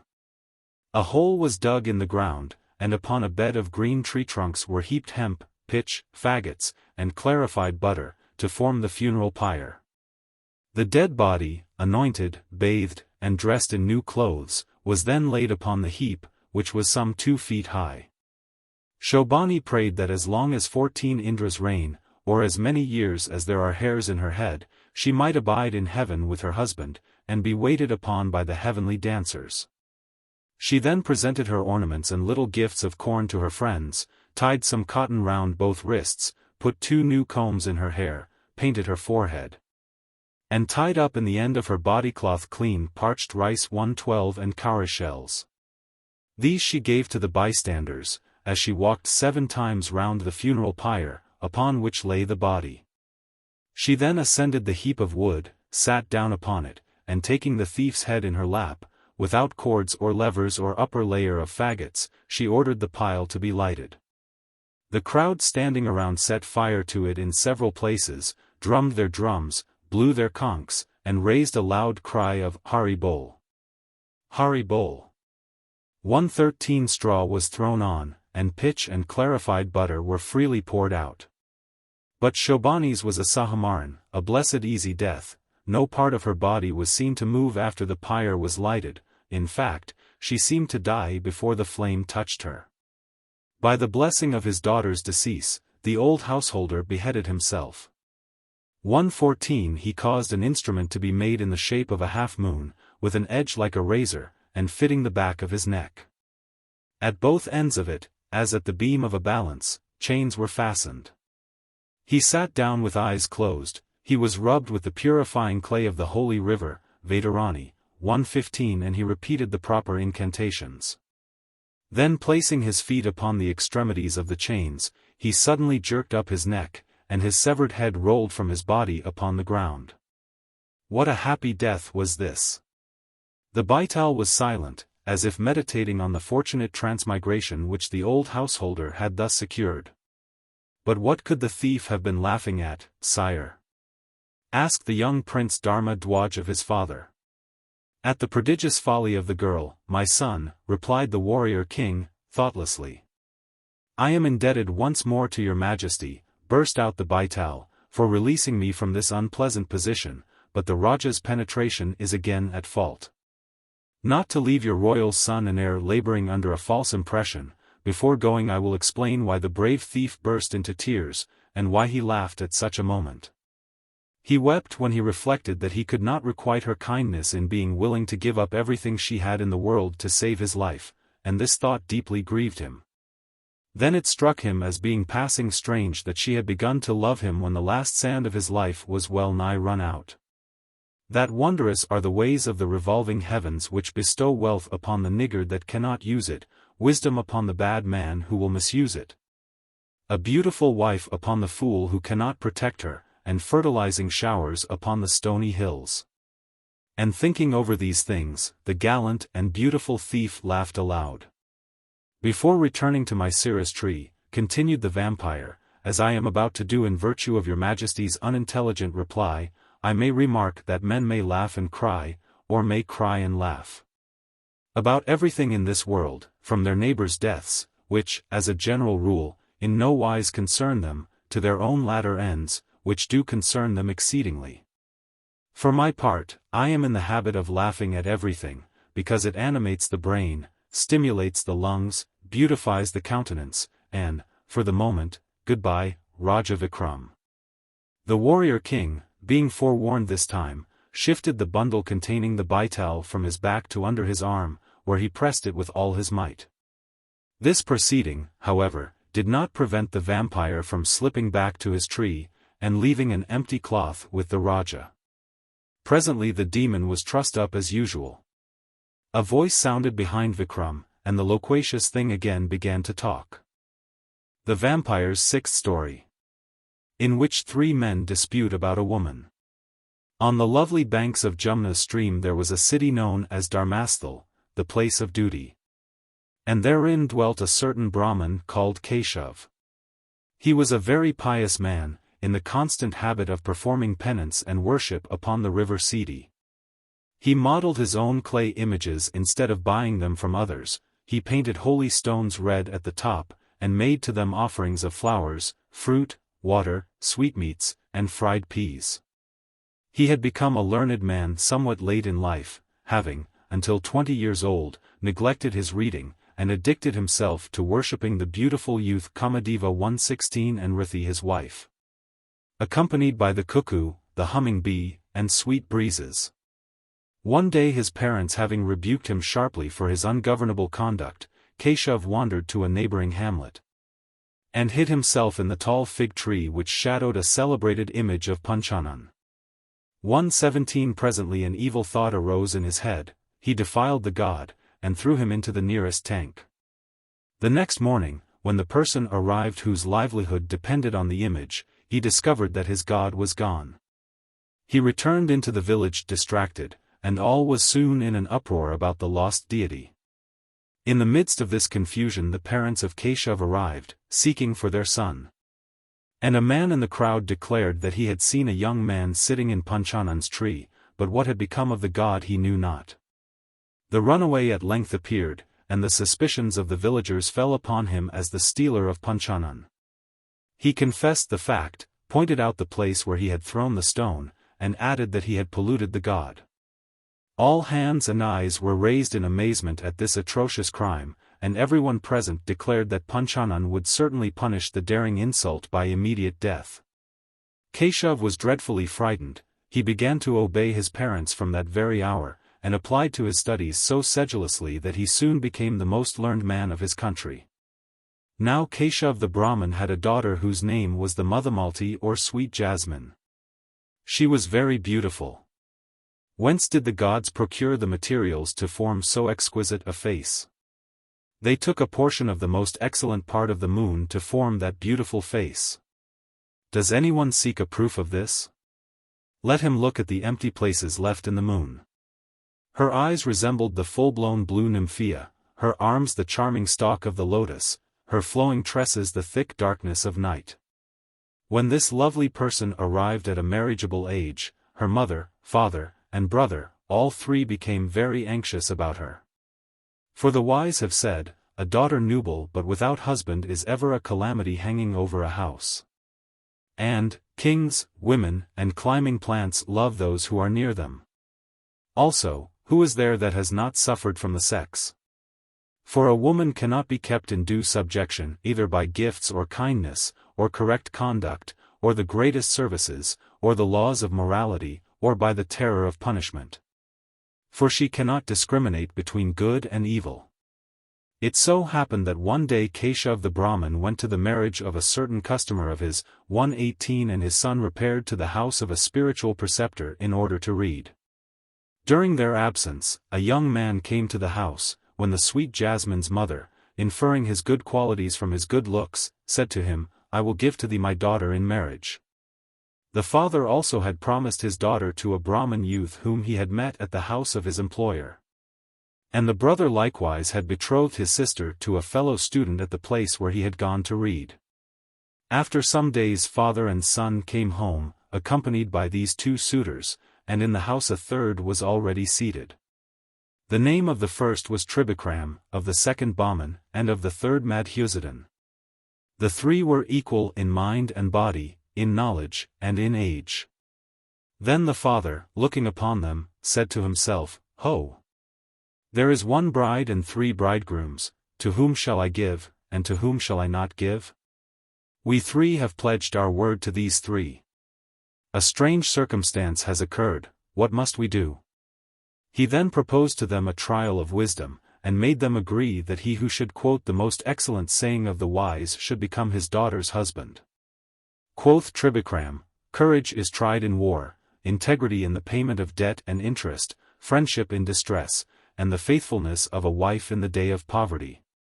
Baman proceeded, that woman is destitute of virtue who in her father's house is not in subjection, who wanders to feasts and amusements, who throws off her veil in the presence of men, who remains as a guest in the houses of strangers, who is much devoted to sleep, who drinks inebriating beverages, and who delights in distance from her husband. Let none, pursued Madhusudan, confide in the sea, nor in whatever has claws or horns, or who carries deadly weapons, neither in a woman, nor in a king. Whilst the Brahmin was doubting which to prefer, and rather inclining to the latter sentiment, a serpent bit the beautiful girl, and in a few hours she died. Stunned by this awful sudden death, the father and the 3 suitors sat for a time motionless. They then arose, used great exertions, and brought all kinds of sorcerers, wise men and women who charm away poisons by incantations. These having seen the girl said, "She cannot return to life." The first declared, "A person always dies who has been bitten by a snake on the 5th, 6th, 8th, 9th, and 14th days of the lunar month." The second asserted, "One who has been bitten on a Saturday or a Tuesday does not survive." The third opined, "Poison infused during certain 6 lunar mansions cannot be got under." Quoth the fourth, "One who has been bitten in any organ of sense, the lower lip, the cheek, the neck, or the stomach, cannot escape death." The fifth said, "In this case even Brahma, the Creator, could not restore life. Of what account, then, are we? Do you perform the funeral rites, we will depart." Thus saying, the sorcerers went their way. The mourning father took up his daughter's corpse and caused it to be burnt, in the place where dead bodies are usually burnt, and returned to his house. After that the 3 young men said to one another, "We must now seek happiness elsewhere. And what better can we do than obey the words of Indra, the god of air, who spake thus? For a man who does not travel about there is no felicity, and a good man who stays at home is a bad man. Indra is the friend of him who travels. Travel. A traveler's legs are like blossoming branches, and he himself grows and gathers the fruit. All his wrongs vanish, destroyed by his exertion on the roadside. Travel. The fortune of a man who sits, sits also, it rises when he rises, it sleeps when he sleeps, it moves well when he moves. Travel. A man who sleeps is like the Iron Age. A man who awakes is like the Bronze Age. A man who rises up is like the Silver Age. A man who travels is like the Golden Age. Travel. A traveler finds honey, a traveler finds sweet figs. Look at the happiness of the son, who traveling never tires. Travel. Before parting they divided the relics of the beloved one, and then they went their way. Tribikram, having separated and tied up the burnt bones, became one of the Vaisheshikas, in those days a powerful sect. He solemnly forswore the 8 great crimes, namely, feeding at night, slaying any animal, eating the fruit of trees that give milk, or pumpkins, or young bamboos, tasting honey or flesh, plundering the wealth of others, taking by force a married woman, eating flowers, butter, or cheese, and worshipping the gods of other religions. He learned that the highest act of virtue is to abstain from doing injury to sentient creatures. That crime does not justify the destruction of life, and that kings, as the administrators of criminal justice, are the greatest of sinners. He professed the 5 vows of total abstinence from falsehood, eating flesh or fish, theft, drinking spirits, and marriage. He bound himself to possess nothing beyond a white loincloth, a towel to wipe the mouth, a beggar's dish, and a brush of woolen threads to sweep the ground for fear of treading on insects. And he was ordered to fear secular affairs, the miseries of a future state, the receiving from others more than the food of a day at once, all accidents. Provisions, if connected with the destruction of animal life, death and disgrace, also to please all, and to obtain compassion from all. He attempted to banish his love. He said to himself, "Surely it was owing only to my pride and selfishness that I ever looked upon a woman as capable of affording happiness," and I thought, "Ah! Ah! Thine eyes roll about like the tail of the water wagtail, thy lips resemble the ripe fruit, thy bosom is like the lotus bud, thy form is resplendent as gold melted in a crucible. The moon wanes through desire to imitate the shadow of thy face, thou resemblest the pleasure house of Cupid. The happiness of all time is concentrated in thee, a touch from thee would surely give life to a dead image, at thy approach a living admirer would be changed by joy into a lifeless stone. Obtaining thee I can face all the horrors of war, and were I pierced by showers of arrows, one glance of thee would heal all my wounds. My mind is now averted from the world. Seeing her I say, is this the form by which men are bewitched? This is a basket covered with skin, it contains bones, flesh, blood, and impurities. The stupid creature who is captivated by this, is there a cannibal feeding in Kurim a greater cannibal than he? These persons call a thing made up of impure matter a face, and drink its charms as a drunkard swallows the inebriating liquor from his cup. The blind, infatuated beings. Why should I be pleased or displeased with this body, composed of flesh and blood? It is my duty to seek him who is the Lord of this body, and to disregard everything which gives rise either to pleasure or to pain. Bahman, the second suitor, tied up a bundle of his beloved one's ashes, and followed, somewhat prematurely, the precepts of the great lawgiver Manu. When the father of a family perceives his muscles becoming flaccid, and his hair grey, and sees the child of his child, let him then take refuge in a forest. Let him take up his consecrated fire and all his domestic implements for making oblations to it, and, departing from the town to the lonely wood, let him dwell in it with complete power over his organs of sense and of action. With many sorts of pure food, such as holy sages used to eat, with green herbs, roots, and fruit, let him perform the 5 great sacraments, introducing them with due ceremonies. Let him wear a black antelope hide, or a vesture of bark, let him bathe evening and morning, let him suffer the hair of his head, his beard and his nails to grow continually. Let him slide backwards and forwards on the ground, or let him stand a whole day on tiptoe, or let him continue in motion, rising and sitting alternately. But at sunrise, at noon, and at sunset, let him go to the waters and bathe. In the hot season let him sit exposed to 5 fires, for blazing around him, with the sun above. In the rains, let him stand uncovered, without even a mantle, where the clouds pour the heaviest showers. In the cold season let him wear damp clothes, and let him increase by degrees the austerity of his devotions. Then, having reposed his holy fires, as the law directs, in his mind, let him live without external fire, without a mansion, wholly silent, feeding on roots and fruit. Meanwhile Madhusudan III, having taken a wallet and neckband, became a yogi, and began to wander far and wide, living on nothing but chaff, and practicing his devotions.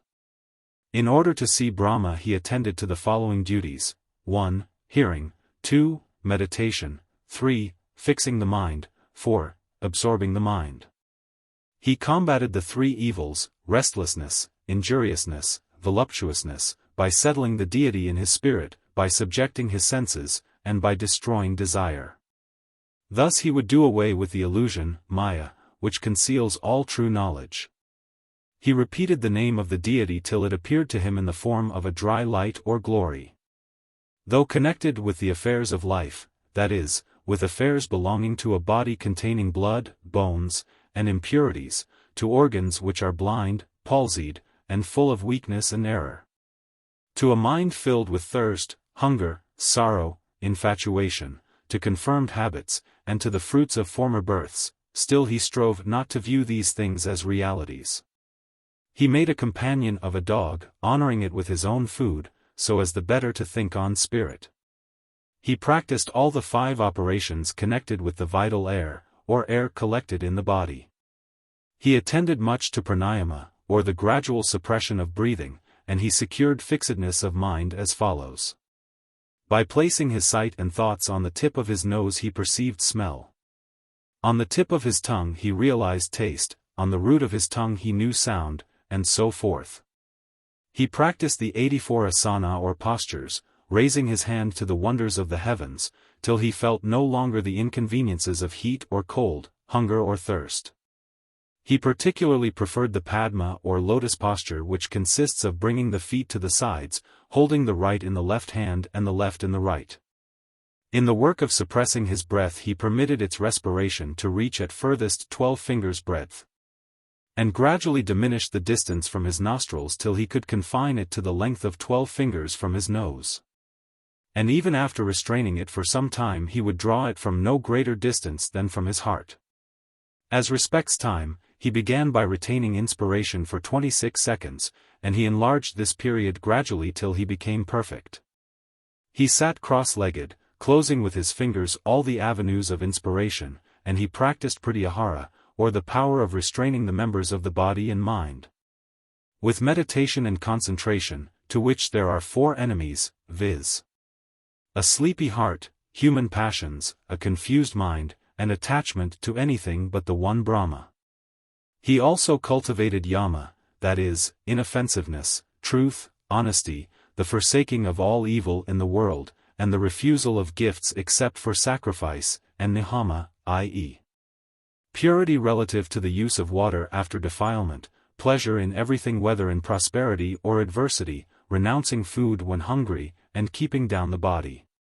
Thus delivered from these 4 enemies of the flesh, he resembled the unruffled flame of the lamp, and by Brahmanyana, or meditating on the deity, placing his mind on the sun, moon, fire, or any other luminous body, or within his heart, or at the bottom of his throat, or in the center of his skull, he was enabled to ascend from gross images of omnipotence to the works and the divine wisdom of the glorious original.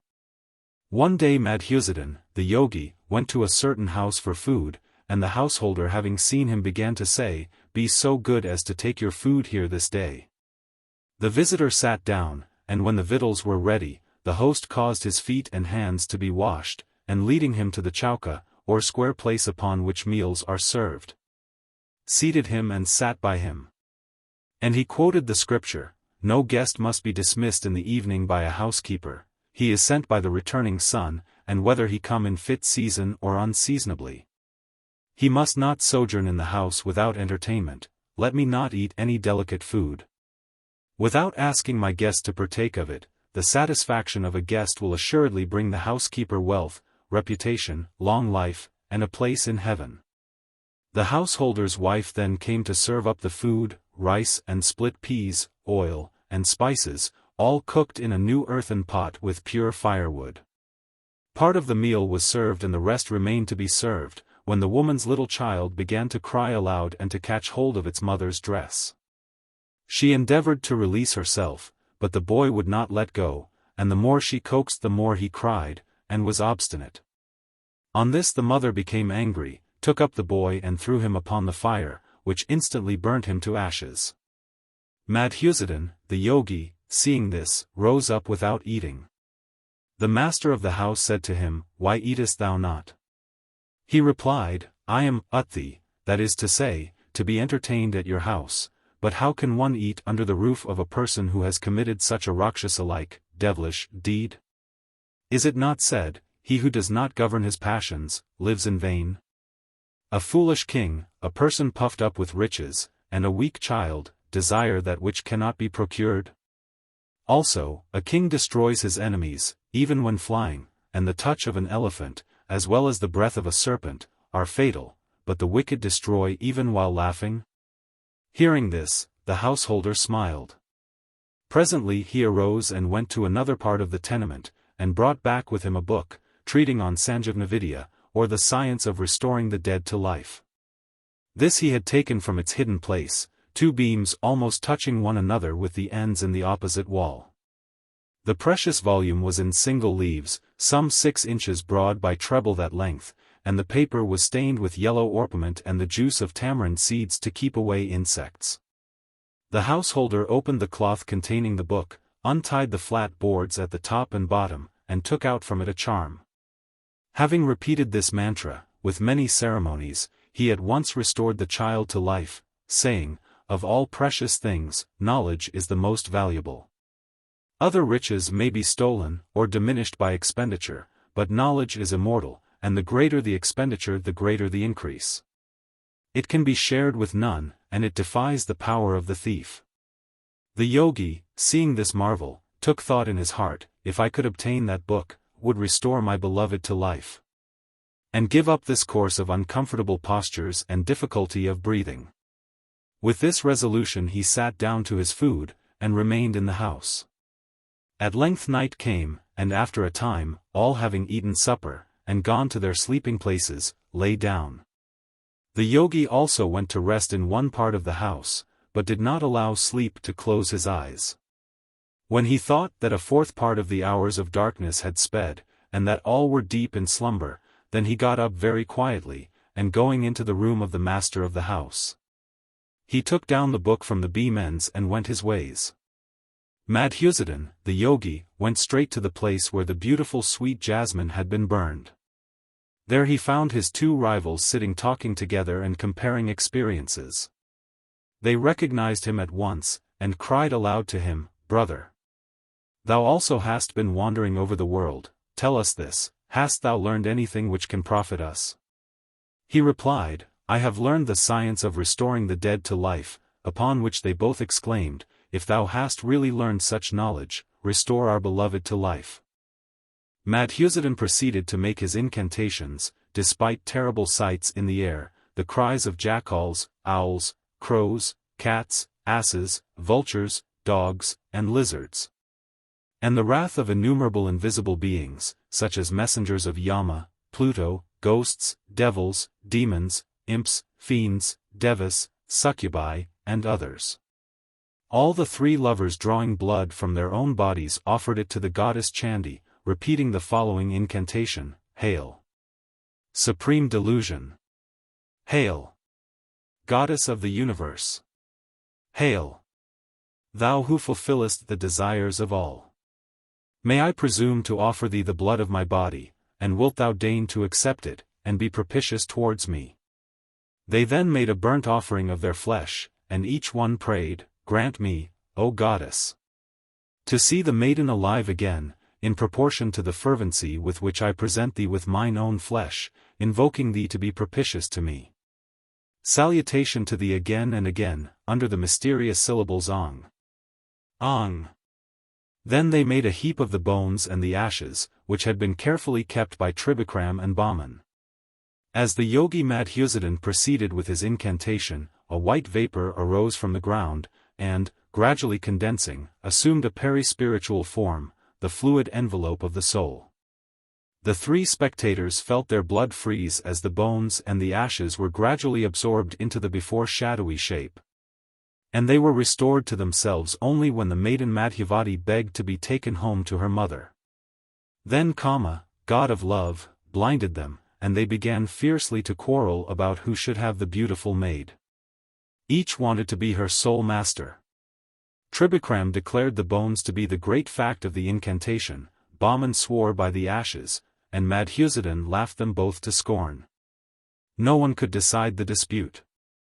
The wisest doctors were all nonplussed, and as for the Raja, well, we do not go for wit or wisdom to kings.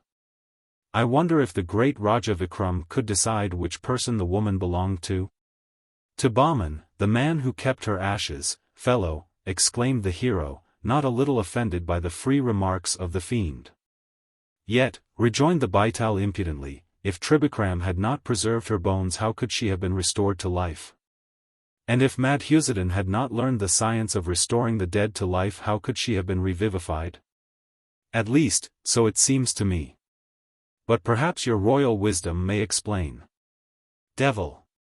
Said the king angrily, Tribikram, who preserved her bones, by that act placed himself in the position of her son, therefore he could not marry her. Madhusudan, who, restoring her to life, gave her life, was evidently a father to her, he could not, then, become her husband. Therefore she was the wife of Baman, who had collected her ashes. I am happy to see, O king, exclaimed the vampire, that, in spite of my presentiments, we are not to part company just yet. These little trips I hold to be, like lovers' quarrels, the prelude to closer union. With your leave we will still practice a little suspension. And so saying, the Baital again ascended the tree, and was suspended there. Would it not be better, thought the monarch, after recapturing and shouldering the fugitive, for me to sit down this time and listen to the fellow's story? Perhaps the double exercise of walking and thinking confuses me. With this idea Vikram placed his bundle upon the ground, well tied up with turban and waistband. Then he seated himself cross-legged before it, and bade his son do the same. The vampire strongly objected to this measure, as it was contrary, he asserted, to the covenant between him and the Raja. Vikram replied by citing the very words of the agreement, proving that there was no allusion to walking or sitting. Then the Baital became sulky, and swore that he would not utter another word. But he, too, was bound by the chain of destiny. Presently he opened his lips, with the normal prelude that he was about to tell a true tale. The Vampire's Seventh Story. Showing the exceeding folly of many wise fools. The Baital resumed. Of all the learned Brahmins in the learnedest university of Gaur, Bengal, none was so celebrated as Vishnu Swami. He could write verse as well as prose in dead languages, not very correctly, but still, better than all his fellows, which constituted him a distinguished writer. He had history, theosophy, and the 4 Vedas or scriptures at his fingers' ends. He was skilled in the Arguta science of Nyasa or disputation. His mind was a mine of Puranic or cosmogonico-traditional lore, handed down from the ancient fathers to the modern fathers, and he had written bulky commentaries. Exhausting all that tongue of man has to say, upon the obscure text of some old philosopher whose works upon ethics, poetry, and rhetoric were supposed by the sages of Gaur to contain the germs of everything knowable. His fame went over all the country, from country to country. He was a sea of excellent qualities, the father and mother of Brahmins, cows, and women, and the horror of loose persons, cutthroats, courtiers, and courtesans. As a benefactor he was equal to Karna, most liberal of heroes. In regard to truth he was equal to the veracious King Yudhishthira. True, he was sometimes at a loss to spell a common word in his mother tongue, and whilst he knew to a fingerbreadth how many palms and paces the sun, the moon, and all the stars are distant from the earth, he would have been puzzled to tell you where the region called Yavna 119 lies. Whilst he could enumerate, in strict chronological succession, every important event that happened 5 or 6 million years before he was born, he was profoundly ignorant of those that occurred in his own day. And once he asked a friend seriously, if a cat let loose in the jungle would not in time become a tiger. Yet did all the members of Alma Mater Kasi, pundits 120 as well as students, look with awe upon Vishnu Swami's livid cheeks, and lackluster eyes, grimed hands and soiled cottons. Now it so happened that this wise and pious Brahmanic peer had 4 sons, whom he brought up in the strictest and most serious way. They were taught to repeat their prayers long before they understood a word of them, and when they reached the age of 121 they had read a variety of hymns and spiritual songs. Then they were set to learn by heart precepts that inculcate sacred duties, and arguments relating to theology, abstract and concrete. Their father, who was also their tutor, sedulously cultivated, as all the best works upon education advise, their implicit obedience, humble respect, warm attachment, and the virtues and sentiments generally. He praised them secretly and reprehended them openly, to exercise their humility. He derided their looks, and dressed them coarsely, to preserve them from vanity and conceit. Whenever they anticipated a treat, he punctually disappointed them, to teach them self-denial. Often when he had promised them a present, he would revoke, not break his word, in order that discipline might have a name and habitat in his household. And knowing by experience how much stronger than love is fear, he frequently threatened, browbeat, and overawed them with the rod and the tongue, with the terrors of this world, and with the horrors of the next, that they might be kept in the right way by dread of falling into the bottomless pits that bounded on both sides. At the age of 6 they were transferred to the Chatushpati 122 or school. Every morning the teacher and his pupils assembled in the hut where the different classes were called up by turns. They labored till noon, and were allowed only 2 hours, a moiety of the usual time, for bathing, eating, sleep, and worship, which took up half the period. At 3 p.m. they resumed their labors, repeating to the tutor what they had learned by heart, and listening to the meaning of it. This lasted till twilight. They then worshipped, ate and drank for an hour, after which came a return of study, repeating the day's lessons, till 10 p.m. In their rare days of ease, for the learned priest, mindful of the words of the wise, did not wish to dull them by everlasting work, they were enjoined to disport themselves with the gravity and the decorum that befit young Samditats, not to engage in night frolics, not to use free jests or light expressions, not to draw pictures on the walls, not to eat honey, flesh, and sweet substances turned acid, not to talk to little girls at the well side, on no account to wear sandals, carry an umbrella, or handle a die even for love, and by no means to steal their neighbors' mangoes. As they advanced in years, their attention during work time was unremittingly directed to the Vedas. Worldly studies were almost excluded, or to speak more correctly, whenever worldly studies were brought upon the carpet, they were so evil entreated, that they well nigh lost all form and feature. History became the annals of India on Brahminical principles, opposed to the Buddhistical, geography, the lands of the Vedas, none other being deemed worthy of notice. And law, the institutes of Manu, then almost obsolete, despite their exceeding sanctity. But Jatu, Harini 123 had evidently changed these children before they were born. And Shuni 124 must have been in the 9th mansion when they came to light. Each youth as he attained the mature age of 12 was formally entered at the University of Kasi, where, without loss of time, the first became a gambler, the second a confirmed libertine, the third a thief, and the fourth a high Buddhist, or in other words an utter atheist. Here King Vikram frowned at his son, a hint that he had better not behave himself as the children of highly moral and religious parents usually do. The young prince understood him, and briefly remarking that such things were common in distinguished Brahmin families, asked the Baital what he meant by the word atheist. Of a truth, answered the vampire, it is most difficult to explain.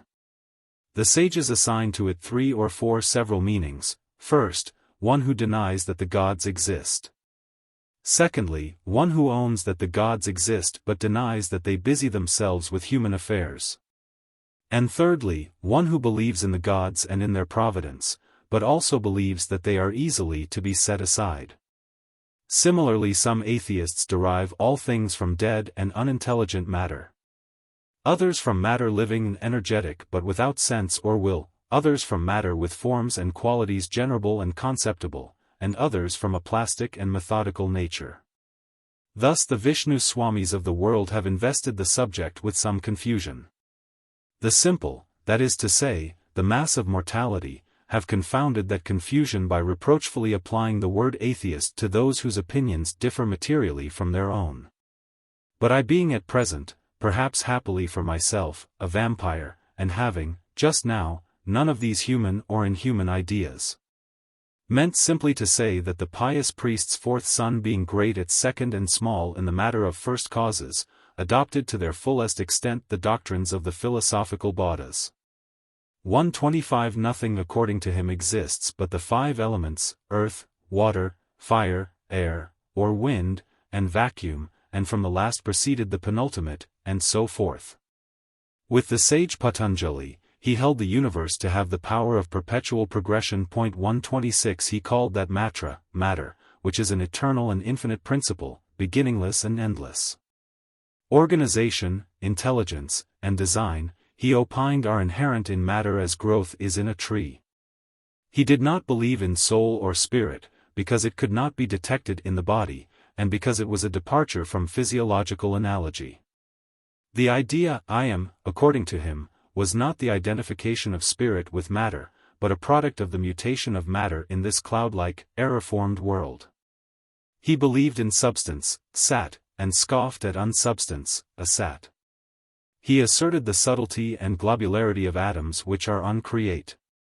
He made mind and intellect a mere secretion of the brain, or rather words expressing not a thing, but a state of things.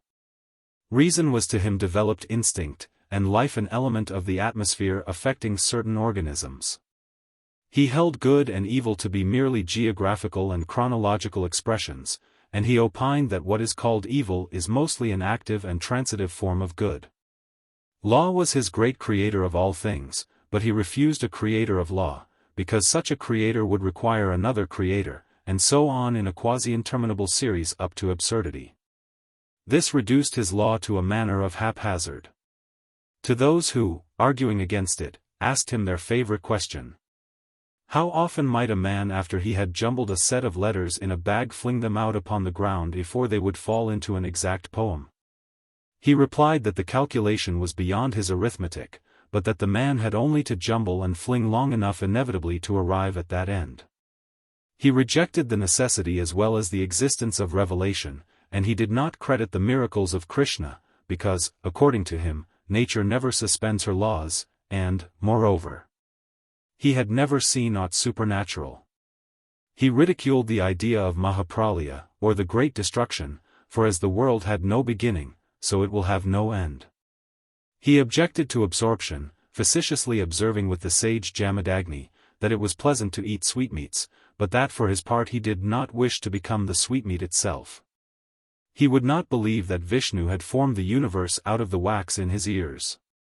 He positively asserted that trees are not bodies in which the consequences of merit and demerit are received.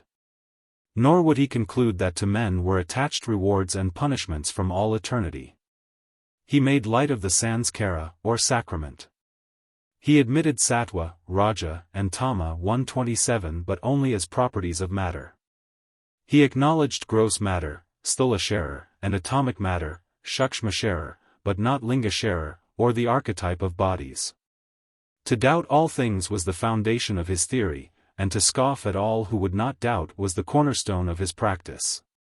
In debate he preferred logical and mathematical grounds, requiring a categorical, because, in answer to his why, he was full of morality and natural religion, which some say is no religion at all. He gained the name of atheist by declaring with Gautama that there are innumerable worlds, that the earth has nothing beneath it but the circumambient air, and that the core of the globe is incandescent. And he was called a practical atheist, a worse form apparently, for supporting the following dogma, that though creation may attest that a creator has been, it supplies no evidence to prove that a creator still exists. On which occasion, Shromni, a nonplussed theologian, asked him, by whom and for what purpose wast thou sent on earth? The youth scoffed at the word sent, and replied, not being thy supreme intelligence, or infinite nihility, I am unable to explain the phenomenon. Upon which he quoted, how sunk in darkness Gaur must be, whose guide is blind Shromni. At length it so happened that the four young men, having frequently been surprised in flagrant delict, were summoned to the dread presence of the university gurus. 128 who addressed them as follows. There are four different characters in the world: he who perfectly obeys the commands, he who practices the commands, but follows evil, he who does neither good nor evil, and he who does nothing but evil. The third character, it is observed, is also an offender, for he neglects that which he ought to observe. But ye all belong to the fourth category. Then turning to the elder they said, in works written upon the subject of government it is advised, cut off the gambler's nose and ears, hold up his name to public contempt, and drive him out of the country, that he may thus become an example to others. For they who play must more often lose than win, and losing, they must either pay or not pay. In the latter case they forfeit caste, in the former they utterly reduce themselves. And though a gambler's wife and children are in the house, do not consider them to be so, since it is not known when they will be lost.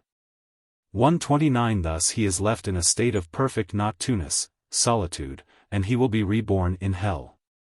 O young man! Thou hast set a bad example to others, therefore shalt thou immediately exchange this university for a country life.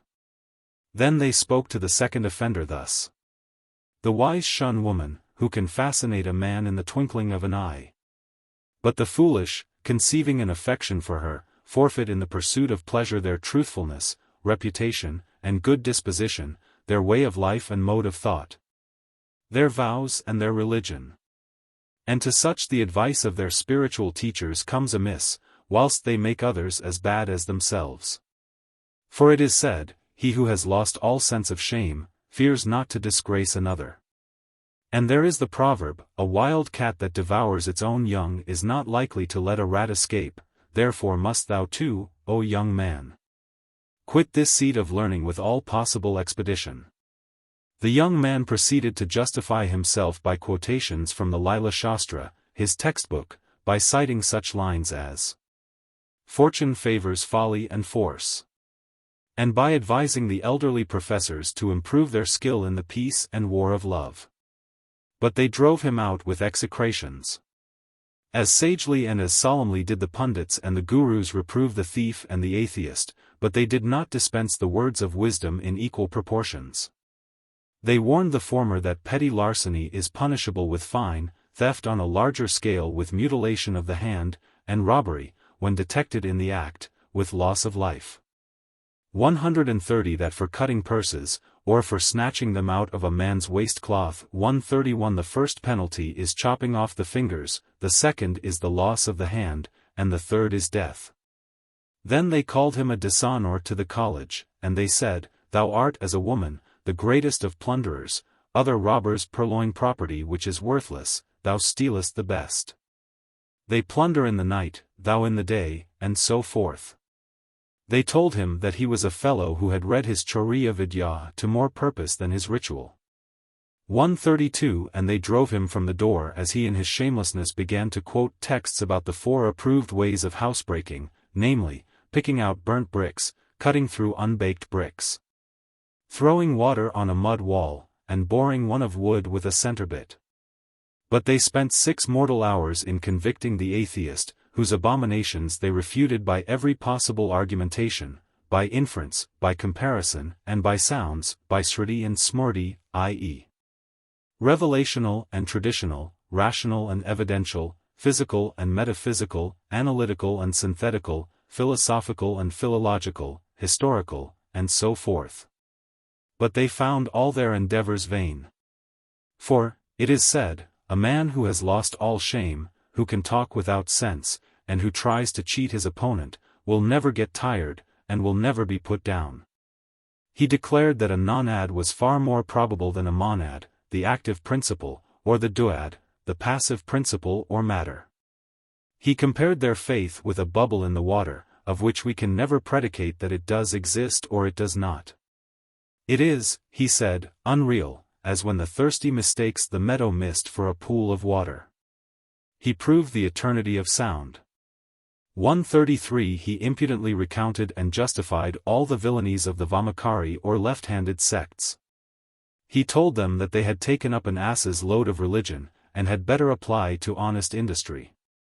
He fell foul of the gods. Accused Yama of kicking his own mother, Indra of tempting the wife of his spiritual guide, and Shiva of associating with low women. Thus, he said, no one can respect them. Do not we say when it thunders awfully, the rascally gods are dying? And when it is too wet, these villain gods are sending too much rain?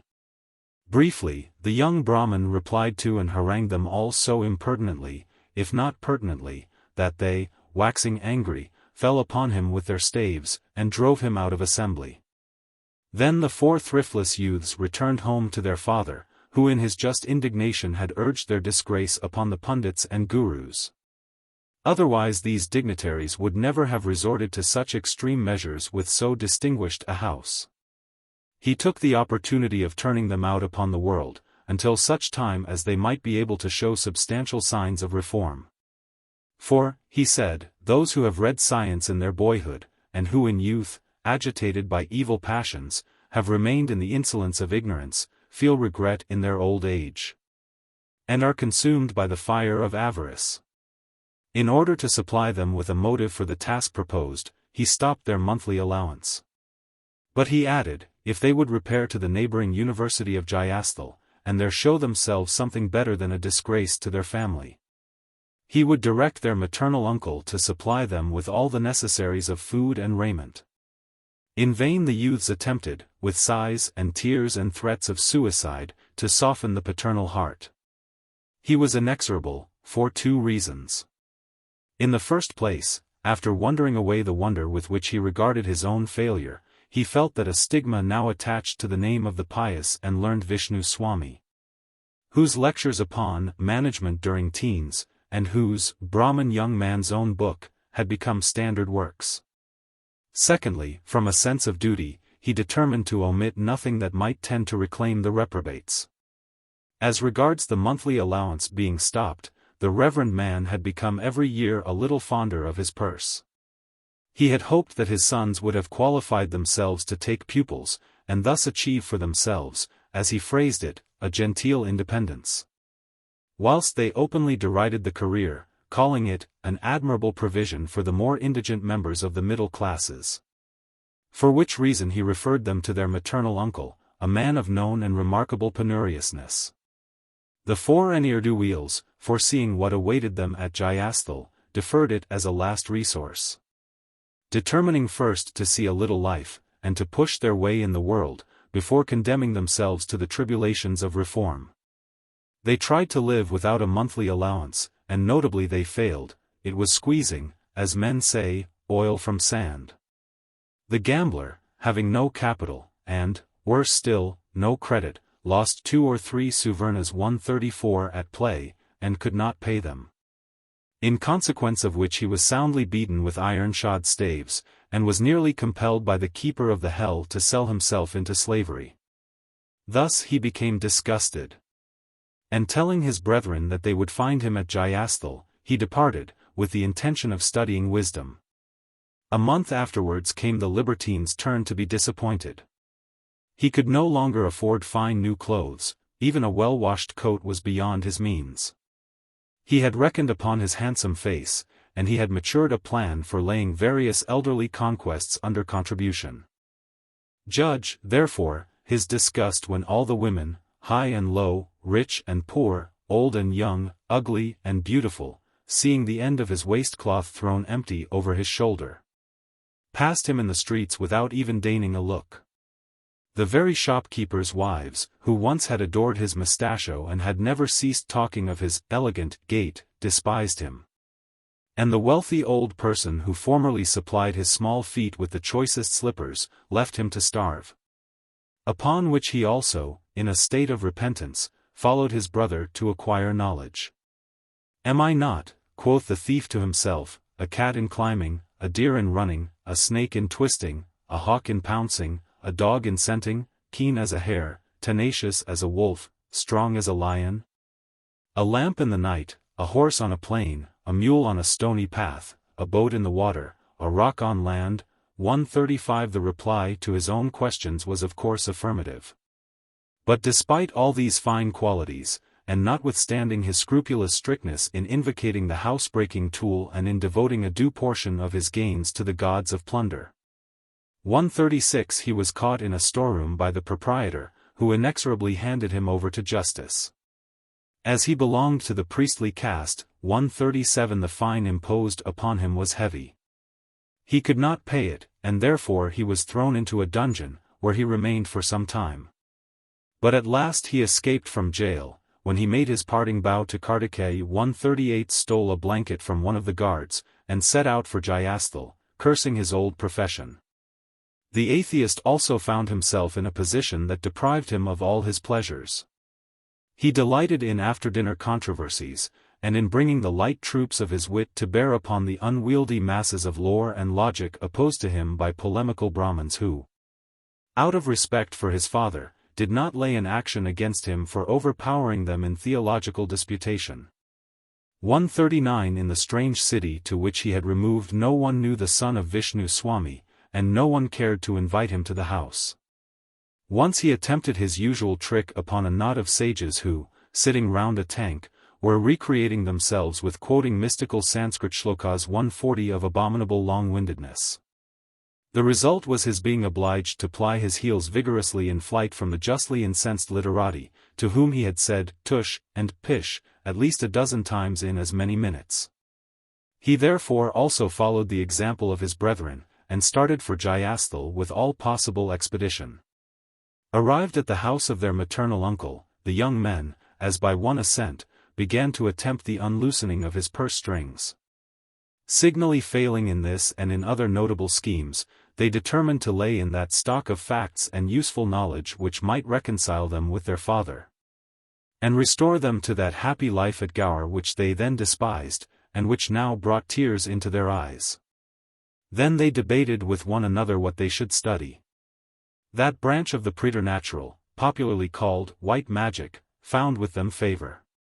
They chose a guru or teacher strictly according to the orders of their faith, a wise man of honorable family and affable demeanor, who was not a glutton nor leprous, nor blind of one eye, nor blind of both eyes, nor very short, nor suffering from Whitlow's 141 asthma, or other disease, nor noisy and talkative, nor with any defect about the fingers and toes, nor subject to his wife.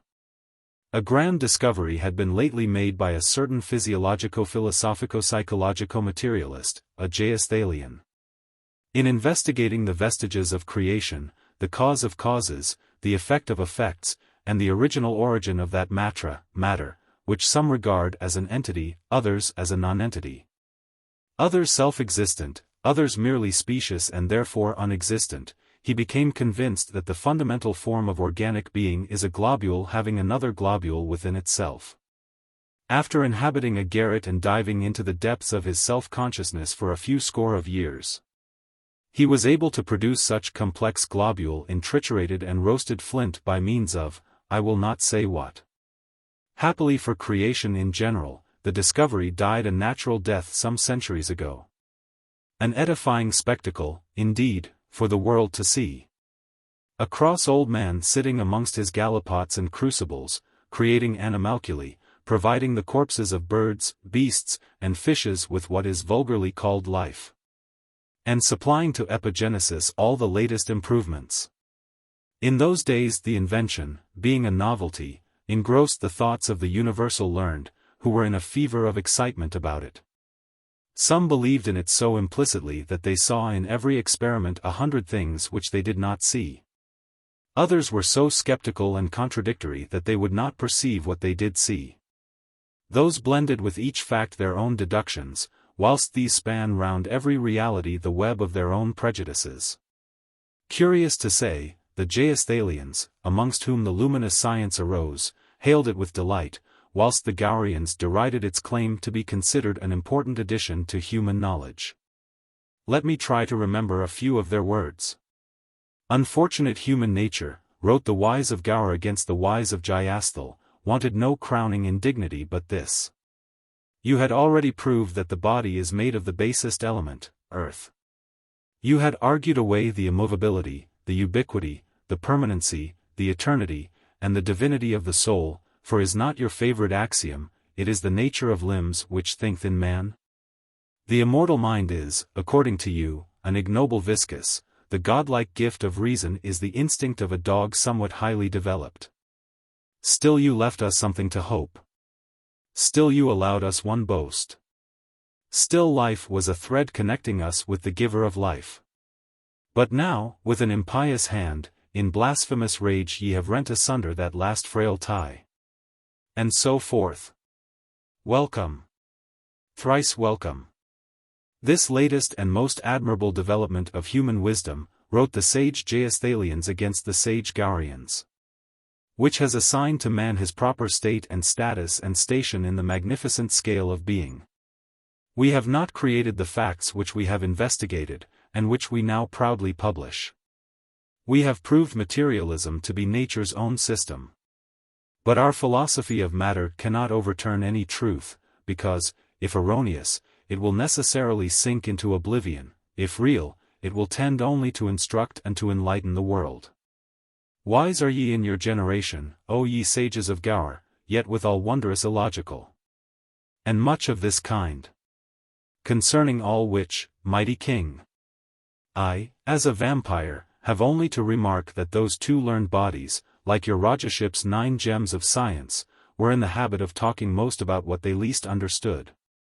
The 4 young men applied the whole force of their talents to mastering the difficulties of the life-giving process, and, in due time, their industry obtained its reward.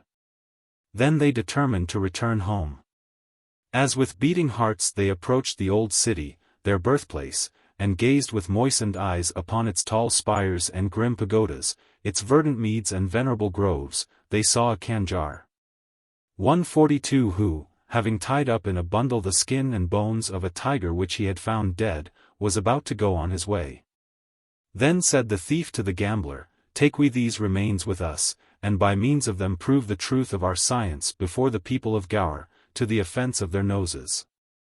143 being now possessed of knowledge, they resolved to apply it to its proper purpose, namely, power over the property of others. Accordingly, the wencher, the gambler, and the atheist kept the Kanjar in conversation whilst the thief vivified a shank bone. And the bone thereupon stood upright, and hopped about in so grotesque and wonderful a way that the man, being frightened, fled as if I had been close behind him. Vishnu Swami had lately written a very learned commentary on the mystical words of Lokakshi. The scriptures are at variance, the tradition is at variance. He who gives a meaning of his own, quoting the Vedas, is no philosopher.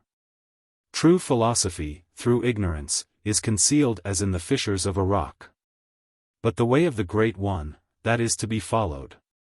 And the success of his book had quite effaced from the Brahman mind the holy man's failure in bringing up his children. He followed up this by adding to his essay on education a 20th tome, containing recipes for the reformation of prodigals.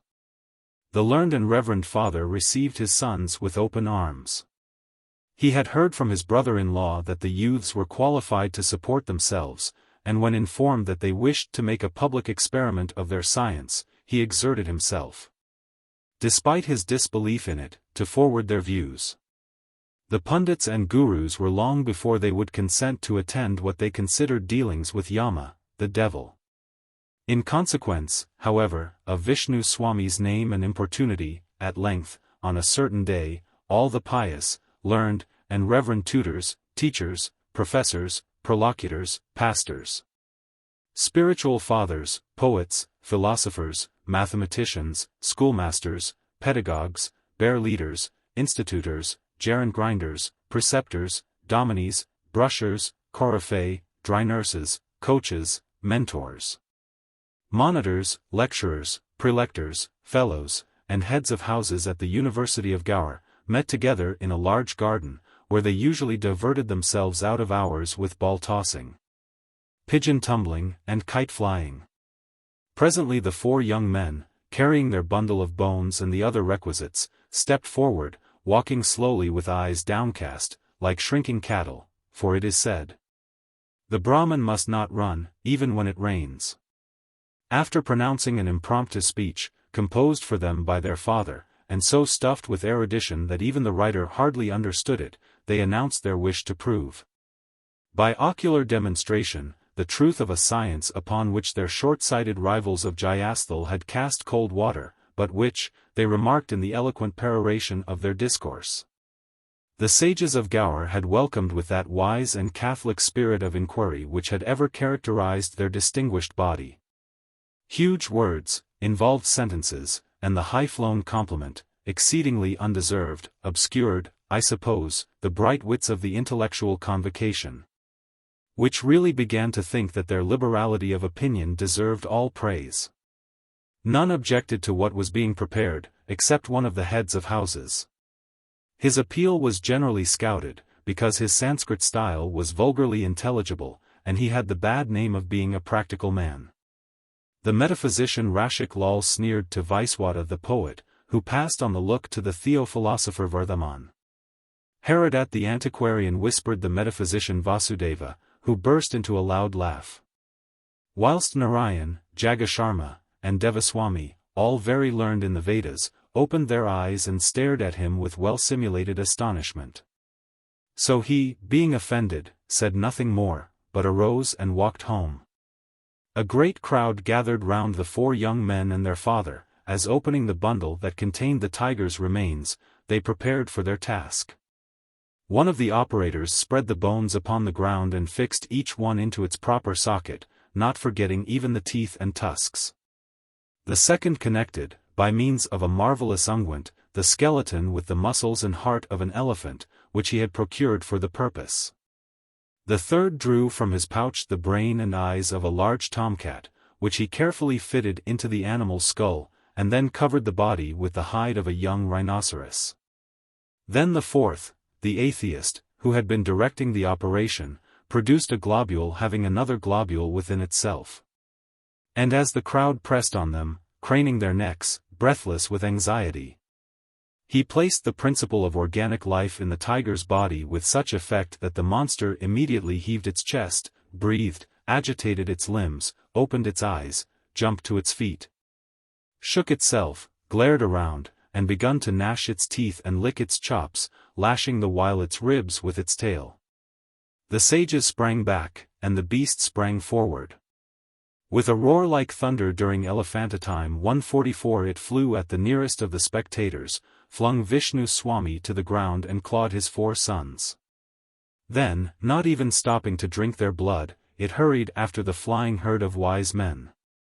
Jostling and tumbling, stumbling and catching at one another's long robes, they rushed in hottest haste towards the garden gate. But the beast, having the muscles of an elephant as well as the bones of a tiger, made a few bounds of 80 or 90 feet each, easily distanced them, and took away all chance of escape.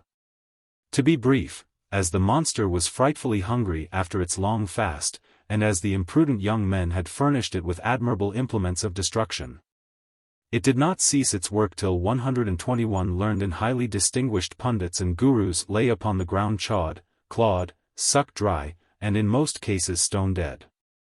Amongst them, I need hardly say, were the sage Vishnu Swami and his 4 sons. Having told this story, the vampire hung silent for a time. Presently he resumed. Now, heed my words, Raja Vikram. I am about to ask thee, which of all those learned men was the most finished fool? The answer is easily found, yet it must be distasteful to thee. Therefore mortify thy vanity, as soon as possible, or I shall be talking, and thou wilt be walking through this livelong night, to scanty purpose. Remember, science without understanding is of little use. Indeed, understanding is superior to science, and those devoid of understanding perish as did the persons who revivified the tiger. Before this, I warn thee to beware of thyself, and of thine own conceit. Here, then, is an opportunity for self-discipline. Which of all those learned men was the greatest fool? The warrior king mistook the kind of mortification imposed upon him, and pondered over the uncomfortable nature of the reply, in the presence of his son. Again the Baital taunted him. The greatest fool of all, at last said Vikram, in slow and by no means willing accents, was the father. Is it not said, there is no fool like an old fool? Gramercy! Cried the vampire, bursting out into a discordant laugh, I now return to my tree. By this head! I never before heard a father so readily condemn a father. With these words he disappeared, slipping out of the bundle. The Raja scolded his son a little for want of obedience, and said that he had always thought more highly of his acuteness, never could have believed that he would have been taken in by so shallow a trick. Dharma Dwaj answered not a word to this, but promised to be wiser another time. Then they returned to the tree, and did what they had so often done before. And, as before, the Baital held his tongue for a time. Presently he began as follows. The Vampire's 8th Story. Of the use and misuse of magic pills. The Lady Chandraprabha, daughter of the Raja Subakar, was a particularly beautiful girl, and marriageable withal. One day as Vasantha, the spring, began to assert its reign over the world, animate and inanimate, she went accompanied by her young friends and companions to stroll about her father's pleasure garden. The fair troop wandered through somber groves, where the dark tamala tree entwined its branches with the pale green foliage of the nim, and the pippal's domes of quivering leaves contrasted with the columnar aisles of the banyan fig. They admired the old monarchs of the forest, bearded to the waist with hangings of moss, the flowing creepers delicately climbing from the lower branches to the topmost shoots, and the cordage of lianas stretching from trunk to trunk like bridges for the monkeys to pass over. Then they issued into a clear space dotted with asokas bearing rich crimson flowers, cliterias of azure blue, madhavis exhibiting petals virgin white as the snows on Himalaya, and jasmines raining showers of perfumed blossoms upon the grateful earth. They could not sufficiently praise the tall and graceful stem of the arrowy erica, contrasting with the solid pyramid of the cypress, and the more masculine stature of the palm. Now they lingered in the trellised walks closely covered over with vines and creepers. Then they stopped to gather the golden bloom weighing down the mango boughs, and to smell the highly scented flowers that hung from the green fretwork of the kambila. It was spring, I have said. The air was still except when broken by the hum of the large black bramra bee, as he plied his task amidst the red and orange flowers of the dak, and by the gushings of many waters that made music as they coursed down their stuccoed channels between borders of many-colored poppies and beds of various flowers. From time to time the dulcet note of the kokila bird, and the hoarse plaint of the turtle-dove deep hid in her leafy bower, attracted every ear and thrilled every heart. The south wind, breeze of the south 145 the friend of love and spring, blew with a voluptuous warmth, for rain clouds canopied the earth, and the breath of the narcissus, the rose, and the citron teemed with a languid fragrance. The charms of the season affected all the damsels. They amused themselves in their privacy with pelting blossoms at one another, running races down the smooth broad alleys, mounting the silken swings that hung between the orange trees, embracing one another, and at times trying to push the butt of the party into the fish pond. Perhaps the liveliest of all was the Lady Chandraprabha, who on account of her rank could pelt and push all the others, without fear of being pelted and pushed in return. It so happened, before the attendants had had time to secure privacy for the princess and her women, that Manasvi, a very handsome youth, a Brahman's son, had wandered without malicious intention into the garden. Fatigued with walking, and finding a cool shady place beneath a tree, he had lain down there, and had gone to sleep, and had not been observed by any of the king's people. He was still sleeping when the princess and her companions were playing together. Presently Chandraprabha, weary of sport, left her friends, and singing a lively air, tripped up the stairs leading to the summer house. Aroused by the sound of her advancing footsteps, Manasvi sat up, and the princess, seeing a strange man, started. But their eyes had met, and both were subdued by love vulgarly called love at first sight. "Nonsense," exclaimed the warrior king, testily, "I can never believe in that freak of Kamadeva." He spoke feelingly, for the thing had happened to himself more than once, and on no occasion had it turned out well. "But there is such a thing, O Raja, as love at first sight," objected the Baital, speaking dogmatically. "Then perhaps thou canst account for it, dead one," growled the monarch, surlily. "I have no reason to do so, O Vikram," retorted the vampire, "when you men have already done it. Listen, then, to the words of the wise. In the olden time, one of your great philosophers invented a fluid pervading all matter, strongly self-repulsive like the steam of a brass pot, and widely spreading like the breath of scandal. The repulsiveness, however, according to that wise man, is greatly modified by its second property, namely, an energetic attraction or adhesion to all material bodies. Thus every substance contains a part, more or less, of this fluid, pervading it throughout, and strongly bound to each component atom. He called it ambericity, for the best of reasons, as it has no connection with amber, and he described it as an imponderable, which, meaning that it could not be weighed, gives a very accurate and satisfactory idea of its nature. Now, said that philosopher, whenever two bodies containing that unweighable substance in unequal proportions happen to meet, a current of imponderable passes from one to the other, producing a kind of attraction, and tending to adhere. The operation takes place instantaneously when the force is strong and much condensed.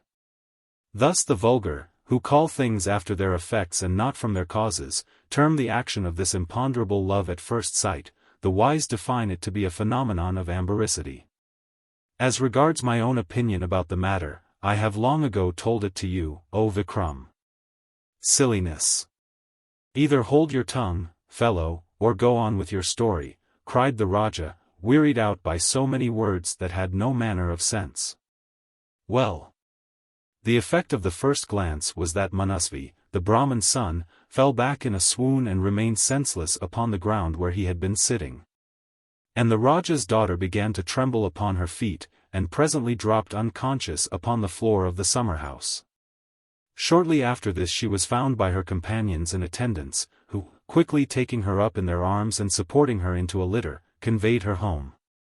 Manasvi, the Brahman's son, was so completely overcome, that he lay there dead to everything. Just then the learned, deeply read, and purblind pundits Muldev and Shashi by name, strayed into the garden and stumbled upon the body. "Friend," said Muldev, "how came this youth thus to fall senseless on the ground?" "Man," replied Shashi, "doubtless some damsel has shot forth the arrows of her glances from the bow of her eyebrows, and thence he has become insensible." "We must lift him up then," said Muldev the benevolent. "What need is there to raise him?" asked Shashi the misanthrope by way of reply. Muldev, however, would not listen to these words. He ran to the pond hard by, soaked the end of his waistcloth in water, sprinkled it over the young Brahman, raised him from the ground, and placed him sitting against the wall. And perceiving, when he came to himself, that his sickness was rather of the soul than the body, the old men asked him how he came to be in that plight. "We should tell our griefs," answered Manasvi, "only to those who will relieve us. What is the use of communicating them to those who, when they have heard, cannot help us? What is to be gained by the empty pity or by the useless condolence of men in general?" The pundits, however, by friendly looks and words, presently persuaded him to break silence, when he said, "A certain princess entered this summer-house. And from the sight of her I have fallen into this state. If I can obtain her, I shall live, if not, I must die." "Come with me, young man," said Muldev the benevolent. "I will use every endeavor to obtain her, and if I do not succeed I will make thee wealthy and independent of the world." Manasvi rejoined, "The deity in his beneficence has created many jewels in this world, but the pearl, woman, is chiefest of all, and for her sake only does man desire wealth. What are riches to one who has abandoned his wife? What are they who do not possess beautiful wives? They are but beings inferior to the beasts. Wealth is the fruit of virtue, ease, of wealth. A wife, of ease. And where no wife is, how can there be happiness?" And the enamored youth rambled on in this way, curious to us, Raja Vikram, but perhaps natural enough in a Brahman's son suffering under that endemic malady, determination to marry. "Whatever thou mayest desire," said Muldev, "shall by the blessing of heaven be given to thee." Manasvi implored him, saying most pathetically, "O Pundit, bestow then that damsel upon me." Muldev promised to do so, and having comforted the youth, led him to his own house. Then he welcomed him politely, seated him upon the carpet, and left him for a few minutes, promising him to return. When he reappeared, he held in his hand 2 little balls or pills, and showing them to Manasvi, he explained their virtues as follows. "There is in our house an hereditary secret, by means of which I try to promote the weal of humanity. But in all cases my success depends mainly upon the purity and the heart-wholeness of those that seek my aid. If thou place this in thy mouth, thou shalt be changed into a damsel 12 years old, and when thou withdrawest it again, thou shalt again recover thine original form. Beware, however, that thou use the power for none but a good purpose, otherwise some great calamity will befall thee. Therefore, take counsel of thyself before undertaking this trial." What lover, O warrior King Vikram, would have hesitated, under such circumstances, to assure the pundit that he was the most innocent, earnest, and well-intentioned being in the 3 worlds? The Brahman's son, at least, lost no time in so doing.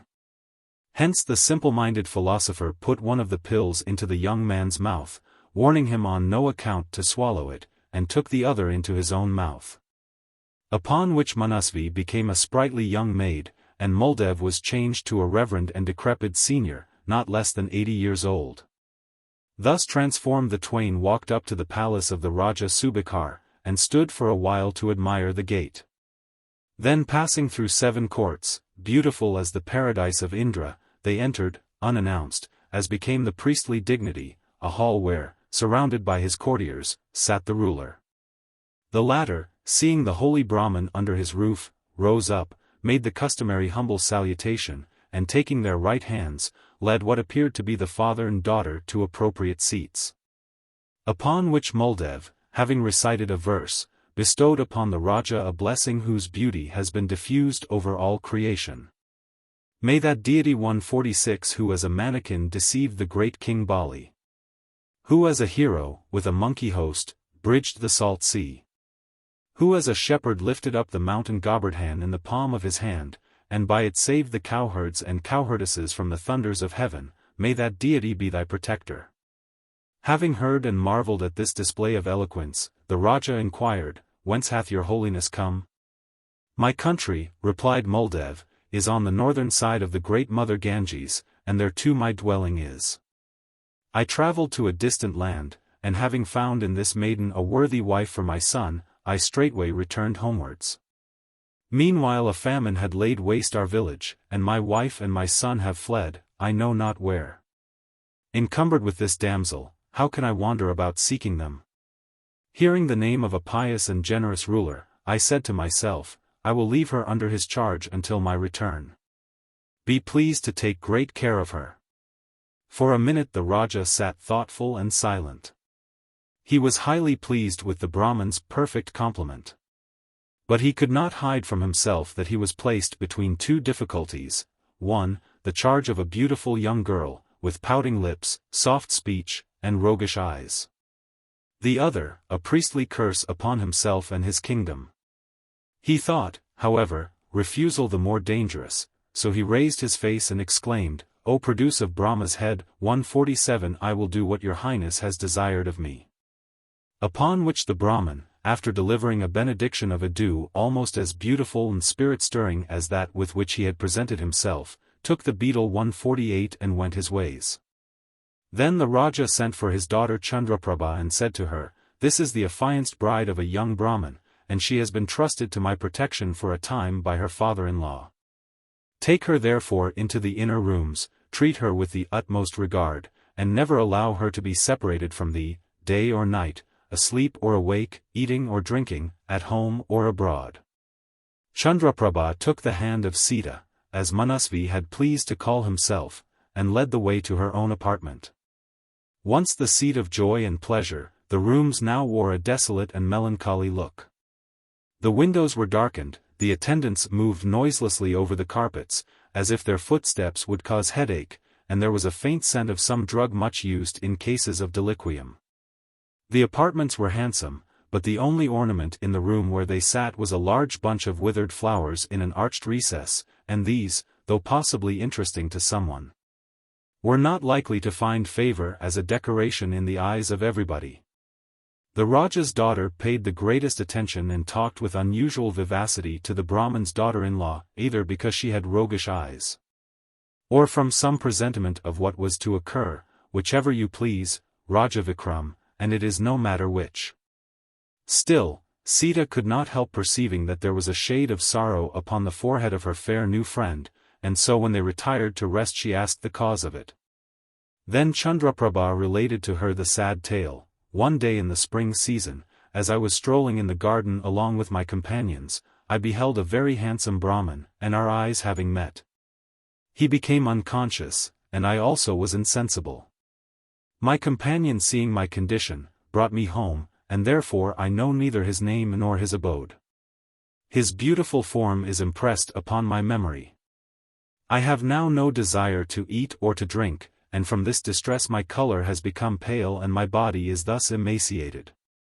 And the beautiful princess sighed a sigh that was musical and melancholy, and concluded by predicting for herself, as persons similarly placed often do, a sudden and untimely end about the beginning of the next month. What wilt thou give me, asked the Brahman's daughter-in-law demurely, if I show thee thy beloved at this very moment? The Raja's daughter answered, I will ever be the lowest of thy slaves, standing before thee with joined hands. Upon which Sita removed the pill from her mouth, and instantly having become Manasvi, put it carefully away in a little bag hung round his neck. At this sight Chandraprabha felt abashed, and hung down her head in beautiful confusion. To describe. I will have no descriptions, vampire, cried the great Vikram, jerking the bag up and down as if he were sweating gold in it. The fewer of thy descriptions the better for us all. Briefly, resumed the demon, Manasvi reflected upon the 8 forms of marriage, viz., Brahmalagan, when a girl is given to a Brahmin, or man of superior caste, without reward. Diva, when she is presented as a gift or fee to the officiating priest at the close of a sacrifice. Arsha, when 2 cows are received by the girl's father in exchange for the bride. 149 Prajapasya, when the girl is given at the request of a Brahmin, and the father says to his daughter and her betrothed, "Go, fulfill the duties of religion." Ajura, when money is received by the father in exchange for the bride. Rakshasa, when she is captured in war, or when her bridegroom overcomes his rival. Paisacha, when the girl is taken away from her father's house by craft, and eighthly, Gandharvlagan, or the marriage that takes place by mutual consent. 150. Manasvi preferred the latter, especially as by her rank and age the princess was entitled to call upon her father for the Lakshmi Swayambara wedding, in which she would have chosen her own husband. And thus it is that Rama, Arjuna, Krishna, Nala, and others, were proposed to by the princesses whom they married. For 5 months after these nuptials, Manasvi never stirred out of the palace, but remained there by day a woman, and a man by night. The consequence was that he, I call him he, for whether Manasvi or Sita, his mind ever remained masculine, presently found himself in a fair way to become a father. Now, one would imagine that a change of sex every 24 hours would be variety enough to satisfy even a man. Manasvi, however, was not contented. He began to pine for more liberty, and to find fault with his wife for not taking him out into the world. And you might have supposed that a young person who, from love at first sight, had fallen senseless upon the steps of a summer house, and who had devoted herself to a sudden and untimely end because she was separated from her lover, would have repressed her yawns and little irritable words even for a year after having converted him into a husband. But no.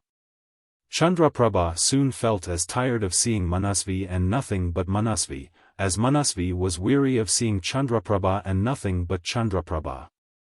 Often she had been on the point of proposing visits and out-of-door excursions. But when at last the idea was first suggested by her husband, she at once became an injured woman. She hinted how foolish it was for married people to imprison themselves and quarrel all day. When Manasvi remonstrated, saying that he wanted nothing better than to appear before the world with her as his wife, but that he really did not know what her father might do to him, she threw out a cutting sarcasm upon his effeminate appearance during the hours of light.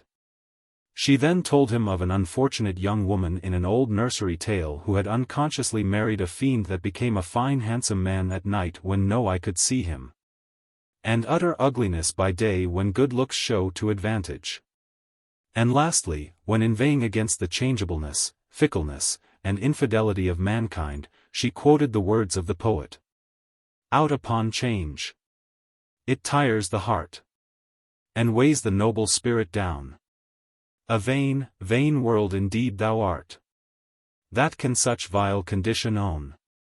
The veil hath fallen from my eyes. I cannot love where I despise. You can easily, O King Vikram, continue for yourself and conclude this lecture, which I leave unfinished on account of its length. Chandraprabha and Sita, who called each other the zodiacal twins and laughter light, 151 and all consenters, easily persuaded the old Raja that their health would be further improved by air, exercise, and distractions.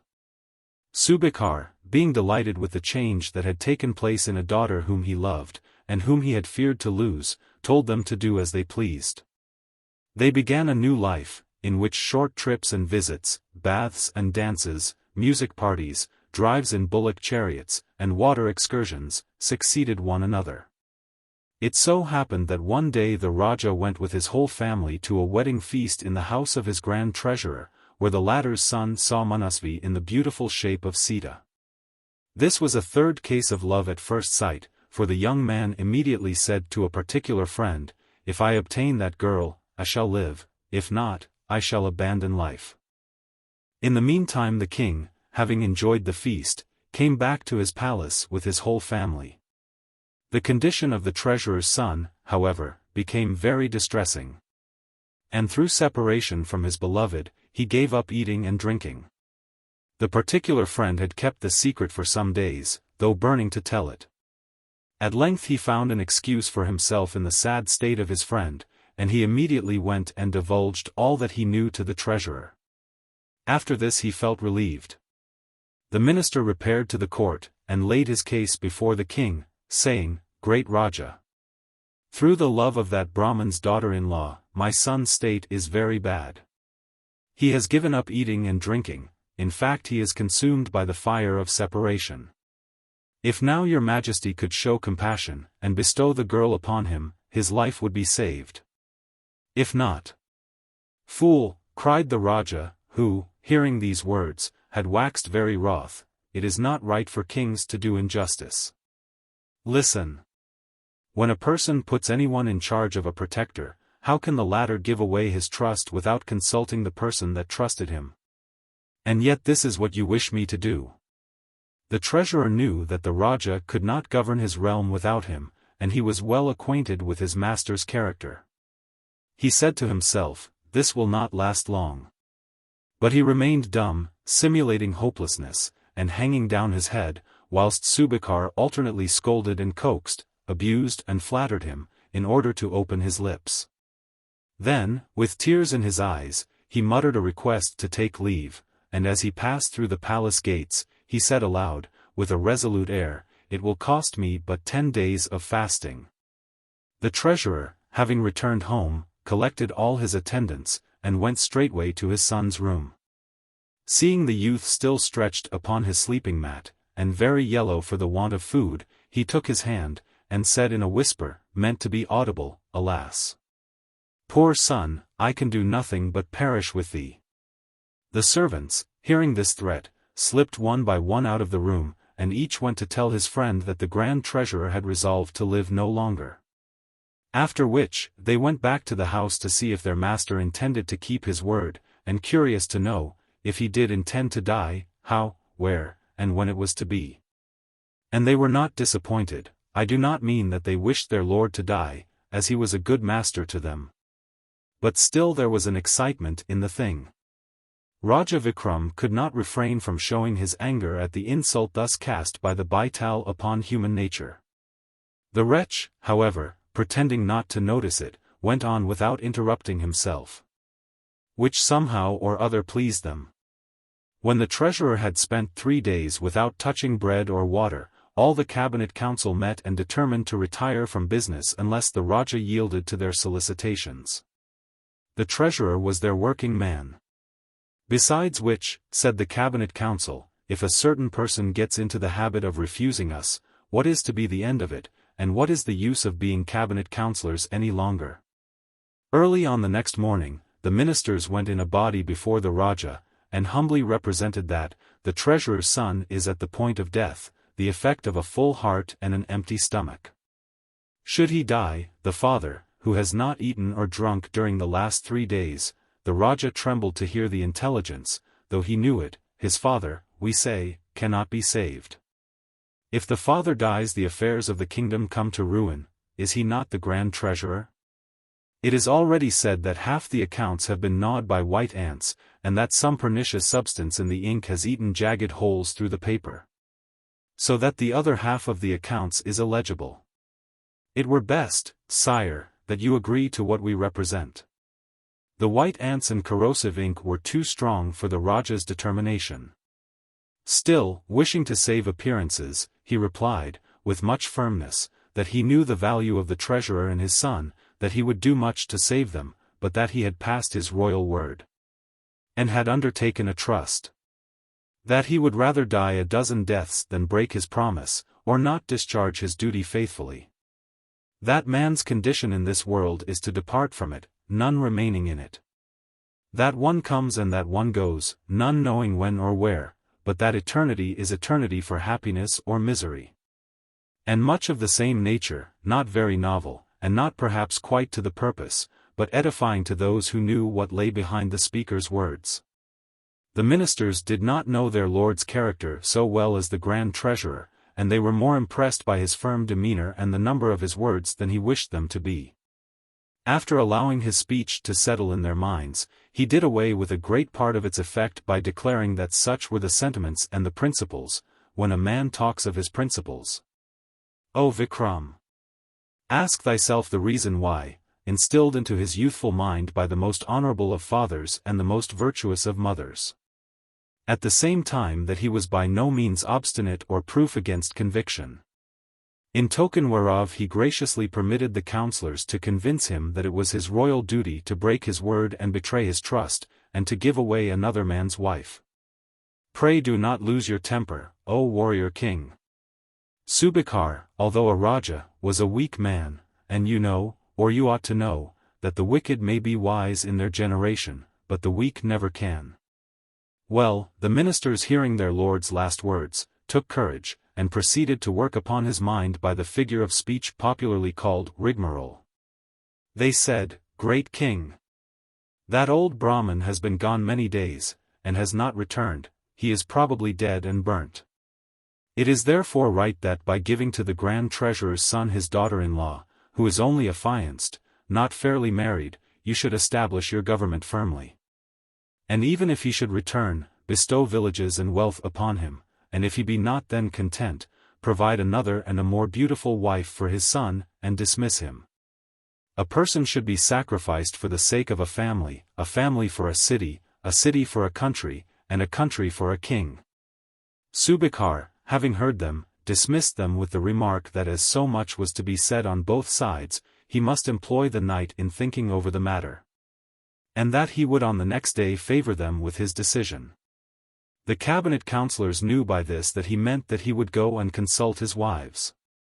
They retired contented, convinced that every voice would be in favor of a wedding, and that the young girl, with so good an offer, would not sacrifice the present to the future. That evening the treasurer and his son supped together.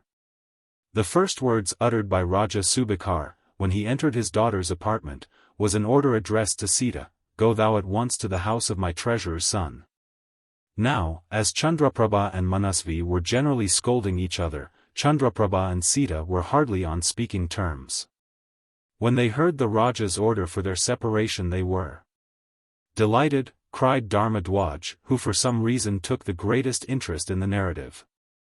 Overwhelmed with grief, thou most guileless Yuva Raja, young prince, ejaculated the vampire. Raja Vikram reproved his son for talking about things of which he knew nothing, and the Baital resumed. They turned pale and wept, and they wrung their hands, and they begged and argued and refused obedience. In fact they did everything to make the king revoke his order. The virtue of a woman, quoth Sita, is destroyed through too much beauty, the religion of a Brahmin is impaired by serving kings. A cow is spoiled by distant pasturage, wealth is lost by committing injustice, and prosperity departs from the house where promises are not kept. The Raja highly applauded the sentiment, but was firm as a rock upon the subject of Sita marrying the treasurer's son. Chandraprabha observed that her royal father, usually so conscientious, must now be acting from interested motives, and that when selfishness sways a man, right becomes left and left becomes right. As in the reflection of a mirror. Subakar approved of the comparison. He was not quite so resolved, but he showed no symptoms of changing his mind. Then the Brahman's daughter-in-law, with the view of gaining time, a famous stratagem amongst feminines, said to the Raja, Great King! If you are determined upon giving me to the Grand Treasurer's son, exact from him the promise that he will do what I bid him. Only on this condition will I ever enter his house. Speak, then, asked the king, what will he have to do? She replied, I am of the Brahmin or priestly caste, he is the son of a Kshatriya or warrior, the law directs that before we twain can wed, he should perform yatra, pilgrimage, to all the holy places. Thou hast spoken Veda truth, girl, answered the Raja, not sorry to have found so good a pretext for temporizing, and at the same time to preserve his character for firmness, resolution, determination. That night Manasvi and Chandraprabha, instead of scolding each other, congratulated themselves upon having escaped an imminent danger, which they did not escape. In the morning, Subakar sent for his ministers, including his grand treasurer and his lovesick son, and told them how well and wisely the Brahman's daughter-in-law had spoken upon the subject of the marriage. All of them approved of the condition, but the young man ventured to suggest that while he was pilgrimaging the maiden should reside under his father's roof. As he and his father showed a disposition to continue their fasts in case of the small favor not being granted, the Raja, though very loath to separate his beloved daughter and her dear friend, was driven to do it. And Sita was carried off, weeping bitterly, to the treasurer's palace. That dignitary solemnly committed her to the charge of his third and youngest wife, the lady Subhagyasundari, who was about her own age, and said, "You must both live together, without any kind of wrangling or contention, and do not go into other people's houses." And the grand treasurer's son went off to perform his pilgrimages. It is no less sad than true, Raja Vikram, that in less than 6 days the disconsolate Sita waxed weary of being Sita, took the ball out of her mouth, and became Manasvi. Alas for the infidelity of mankind! But it is gratifying to reflect that he met with the punishment with which the Pundit Muldev had threatened him. One night the magic pill slipped down his throat. When morning dawned, being unable to change himself into Sita, Manasvi was obliged to escape through a window from the lady Subhagyasundari's room. He sprained his ankle with the leap, and he lay for a time upon the ground, where I leave him whilst convenient to me. When Muldev quitted the presence of Subakar, he resumed his old shape, and returning to his brother Pundit Shashi, told him what he had done. Whereupon Shashi, the misanthrope, looked black, and used hard words and told his friend that good nature and soft-heartedness had caused him to commit a very bad action, a grievous sin. Incensed at this charge, the philanthropic Muldev became angry, and said, "I have warned the youth about his purity, what harm can come of it?"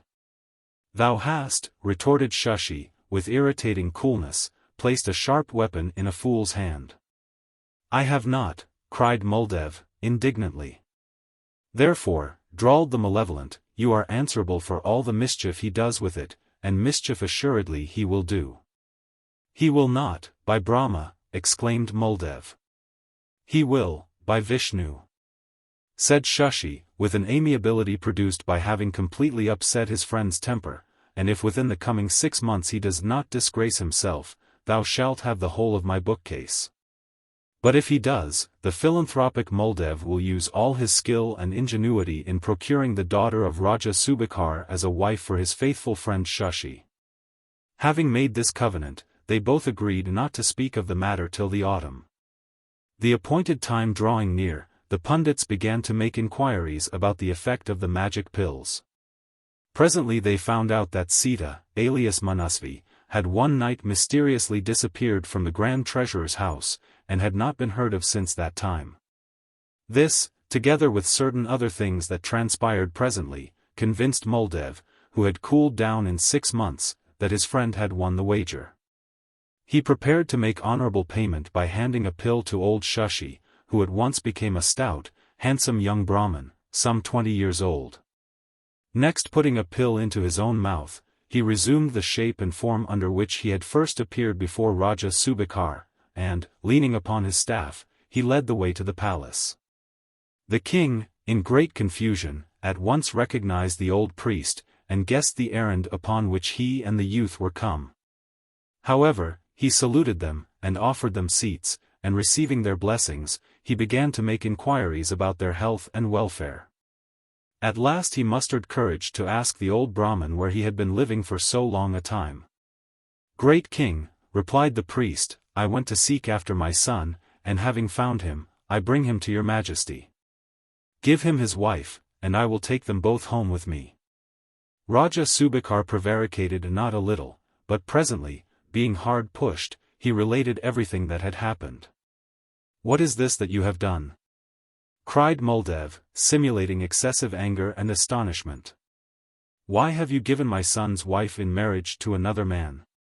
You have done what you wished, and now, therefore, receive my shrap, curse.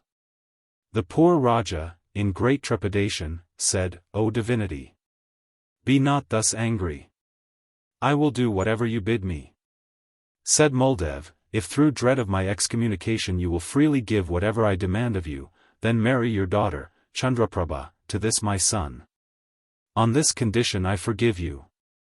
To me, now a necklace of pearls and a venomous Krishna, Cobra Capella, the most powerful enemy and the kindest friend, the most precious gem and a clod of earth. The softest bed and the hardest stone, a blade of grass and the loveliest woman, are precisely the same. All I desire is that in some holy place, repeating the name of God, I may soon end my days. Subikar, terrified by this additional show of sanctity, at once summoned an astrologer, and fixed upon the auspicious moment and lunar influence. He did not consult the princess, and had he done so she would not have resisted his wishes. Chandraprabha had heard of Sita's escape from the treasurer's house, and she had on the subject her own suspicions. Besides which she looked forward to a certain event, and she was by no means sure that her royal father approved of the Gandharva form of marriage, at least for his daughter. Thus the Brahman's son, receiving in due time the princess and her dowry, took leave of the king and returned to his own village. Hardly, however, had Chandraprabha been married to Shashi the Pundit, when Manasvi went to him, and began to wrangle, and said, Give me my wife. He had recovered from the effects of his fall, and having lost her he therefore loved her, very dearly. But Shashi proved by reference to the astrologers, priests, and 10 persons as witnesses, that he had duly wedded her, and brought her to his home, therefore, said he, she is my spouse. Manasvi swore by all holy things that he had been legally married to her, and that he was the father of her child that was about to be. How then, continued he, can she be thy spouse? He would have summoned Muldev as a witness, but that worthy, after remonstrating with him, disappeared.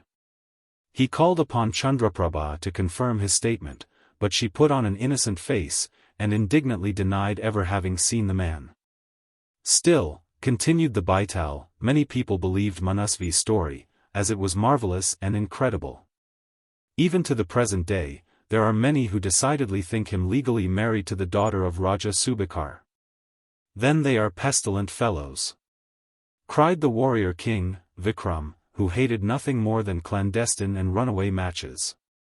No one knew that the villain, Manasvi, was the father of her child. Whereas, the Pundit Shashi married her lawfully, before witnesses, and with all the ceremonies. 152 She therefore remains his wife, and the child will perform the funeral obsequies for him, and offer water to the manes of his pitris, ancestors. At least, so say law and justice. Which justice is often unjust enough, cried the vampire, and ply thy legs, mighty Raja, let me see if thou canst reach the Siras tree before I do. The next story, O Raja Vikram, is remarkably interesting. The vampire's 9th story. Showing that a man's wife belongs not to his body but to his head. Far and wide through the lovely land overrun by the Arya from the western highlands spread the fame of Unmadini, the beautiful daughter of Herodis the Brahmin. In the numberless odes, sonnets, and acrostics addressed to her by 100 pundits and poets her charms were sung with prodigious triteness. Her presence was compared to light shining in a dark house, her face to the full moon, her complexion to the yellow champaka flower, her curls to female snakes, her eyes to those of the deer. Her eyebrows to bent bows, her teeth to strings of little opals, her feet to rubies and red gems 153 and her gait to that of the wild goose. And none forgot to say that her voice affected the author like the song of the kokila bird, sounding from the shadowy brake, when the breeze blows coolly. Or that the fairy beings of Indra's heaven would have shrunk away abashed at her loveliness. But, Raja Vikram, all the poets failed to win the fair Unmadini's love. To praise the beauty of a beauty is not to praise her. Extol her wit and talents, which has the zest of novelty, then you may succeed. For the same reason, read inversely, the plainer and cleverer is the bosom you would fire, the more personal you must be upon the subject of its grace and loveliness. Flattery, you know, is ever the match which kindles the flame of love. True it is that some by roughness of demeanor and bluntness in speech, contrasting with those whom they call the herd, have the art to succeed in the service of the bodiless God. 154 But even they must. The young Prince Dharma Dwaj could not help laughing at the thought of how this must sound in his father's ear. And the Raja, hearing the ill-timed merriment, sternly ordered the Baital to cease his immoralities and to continue his story. Thus the lovely Unmadini, conceiving an extreme contempt for poets and literati, one day told her father, who greatly loved her, that her husband must be a fine young man who never wrote verses. Withal she insisted strongly on mental qualities and science, being a person of moderate mind and an adorer of talent, when not perverted to poetry.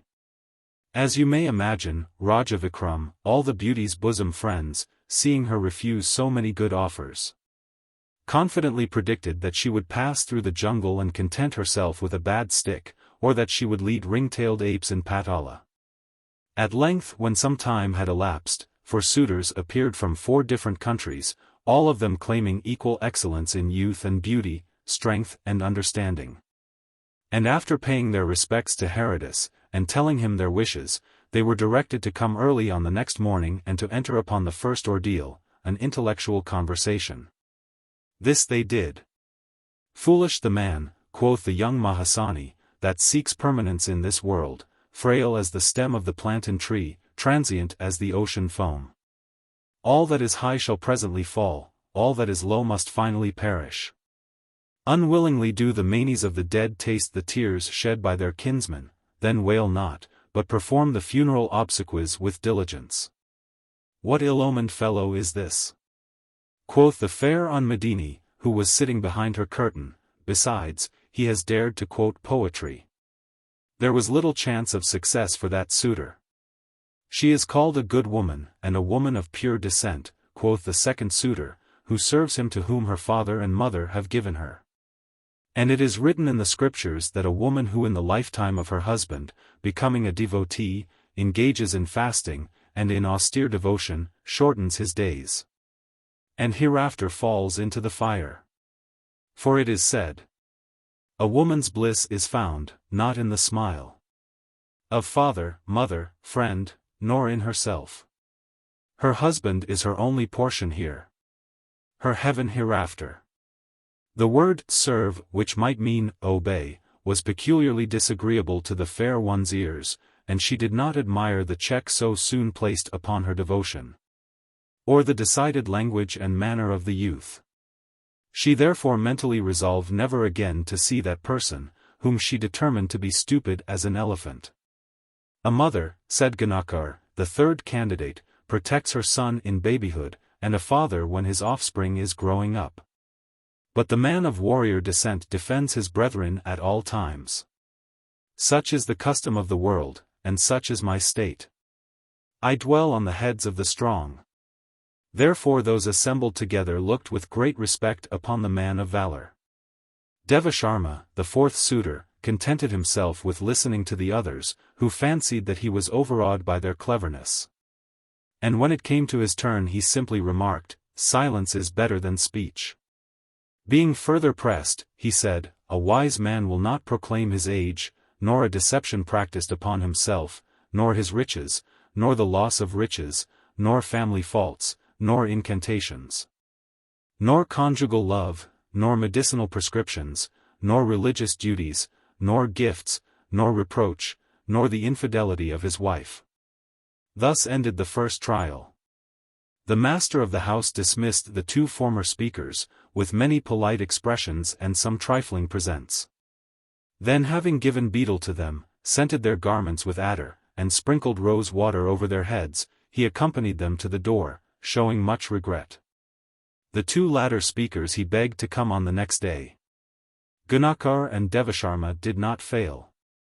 When they entered the assembly room and took the seats pointed out to them, the father said, be ye pleased to explain and make manifest the effects of your mental qualities. so shall I judge of them. I have made, said Ganakar, a four-wheeled carriage, in which the power resides to carry you in a moment wherever you may purpose to go. I have such power over the angel of death, said Devasharma, that I can at all times raise a corpse, and enable my friends to do the same.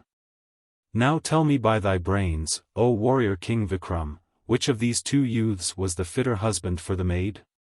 Either the Raja could not answer the question, or perhaps he would not, being determined to break the spell which had already kept him walking to and fro for so many hours. Then the Baital, who had paused to let his royal carrier commit himself, seeing that the attempt had failed, proceeded without making any further comment.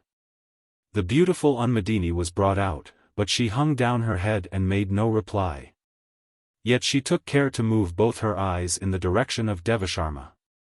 Whereupon Herodis, quoting the proverb that pearls string with pearls, formally betrothed to him his daughter.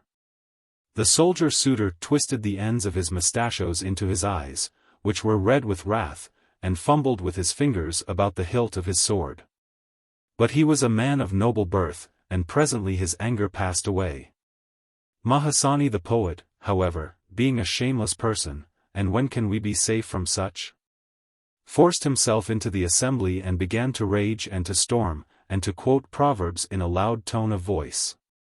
He remarked that in this world women are a mine of grief, a poisonous root, the abode of solicitude, the destroyers of resolution, the occasioners of fascination, and the plunderers of all virtuous qualities. From the daughter he passed to the father, and after saying hard things of him as a Mahabrahman, 155 who took cows and gold and worshipped a monkey, he fell with a sweeping censure upon all priests and sons of priests, more especially Devasharma. As the bystanders remonstrated with him, he became more violent, and when Herodis, who was a weak man, appeared terrified by his voice, look, and gesture, he swore a solemn oath that despite all the betrothals in the world, unless Unmadini became his wife he would commit suicide, and as a demon haunt the house and injure the inmates. Ganakar the soldier exhorted this shameless poet to slay himself at once, and to go where he pleased.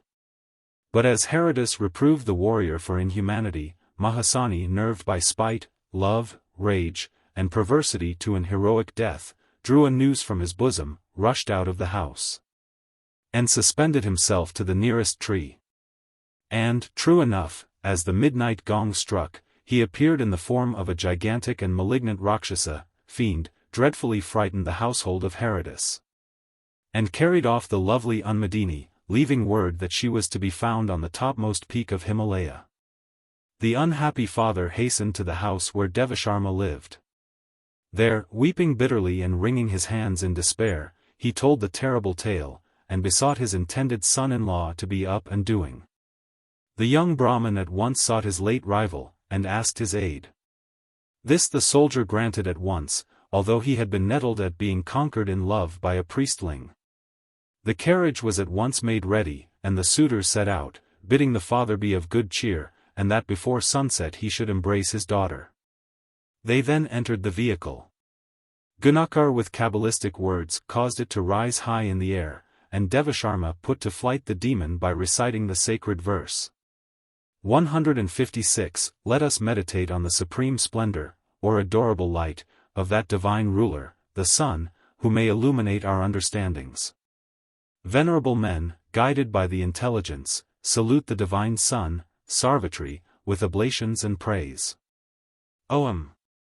Then they returned with the girl to the house, and Herodis blessed them, praising the sun aloud in the joy of his heart. Lest other accidents might happen, he chose an auspicious planetary conjunction, and at a fortunate moment rubbed turmeric upon his daughter's hands. The wedding was splendid, and broke the hearts of 24 rivals. In due time Devasharma asked leave from his father-in-law to revisit his home, and carry with him his bride. This request being granted, he set out accompanied by Ganakar the soldier, who swore not to leave the couple before seeing them safe under their own roof-tree. It so happened that their road lay over the summits of the wild Vindhya hills, where dangers of all kinds are as thick as shells upon the shore of the deep. Here were rocks and jagged precipices making the traveler's brain whirl when he looked into them. Their impetuous torrents roared and flashed down their beds of black stone, threatening destruction to those who would cross them. Now the path was lost in the matted thorny underwood and the pitchy shades of the jungle, deep and dark as the valley of death. Then the thundercloud licked the earth with its fiery tongue, and its voice shook the crags and filled their hollow caves. At times, the sun was so hot that the wild birds fell dead from the air. And at every moment the wayfarers heard the trumpeting of giant elephants, the fierce howling of the tiger, the grisly laugh of the foul hyena, and the whimpering of the wild dogs as they coursed by on the tracks of their prey. Yet, sustained by the five-armed god, 157, the little party passed safely through all these dangers. They had almost emerged from the damp glooms of the forest into the open plains which skirt the southern base of the hills, when one night the fair Unmadini saw a terrible vision. She beheld herself wading through a sluggish pool of muddy water, which rippled, curdling as she stepped into it, and which, as she advanced, darkened with the slime raised by her feet. She was bearing in her arms the semblance of a sick child, which struggled convulsively and filled the air with dismal wails. These cries seemed to be answered by a multitude of other children, some bloated like toads, others mere skeletons lying upon the bank, or floating upon the thick brown waters of the pond. And all seemed to address their cries to her, as if she were the cause of their weeping, nor could all her efforts quiet or console them for a moment. When the bride awoke, she related all the particulars of her ill-omened vision to her husband. And the latter, after a short pause, informed her and his friend that a terrible calamity was about to befall them. He then drew from his traveling wallet a skein of thread. This he divided into 3 parts, one for each, and told his companions that in case of grievous bodily injury, the bit of thread wound round the wounded part would instantly make it whole. After which he taught them the mantra 158, or mystical word by which the lives of men are restored to their bodies, even when they have taken their allotted places amongst the stars. And which for evident reasons I do not want to repeat. It concluded, however, with the 3 Vyaritas, or sacred syllables, Bu, Bhuva, Svar. Raja Vikram was perhaps a little disappointed by this declaration. He made no remark, however, and the Baital thus pursued. As Devasharma foretold, an accident of a terrible nature did occur. On the evening of that day, as they emerged upon the plain, they were attacked by the Kiratas, or savage tribes of the mountain. 159, a small, black, wary figure, armed with a bow and little cane arrows, stood in their way, signifying by gestures that they must halt and lay down their arms. As they continued to advance, he began to speak with a shrill chattering, like the note of an affrighted bird, his restless red eyes glared with rage. And he waved his weapon furiously round his head. Then from the rocks and thickets on both sides of the path poured a shower of shafts upon the 3 strangers. The unequal combat did not last long. Gunakar, the soldier, wielded his strong right arm with fatal effect and struck down some 70 of the foes. But new swarms came on like angry hornets buzzing round the destroyer of their nests. And when he fell, Devasharma, who had left him for a moment to hide his beautiful wife in the hollow of a tree, returned, and stood fighting over the body of his friend till he also, overpowered by numbers, was thrown to the ground. Then the wild men, drawing their knives, cut off the heads of their helpless enemies, stripped their bodies of all their ornaments, and departed, leaving the woman unharmed for good luck. When Unmadini, who had been more dead than alive during the affray, found silence succeed to the horrid din of shrieks and shouts, she ventured to creep out of her refuge in the hollow tree. And what does she behold? Her husband and his friend are lying upon the ground, with their heads at a short distance from their bodies. She sat down and wept bitterly. Presently, remembering the lesson which she had learned that very morning, she drew forth from her bosom the bit of thread and proceeded to use it. She approached the heads to the bodies, and tied some of the magic string round each neck. But the shades of evening were fast deepening, and in her agitation, confusion and terror, she made a curious mistake by applying the heads to the wrong trunks. After which, she again sat down, and having recited her prayers, she pronounced, as her husband had taught her, the life-giving incantation. In a moment the dead men were made alive.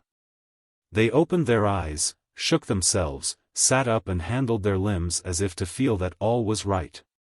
But something or other appeared to them all wrong. They placed their palms upon their foreheads, and looked downwards, and started to their feet and began to stare at their hands and legs. Upon which they scrutinized the very scanty articles of dress which the wild men had left upon them, and lastly one began to eye the other with curious puzzled looks. The wife, attributing their gestures to the confusion which one might expect to find in the brains of men who have just undergone so great a trial as amputation of the head must be, stood before them for a moment or two. She then with a cry of gladness flew to the bosom of the individual who was, as she supposed, her husband. He repulsed her, telling her that she was mistaken. Then, blushing deeply in spite of her other emotions, she threw both her beautiful arms round the neck of the person who must be, she naturally concluded, the right man. To her utter confusion, he also shrank back from her embrace. Then a horrid thought flashed across her mind, she perceived her fatal mistake, and her heart almost ceased to beat. "This is thy wife," cried the Brahman's head that had been fastened to the soldier's body. "No, she is thy wife," replied the soldier's head which had been placed upon the Brahman's body. "Then she is my wife," rejoined the first compound creature. "By no means. She is my wife," cried the second. "What then am I?" asked Devasharma Ganakar. "What do you think I am?" answered Ganakar Devasharma, with another question. "Unmadini shall be mine," quoth the head. "You lie, she shall be mine," shouted the body. "Holy Yama, 160 hear the villain," exclaimed both of them at the same moment. In short, having thus begun, they continued to quarrel violently, each one declaring that the beautiful Unmadini belonged to him and to him only. How to settle their dispute Brahma the Lord of creatures only knows. I do not, except by cutting off their heads once more, and by putting them in their proper places. And I am quite sure, O Raja Vikram, that thy wits are quite unfit to answer the question, to which of these two is the beautiful Unmadini wife? It is even said, amongst us Baitals, that when this pair of half-husbands appeared in the presence of the just king, a terrible confusion arose. Each head declaiming all the sins and peccadilloes which its body had committed, and that Yama the holy ruler himself bit his forefinger with vexation. 161. Here the young Prince Dharma Dwaj burst out laughing at the ridiculous idea of the wrong heads. And the warrior king, who like single-minded fathers in general was ever in the idea that his son had a velleity for deriding and otherwise vexing him, began a severe course of reproof. He reminded the prince of the common saying that merriment without cause degrades a man in the opinion of his fellows, and indulged him with a quotation extensively used by grave fathers, namely, that the loud laugh bespeaks a vacant mind. After which he proceeded with much pompousness to pronounce the following opinion. It is said in the Shastras, "Your Majesty need hardly display so much erudition. Doubtless it comes from the lips of Jayadeva or some other one of your 9 gems of science, who know much more about their songs and their stanzas than they do about their scriptures." Insolently interrupted the Baital, who never lost an opportunity of carping at those reverend men. "It is said in the Shastras," continued Raja Vikram sternly, after hesitating whether he should or should not administer a corporeal correction to the vampire, that Mother Ganga 162 is the queen amongst rivers, and the mountain Sumeru 163 is the monarch among mountains, and the tree Kalpavriksha 164 is the king of all trees. And the head of man is the best and most excellent of limbs. And thus, according to this reason, the wife belonged to him whose noblest position claimed her. "The next thing your Majesty will do, I suppose," continued the Baital, with a sneer, "is to support the opinions of the Digambara, who maintains that the soul is exceedingly rarefied, confined to one place, and of equal dimensions with the body, or the fancies of that worthy philosopher Jaimani, who, conceiving soul and mind and matter to be things purely synonymous, asserts outwardly and writes in his books that the brain is the organ of the mind which is acted upon by the immortal soul, but who inwardly and verily believes that the brain is the mind, and consequently that the brain is the soul or spirit or whatever you please to call it. In fact, that soul is a natural faculty of the body. A pretty doctrine, indeed, for a Brahmin to hold. You might as well agree with me at once that the soul of man resides, when at home, either in a vein in the breast, or in the pit of his stomach. Or that half of it is in a man's brain and the other or reasoning half is in his heart, an organ of his body. What has all this string of words to do with the matter, vampire? Asked Raja Vikram, angrily. Only, said the demon laughing, that in my opinion, as opposed to the Shastras and to Raja Vikram, that the beautiful Unmadini belonged, not to the head part but to the body part. Because the latter has an immortal soul in the pit of its stomach, whereas the former is a box of bone, more or less thick, and contains brains which are of much the same consistence as those of a calf. Villain!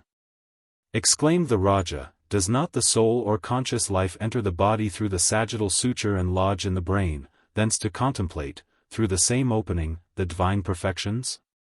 I must, however, bid you farewell for the moment, O warrior king, Sakadapati Vikramāditya. 165 I feel a sudden and ardent desire to change this cramped position for one more natural to me. The warrior monarch had so far committed himself that he could not prevent the vampire from flitting. But he lost no more time in following him than a grain of mustard, in its fall, stays on a cow's horn. And when he had thrown him over his shoulder, the king desired him of his own accord to begin a new tale.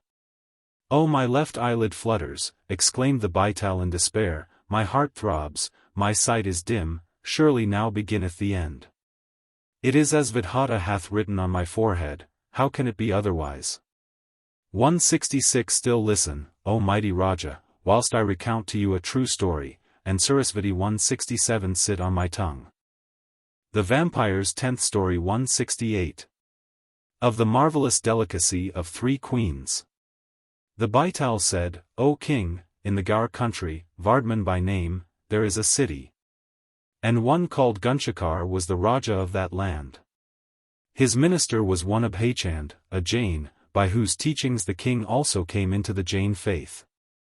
The worship of Shiva and of Vishnu, gifts of cows, gifts of lands, gifts of rice balls, gaming and spirit drinking, all these he prohibited. In the city no man could get leave to do them, and as for bones, into the Ganges no man was allowed to throw them, and in these matters the minister, having taken orders from the king, caused a proclamation to be made about the city, saying, whoever these acts shall do, the Raja having confiscated, will punish him and banish him from the city. Now one day the Diwan 169 began to say to the Raja, O great king, to the decisions of the faith be pleased to give ear. Whosoever takes the life of another, his life also in the future birth is taken, this very sin causes him to be born again and again upon earth and to die. And thus he ever continues to be born and to die. Hence for one who has found entrance into this world to cultivate religion is right and proper. Be pleased to behold. By love, by wrath, by pain, by desire, and by fascination overpowered, the gods Brahma, Vishnu, and Mahadeva, Shiva, in various ways upon the earth are ever becoming incarnate. Far better than they is the cow, who is free from passion, enmity, drunkenness, anger, covetousness, and inordinate affection, who supports mankind, and whose progeny in many ways give ease and solace to the creatures of the world. These deities and sages, Munis, believe in the cow. 170. For such reason to believe in the gods is not good. Upon this earth be pleased to believe in the cow. It is our duty to protect the life of everyone, beginning from the elephant, through ants, beasts, and birds, up to man. In the world righteousness equal to that there is none. Those who, eating the flesh of other creatures, increase their own flesh, shall in the fullness of time assuredly obtain the fruition of Narak. 171 Hence for a man it is proper to attend to the conservation of life. They who understand not the pain of other creatures, and who continue to slay and to devour them, last but few days in the land, and return to mundane existence, maimed, limping, one-eyed, blind, dwarfed, hunchbacked, and imperfect in such wise. Just as they consume the bodies of beasts and birds, even so they end by spoiling their own bodies. From drinking spirits also the great sin arises, hence the consuming of spirits and flesh is not advisable. The minister having in this manner explained to the king the sentiments of his own mind, so brought him over to the Jain faith, that whatever he said, so the king did. Thus in Brahmins, in Yogis, in Janganis, in Sevras, in Sannyasis 172 and in religious mendicants, no man believed, and according to this creed the rule was carried on. Now one day, being in the power of death, Raja Gunshakar died. Then his son Dharmadwaj sat upon the carpet, throne, and began to rule. Presently he caused the minister Abhaychand to be seized, had his head shaved all but 7 locks of hair, ordered his face to be blackened, and mounting him on an ass, with drums beaten, had him led all about the city, and drove him from the kingdom. From that time he carried on his rule free from all anxiety. It so happened that in the season of spring, the king Dharmadwaj, taking his queens with him, went for a stroll in the garden, where there was a large tank with lotuses blooming within it. The Raja, admiring its beauty, took off his clothes and went down to bathe. After plucking a flower and coming to the bank, he was going to give it into the hands of one of his queens, when it slipped from his fingers, fell upon her foot, and broke it with the blow. Then the Raja being alarmed, at once came out of the tank, and began to apply remedies to her. Hereupon night came on, and the moon shone brightly, the falling of its rays on the body of the second queen formed blisters. And suddenly from a distance the sound of a wooden pestle came out of a householder's dwelling, when the third queen fainted away with a severe pain in the head. Having spoken thus much the Baital said, O my king! Of these 3 which is the most delicate? The Raja answered, She indeed is the most delicate who fainted in consequence of the headache. The Baital hearing this speech, went and hung himself from the very same tree, and the Raja having gone there and taken him down and fastened him in the bundle and placed him on his shoulder, carried him away. The Vampire's 11th story. Which puzzles Raja Vikram. There is a queer time coming, O Raja Vikram, a queer time coming, said the vampire, a queer time coming. Elderly people like you talk abundantly about the good old days that were, and about the degeneracy of the days that are.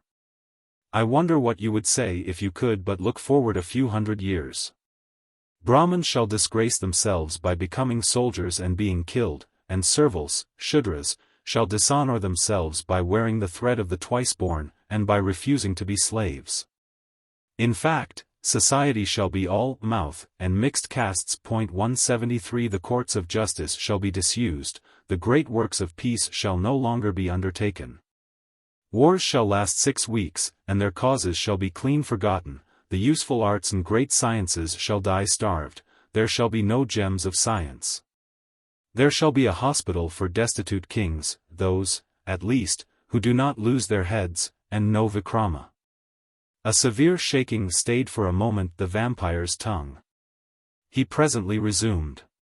Briefly, building tanks, feeding Brahmins, lying when one ought to lie, suicide, the burning of widows, and the burying of live children, shall become utterly unfashionable. The consequence of this singular degeneracy, O mighty Vikram, will be that strangers shall dwell beneath the roof tree in Bharat Khanda, India, and impure barbarians shall call the land their own. They come from a wonderful country, and I am most surprised that they bear it. The sky which ought to be gold and blue is their grey, a kind of dark white. The sun looks deadly pale, and the moon as if he were dead. 174 The sea, when not dirty green, glistens with yellowish foam, and as you approach the shore, tall ghastly cliffs, like the skeletons of giants, stand up to receive or ready to repel. During the greater part of the sun's Dakshinayan, southern declination, the country is covered with a sort of cold white stuff which dazzles the eyes. And at such times the air is obscured with what appears to be a shower of white feathers or flocks of cotton. At other seasons there is a pale glare produced by the mist clouds which spread themselves over the lower firmament. Even the faces of the people are white. The men are white when not painted blue, the women are whiter, and the children are whitest. These indeed often have white hair. Truly, exclaimed Dharmadwaj, says the proverb, whoso seeth the world telleth many a lie. At present, resumed the vampire, not heeding the interruption, they run about naked in the woods, being merely Hindu outcasts. Presently they will change, the wonderful white pariahs. They will eat all food indifferently, domestic fowls, onions, hogs fed in the street, donkeys, horses, hares, and, most horrible, the flesh of the sacred cow. They will imbibe what resembles meat of colocynth, mixed with water, producing a curious frothy liquid, and a fiery stuff which burns the mouth. For their milk will be mostly chalk and pulp of brains. They will ignore the sweet juices of fruits and sugarcane, and as for the pure element they will drink it, but only as medicine. They will shave their beards instead of their heads, and stand upright when they should sit down, and squat upon a wooden frame instead of a carpet. And appear in red and black like the children of Yama. 175 They will never offer sacrifices to the manes of ancestors, leaving them after their death to fry in the hottest of places. Yet will they perpetually quarrel and fight about their faith. For their tempers are fierce, and they would burst if they could not harm one another. Even now the children, who amuse themselves with making puddings on the shore, that is to say, heaping up the sand, always end their little games with punching. Which means shutting the hand and striking one another's heads, and it is soon found that the children are the fathers of the men. These wonderful white outcasts will often be ruled by female chiefs, and it is likely that the habit of prostrating themselves before a woman who has not the power of cutting off a single head may account for their unusual degeneracy and uncleanness. They will consider no occupation so noble as running after a jackal. They will dance for themselves, holding on to strange women, and they will take a pride in playing upon instruments, like young music girls. The women, of course, relying upon the aid of the female chieftains, will soon emancipate themselves from the rules of modesty. They will eat with their husbands and with other men, and yawn and sit carelessly before them showing the backs of their heads. They will impudently quote the words, by confinement at home, even under affectionate and observant guardians, women are not secure. But those are really safe who are guarded by their own inclinations. As the poet sang, woman obeys one only word, her heart. They will not allow their husbands to have more than one wife, and even the single wife will not be his slave when he needs her services, busying herself in the collection of wealth, in ceremonial purification and feminine duty, in the preparation of daily food and in the superintendence of household utensils. What said Rama of Sita his wife? If I chanced to be angry, she bore my impatience like the patient earth without a murmur. In the hour of necessity she cherished me as a mother does her child. In the moments of repose she was a lover to me, in times of gladness she was to me as a friend. And it is said, a religious wife assists her husband in his worship with a spirit as devout as his own. She gives her whole mind to make him happy. She is as faithful to him as a shadow to the body, and she esteems him, whether poor or rich, good or bad, handsome or deformed. In his absence or his sickness she renounces every gratification. At his death she dies with him, and he enjoys heaven as the fruit of her virtuous deeds. Whereas if she be guilty of many wicked actions and he should die first, he must suffer much for the demerits of his wife. But these women will talk aloud, and scold as the braying ass, and make the house a scene of variance, like the snake with the ichneumon, the owl with the crow. For they have no fear of losing their noses or parting with their ears. They will, O my mother, converse with strange men and take their hands. They will receive presents from them, and, worst of all, they will show their white faces openly without the least sense of shame. They will ride publicly in chariots and mount horses, whose points they pride themselves upon knowing, and eat and drink in crowded places, their husbands looking on the while, and perhaps even leading them through the streets. And she will be deemed the pinnacle of the pagoda of perfection, that most excels in wit and shamelessness, and who can turn to water the livers of most men. They will dance and sing instead of minding their children, and when these grow up they will send them out of the house to shift for themselves, and care little if they never see them again. 176 But the greatest sin of all will be this: when widowed they will ever be on the lookout for a second husband, and instances will be known of women fearlessly marrying 3, 4, and 5 times. 177 You would think that all this license satisfies them. But no. The more they have the more their weak minds covet. The men have admitted them to an equality, they will aim at an absolute superiority, and claim respect and homage. They will eternally raise tempests about their rights, and if anyone should venture to chastise them as they deserve, they would call him a coward and run off to the judge. The men will, I say, be as wonderful about their women as about all other matters. The sage of Bharat Khanda guards the frail sex strictly, knowing its frailty, and avoids teaching it to read and write, which it will assuredly use for a bad purpose. For women are ever subject to the god 178 with the sugarcane bough and string of bees, and arrows tipped with heating blossoms, and to him they will ever surrender man, dan, tan, mind, wealth, and body. When, by exceeding cunning, all human precautions have been made vain, the wise man bows to fate, and he forgets, or he tries to forget, the past. Whereas this race of white pariahs will purposely lead their women into every kind of temptation, and, when an accident occurs, they will rage at and accuse them, killing 10,000 with a word. And cause an uproar, and talk scandal and be scandalized, and go before the magistrate, and make all the evil as public as possible. One would think they had in every way done their duty to their women. And when all this change shall have come over them, they will feel restless and take flight, and fall like locusts upon the Aryavarta, land of India. Starving in their own country, they will find enough to eat here, and to carry away also. They will be mischievous as the saw with which ornament makers trim their shells, and cut ascending as well as descending. To cultivate their friendship will be like making a gap in the water, and their partisans will ever fare worse than their foes. They will be selfish as crows, which, though they eat every kind of flesh, will not permit other birds to devour that of the crow. In the beginning they will hire a shop near the mouth of Mother Ganges, and they will sell lead and bullion, fine and coarse woolen cloths, and all the materials for intoxication.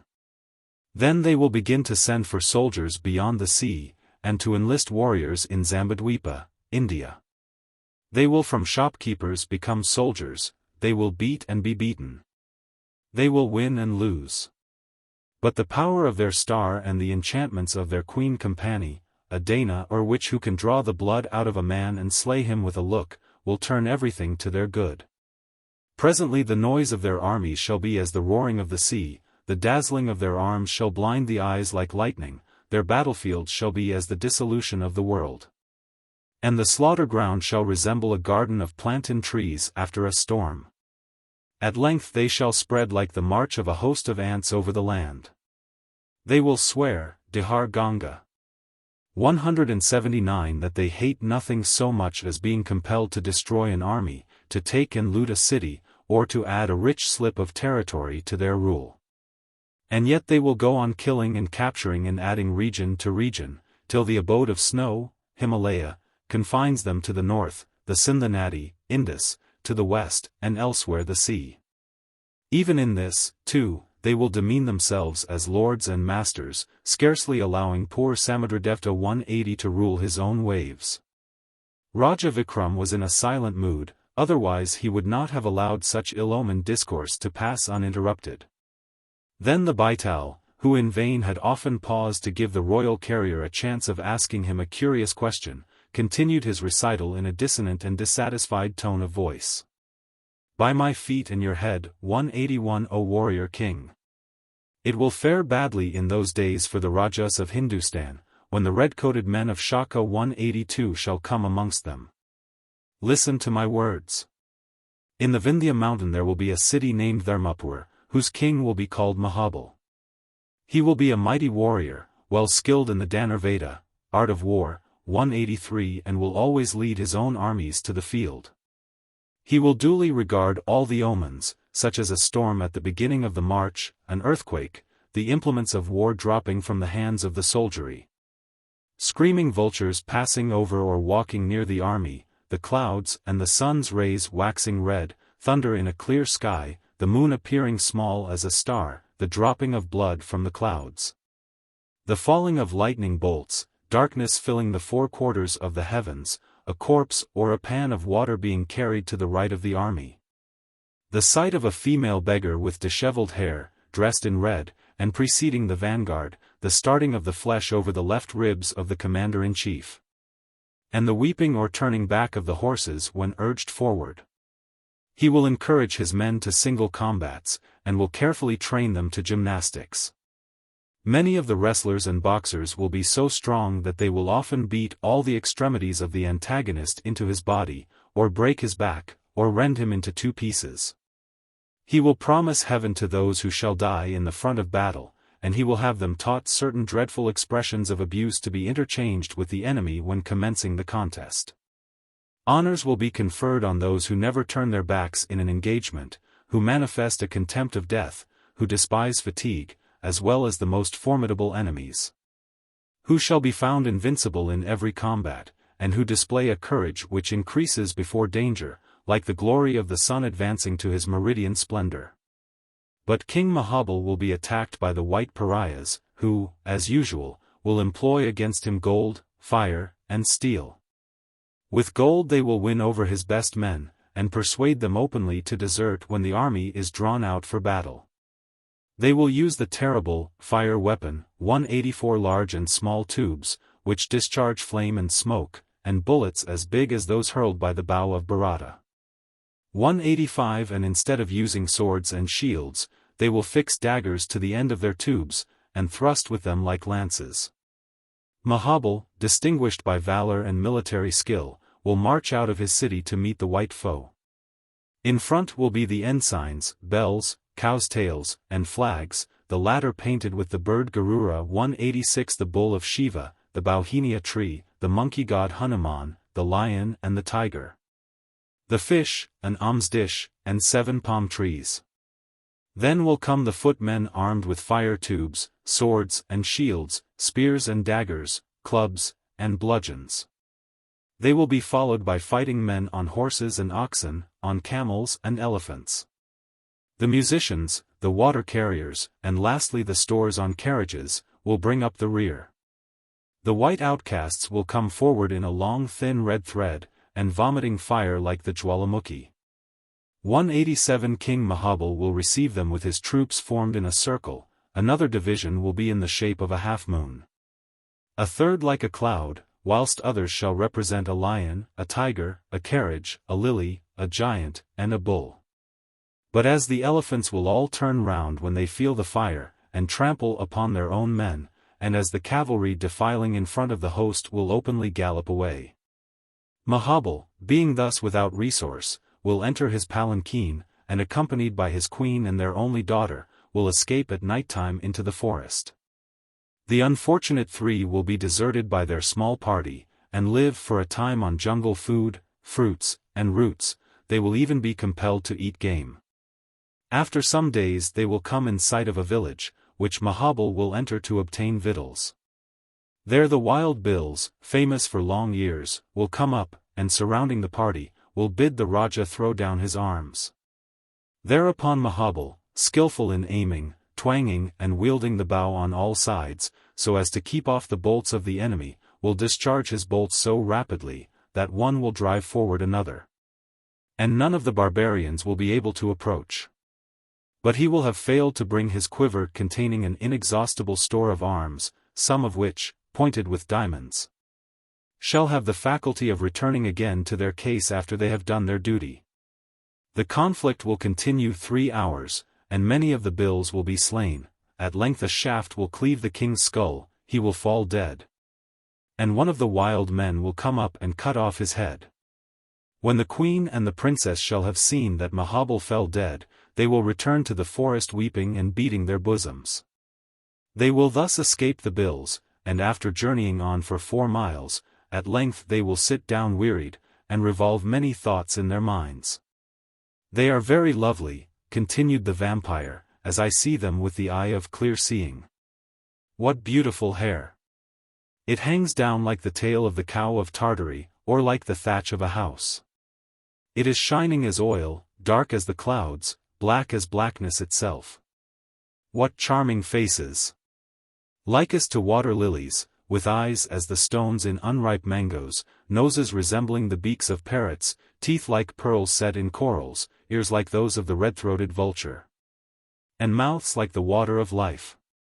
What excellent forms! Breasts like boxes containing essences, the unopened fruit of plantains or a couple of crabs, loins the width of a span, like the middle of the vial. Legs like the trunk of an elephant, and feet like the yellow lotus. And a fearful place is that jungle, a dense dark mass of thorny shrubs, and ropey creepers, and tall canes, and tangled brake, and gigantic gnarled trees, which groan wildly in the night wind's embrace. But a wilder horror urges the unhappy women on, they fear the polluting touch of the bills, once more they rise and plunge deeper into its gloomy depths. The day dawns. The white pariahs have done their usual work. They have cut off the hands of some, the feet and heads of others, whilst many they have crushed into shapeless masses, or scattered in pieces upon the ground. The field is strewed with corpses, the river runs red, so that the dogs and jackals swim in blood. The birds of prey sitting on the branches, drink man's life from the stream, and enjoy the sickening smell of burnt flesh. Such will be the scenes acted in the fair land of Bharat. Perchance, two white outcasts, father and son, who with a party of men are scouring the forest and slaying everything, fall upon the path which the women have taken shortly before. Their attention is attracted by footprints leading towards a place full of tigers, leopards, bears, wolves, and wild dogs. And they are utterly confounded when, after inspection, they discover the sex of the wanderers. How is it, shall say the father, that the footprints of mortals are seen in this part of the forest? The son shall reply, Sir, these are the marks of women's feet, a man's foot would not be so small. It is passing strange, shall rejoin the elder white pariah, but thou speakest truth. Certainly such a soft and delicate foot cannot belong to anyone but a woman. They have only just left the track, shall continue the son, and look. This is the step of a married woman. See how she treads on the inside of her soul, because of the bending of her ankles. And the younger white outcast shall point to the queen's footprints. Come, let us search the forest for them, shall cry the father, what an opportunity of finding wives fortune has thrown in our hands. But no. Thou art in error, he shall continue, after examining the track pointed out by his son, in supposing this to be the sign of a matron. Look at the other, it is much longer. The toes have scarcely touched the ground, whereas the marks of the heels are deep. Of a truth this must be the married woman. And the elder white outcast shall point to the footprints of the princess.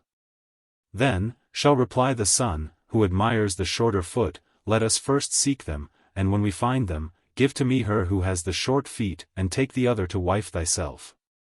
Having made this agreement they shall proceed on their way, and presently they shall find the women lying on the earth, half dead with fatigue and fear.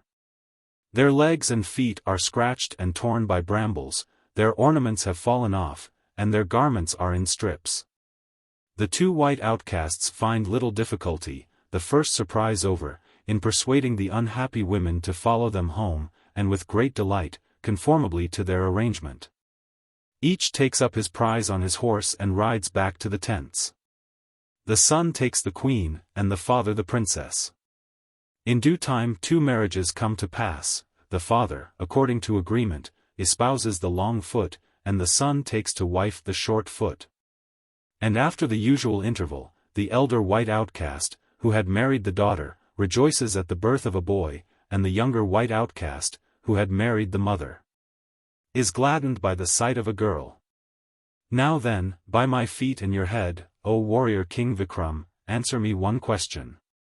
What relationship will there be between the children of the 2 white pariahs? Vikram's brow waxed black as a charcoal burner's, when he again heard the most irreverent oath ever proposed to mortal king. The question presently attracted his attention, and he turned over the Baital's words in his head, confusing the ties of filiality, brotherhood, and relationship, and connection in general. "Hem," said the warrior king, at last perplexed, and remembering, in his perplexity, that he had better hold his tongue. "Ahem. I think your majesty spoke?" asked the vampire, in an inquisitive and insinuating tone of voice. "Hem," ejaculated the monarch. The Baital held his peace for a few minutes, coughing once or twice impatiently. He suspected that the extraordinary nature of this last tale, combined with the use of the future tense, had given rise to a taciturnity so unexpected in the warrior king. He therefore asked if Vikram the Brave would not like to hear another little anecdote. This time the king did not even say, "Hem." Having walked at an unusually rapid pace, he distinguished at a distance the fire kindled by the devotee, and he hurried towards it with an effort which left him no breath wherewith to speak. Even had he been so inclined. "Since your majesty is so completely dumbfoundered by it, perhaps this acute young prince may be able to answer my question," insinuated the Baital, after a few minutes of anxious suspense. But Dharma Dwaj answered not a syllable. Conclusion. At Raja Vikram's silence the Baital was greatly surprised, and he praised the royal courage and resolution to the skies. Still he did not give up the contest at once. "Allow me, great king," pursued the demon, in a dry tone of voice, "to wish you joy. After so many failures you have at length succeeded in repressing your loquacity. I will not stop to inquire whether it was humility and self-restraint which prevented your answering my last question, or whether it was mere ignorance and inability. Of course I suspect the latter, but to say the truth your condescension in at last taking a vampire's advice, flatters me so much, that I will not look too narrowly into cause or motive." Raja Vikram winced, but maintained a stubborn silence, squeezing his lips lest they should open involuntarily. "Now, however, your majesty has mortified, we will suppose, a somewhat exacting vanity. I also will in my turn forego the pleasure which I had anticipated in seeing you a corpse and in entering your royal body for a short time, just to know how queer it must feel to be a king. And what is more, I will now perform my original promise, and you shall derive from me a benefit which none but myself can bestow. First, however, allow me to ask you, will you let me have a little more air?" Dharma Dwaj pulled his father's sleeve, but this time Raja Vikram required no reminder. Wild horses or the executioner's saw, beginning at the shoulder, would not have drawn a word from him. Observing his obstinate silence, the Baital, with an ominous smile, continued. "Now give ear, O warrior king, to what I am about to tell thee, and bear in mind the giant saying. A man is justified in killing one who has a design to kill him. The young merchant Maldeo, who placed such magnificent presents at your royal feet, and Shantashil the devotee saint, who works his spells, incantations, and magical rites in a cemetery on the banks of the Godavari river, are, as thou knowest, one person, the terrible yogi, whose wrath your father aroused in his folly, and whose revenge your blood alone can satisfy. With regard to myself, the oilman's son, the same yogi, fearing lest I might interfere with his projects of universal dominion, slew me by the power of his penance, and has kept me suspended. A trap for you, head downwards from the cirrus tree. That yogi it was, you now know, who sent you to fetch me back to him on your back. And when you cast me at his feet he will return thanks to you and praise your valor, perseverance and resolution to the skies. I warn you to beware. He will lead you to the shrine of Durga, and when he has finished his adoration he will say to you, O great king, salute my deity with the eight-limbed reverence." Here the vampire whispered for a time and in a low tone, lest some listening goblin might carry his words if spoken out loud to the ears of the devotee Shantashil. At the end of the monologue a rustling sound was heard. It proceeded from the Baital, who was disengaging himself from the dead body in the bundle, and the burden became sensibly lighter upon the monarch's back. The departing Baital, however, did not forget to bid farewell to the warrior king and his son. He complimented the former for the last time, in his own way, upon the royal humility and the prodigious self-mortification which he had displayed, qualities, he remarked, which never failed to ensure the proprietor's success in all the worlds. Raja Vikram stepped out joyfully, and soon reached the burning ground. There he found the yogi, dressed in his usual habit, a deerskin thrown over his back, and twisted reeds instead of a garment hanging round his loins. The hair had fallen from his limbs and his skin was bleached ghastly white by exposure to the elements. A fire seemed to proceed from his mouth, and the matted locks dropping from his head to the ground were changed by the rays of the sun, to the color of gold or saffron. He had the beard of a goat and the ornaments of a king. His shoulders were high and his arms long, reaching to his knees, his nails grew to such a length as to curl round the ends of his fingers, and his feet resembled those of a tiger.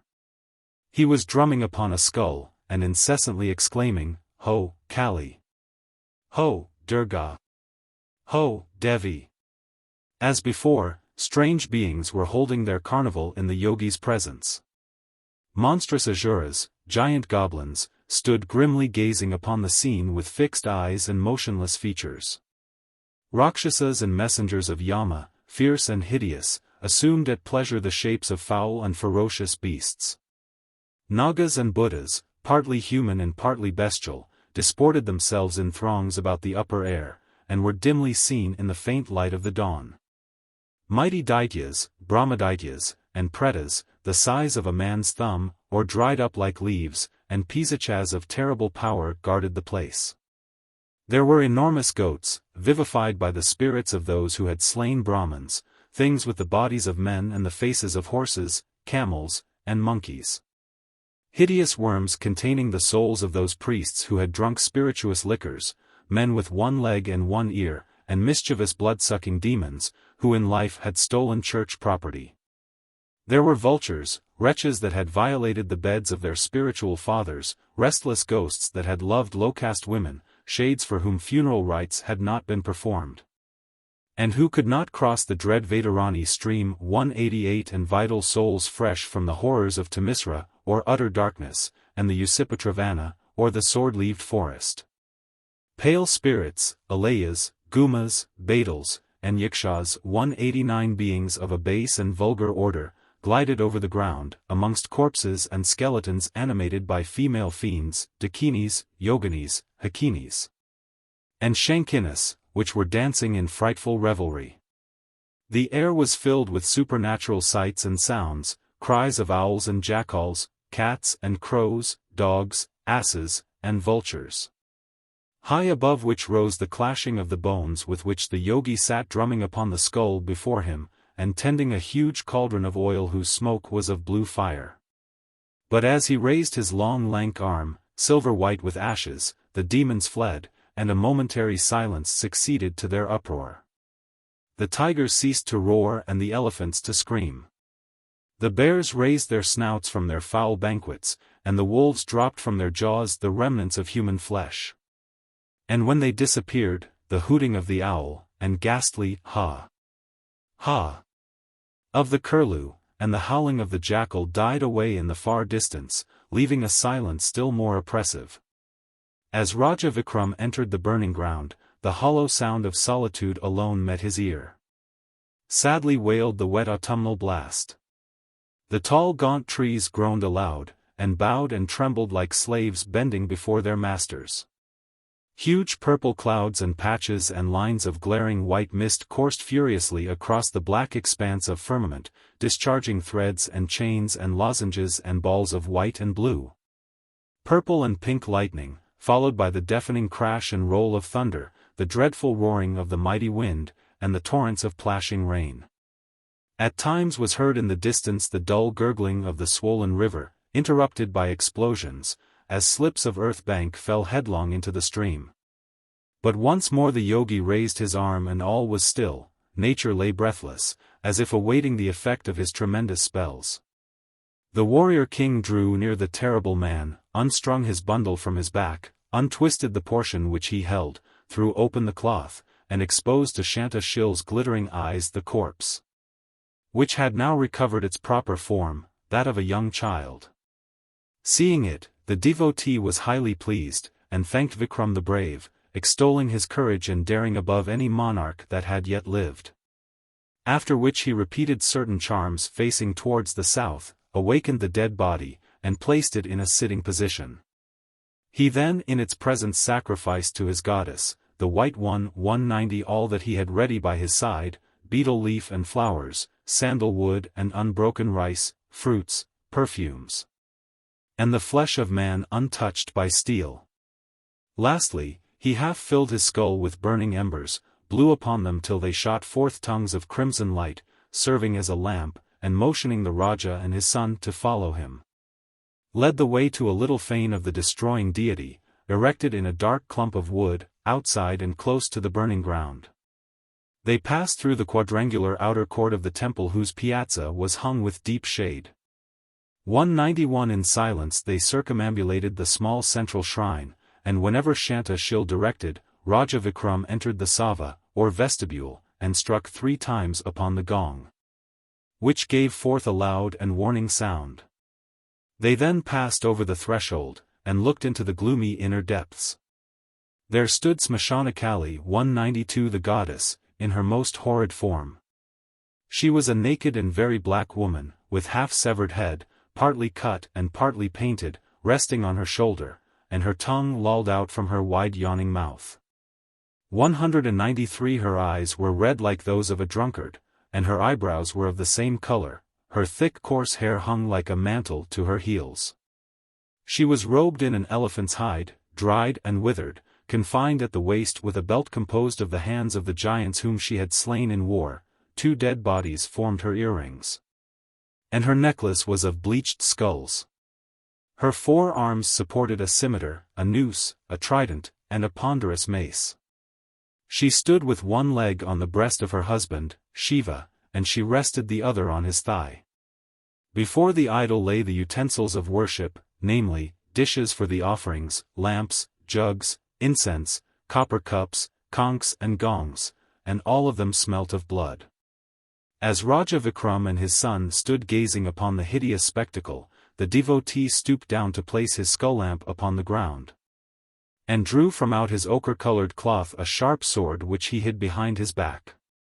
"Prosperity to thine and thy sons forever and ever, Almighty Vikram," exclaimed Shanta Shil, after he had muttered a prayer before the image. "Verily thou hast right royally redeemed thy pledge, and by the virtue of thy presence all my wishes shall presently be accomplished. Behold! The sun is about to drive his car over the eastern hills, and our task now ends. Do thou reverence before this my deity, worshipping the earth through thy nose, and so prostrating thyself that thy 8 limbs may touch the ground. 194 Thus shall thy glory and splendor be great. The 8 powers 195 and the 9 treasures shall be thine, and prosperity shall ever remain under thy roof tree." Raja Vikram, hearing these words, recalled suddenly to mind all that the vampire had whispered to him. He brought his joined hands open up to his forehead, caused his 2 thumbs to touch his brows several times, and replied with the greatest humility, "O pious person! I am a king ignorant of the way to do such obeisance.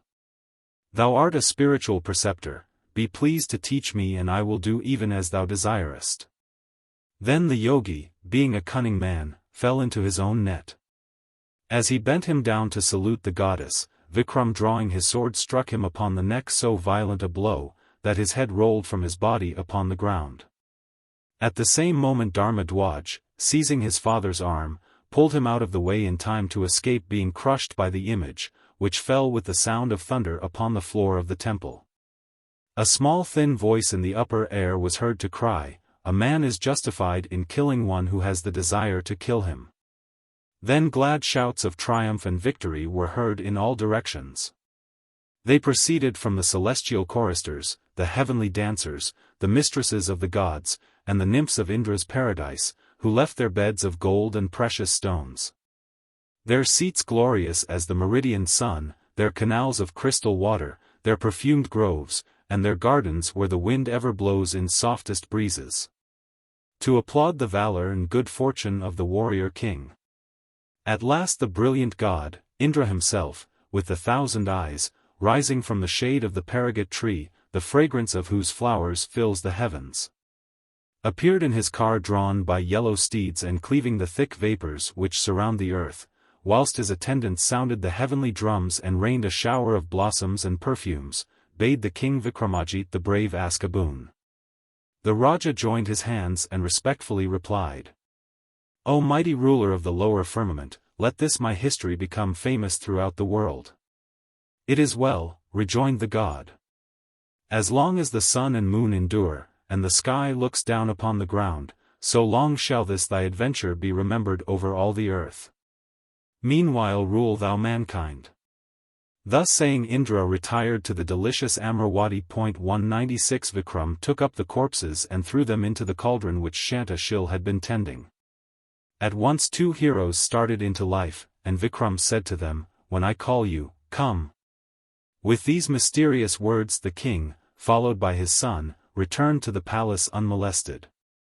As the vampire had predicted, everything was prosperous to him, and he presently obtained the remarkable titles, Sakaro, or foe of the Sakas, and Sakadapati Vikramāditya.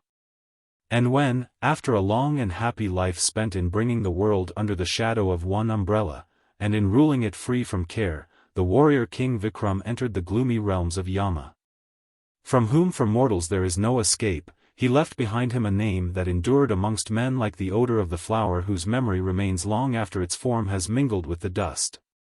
197.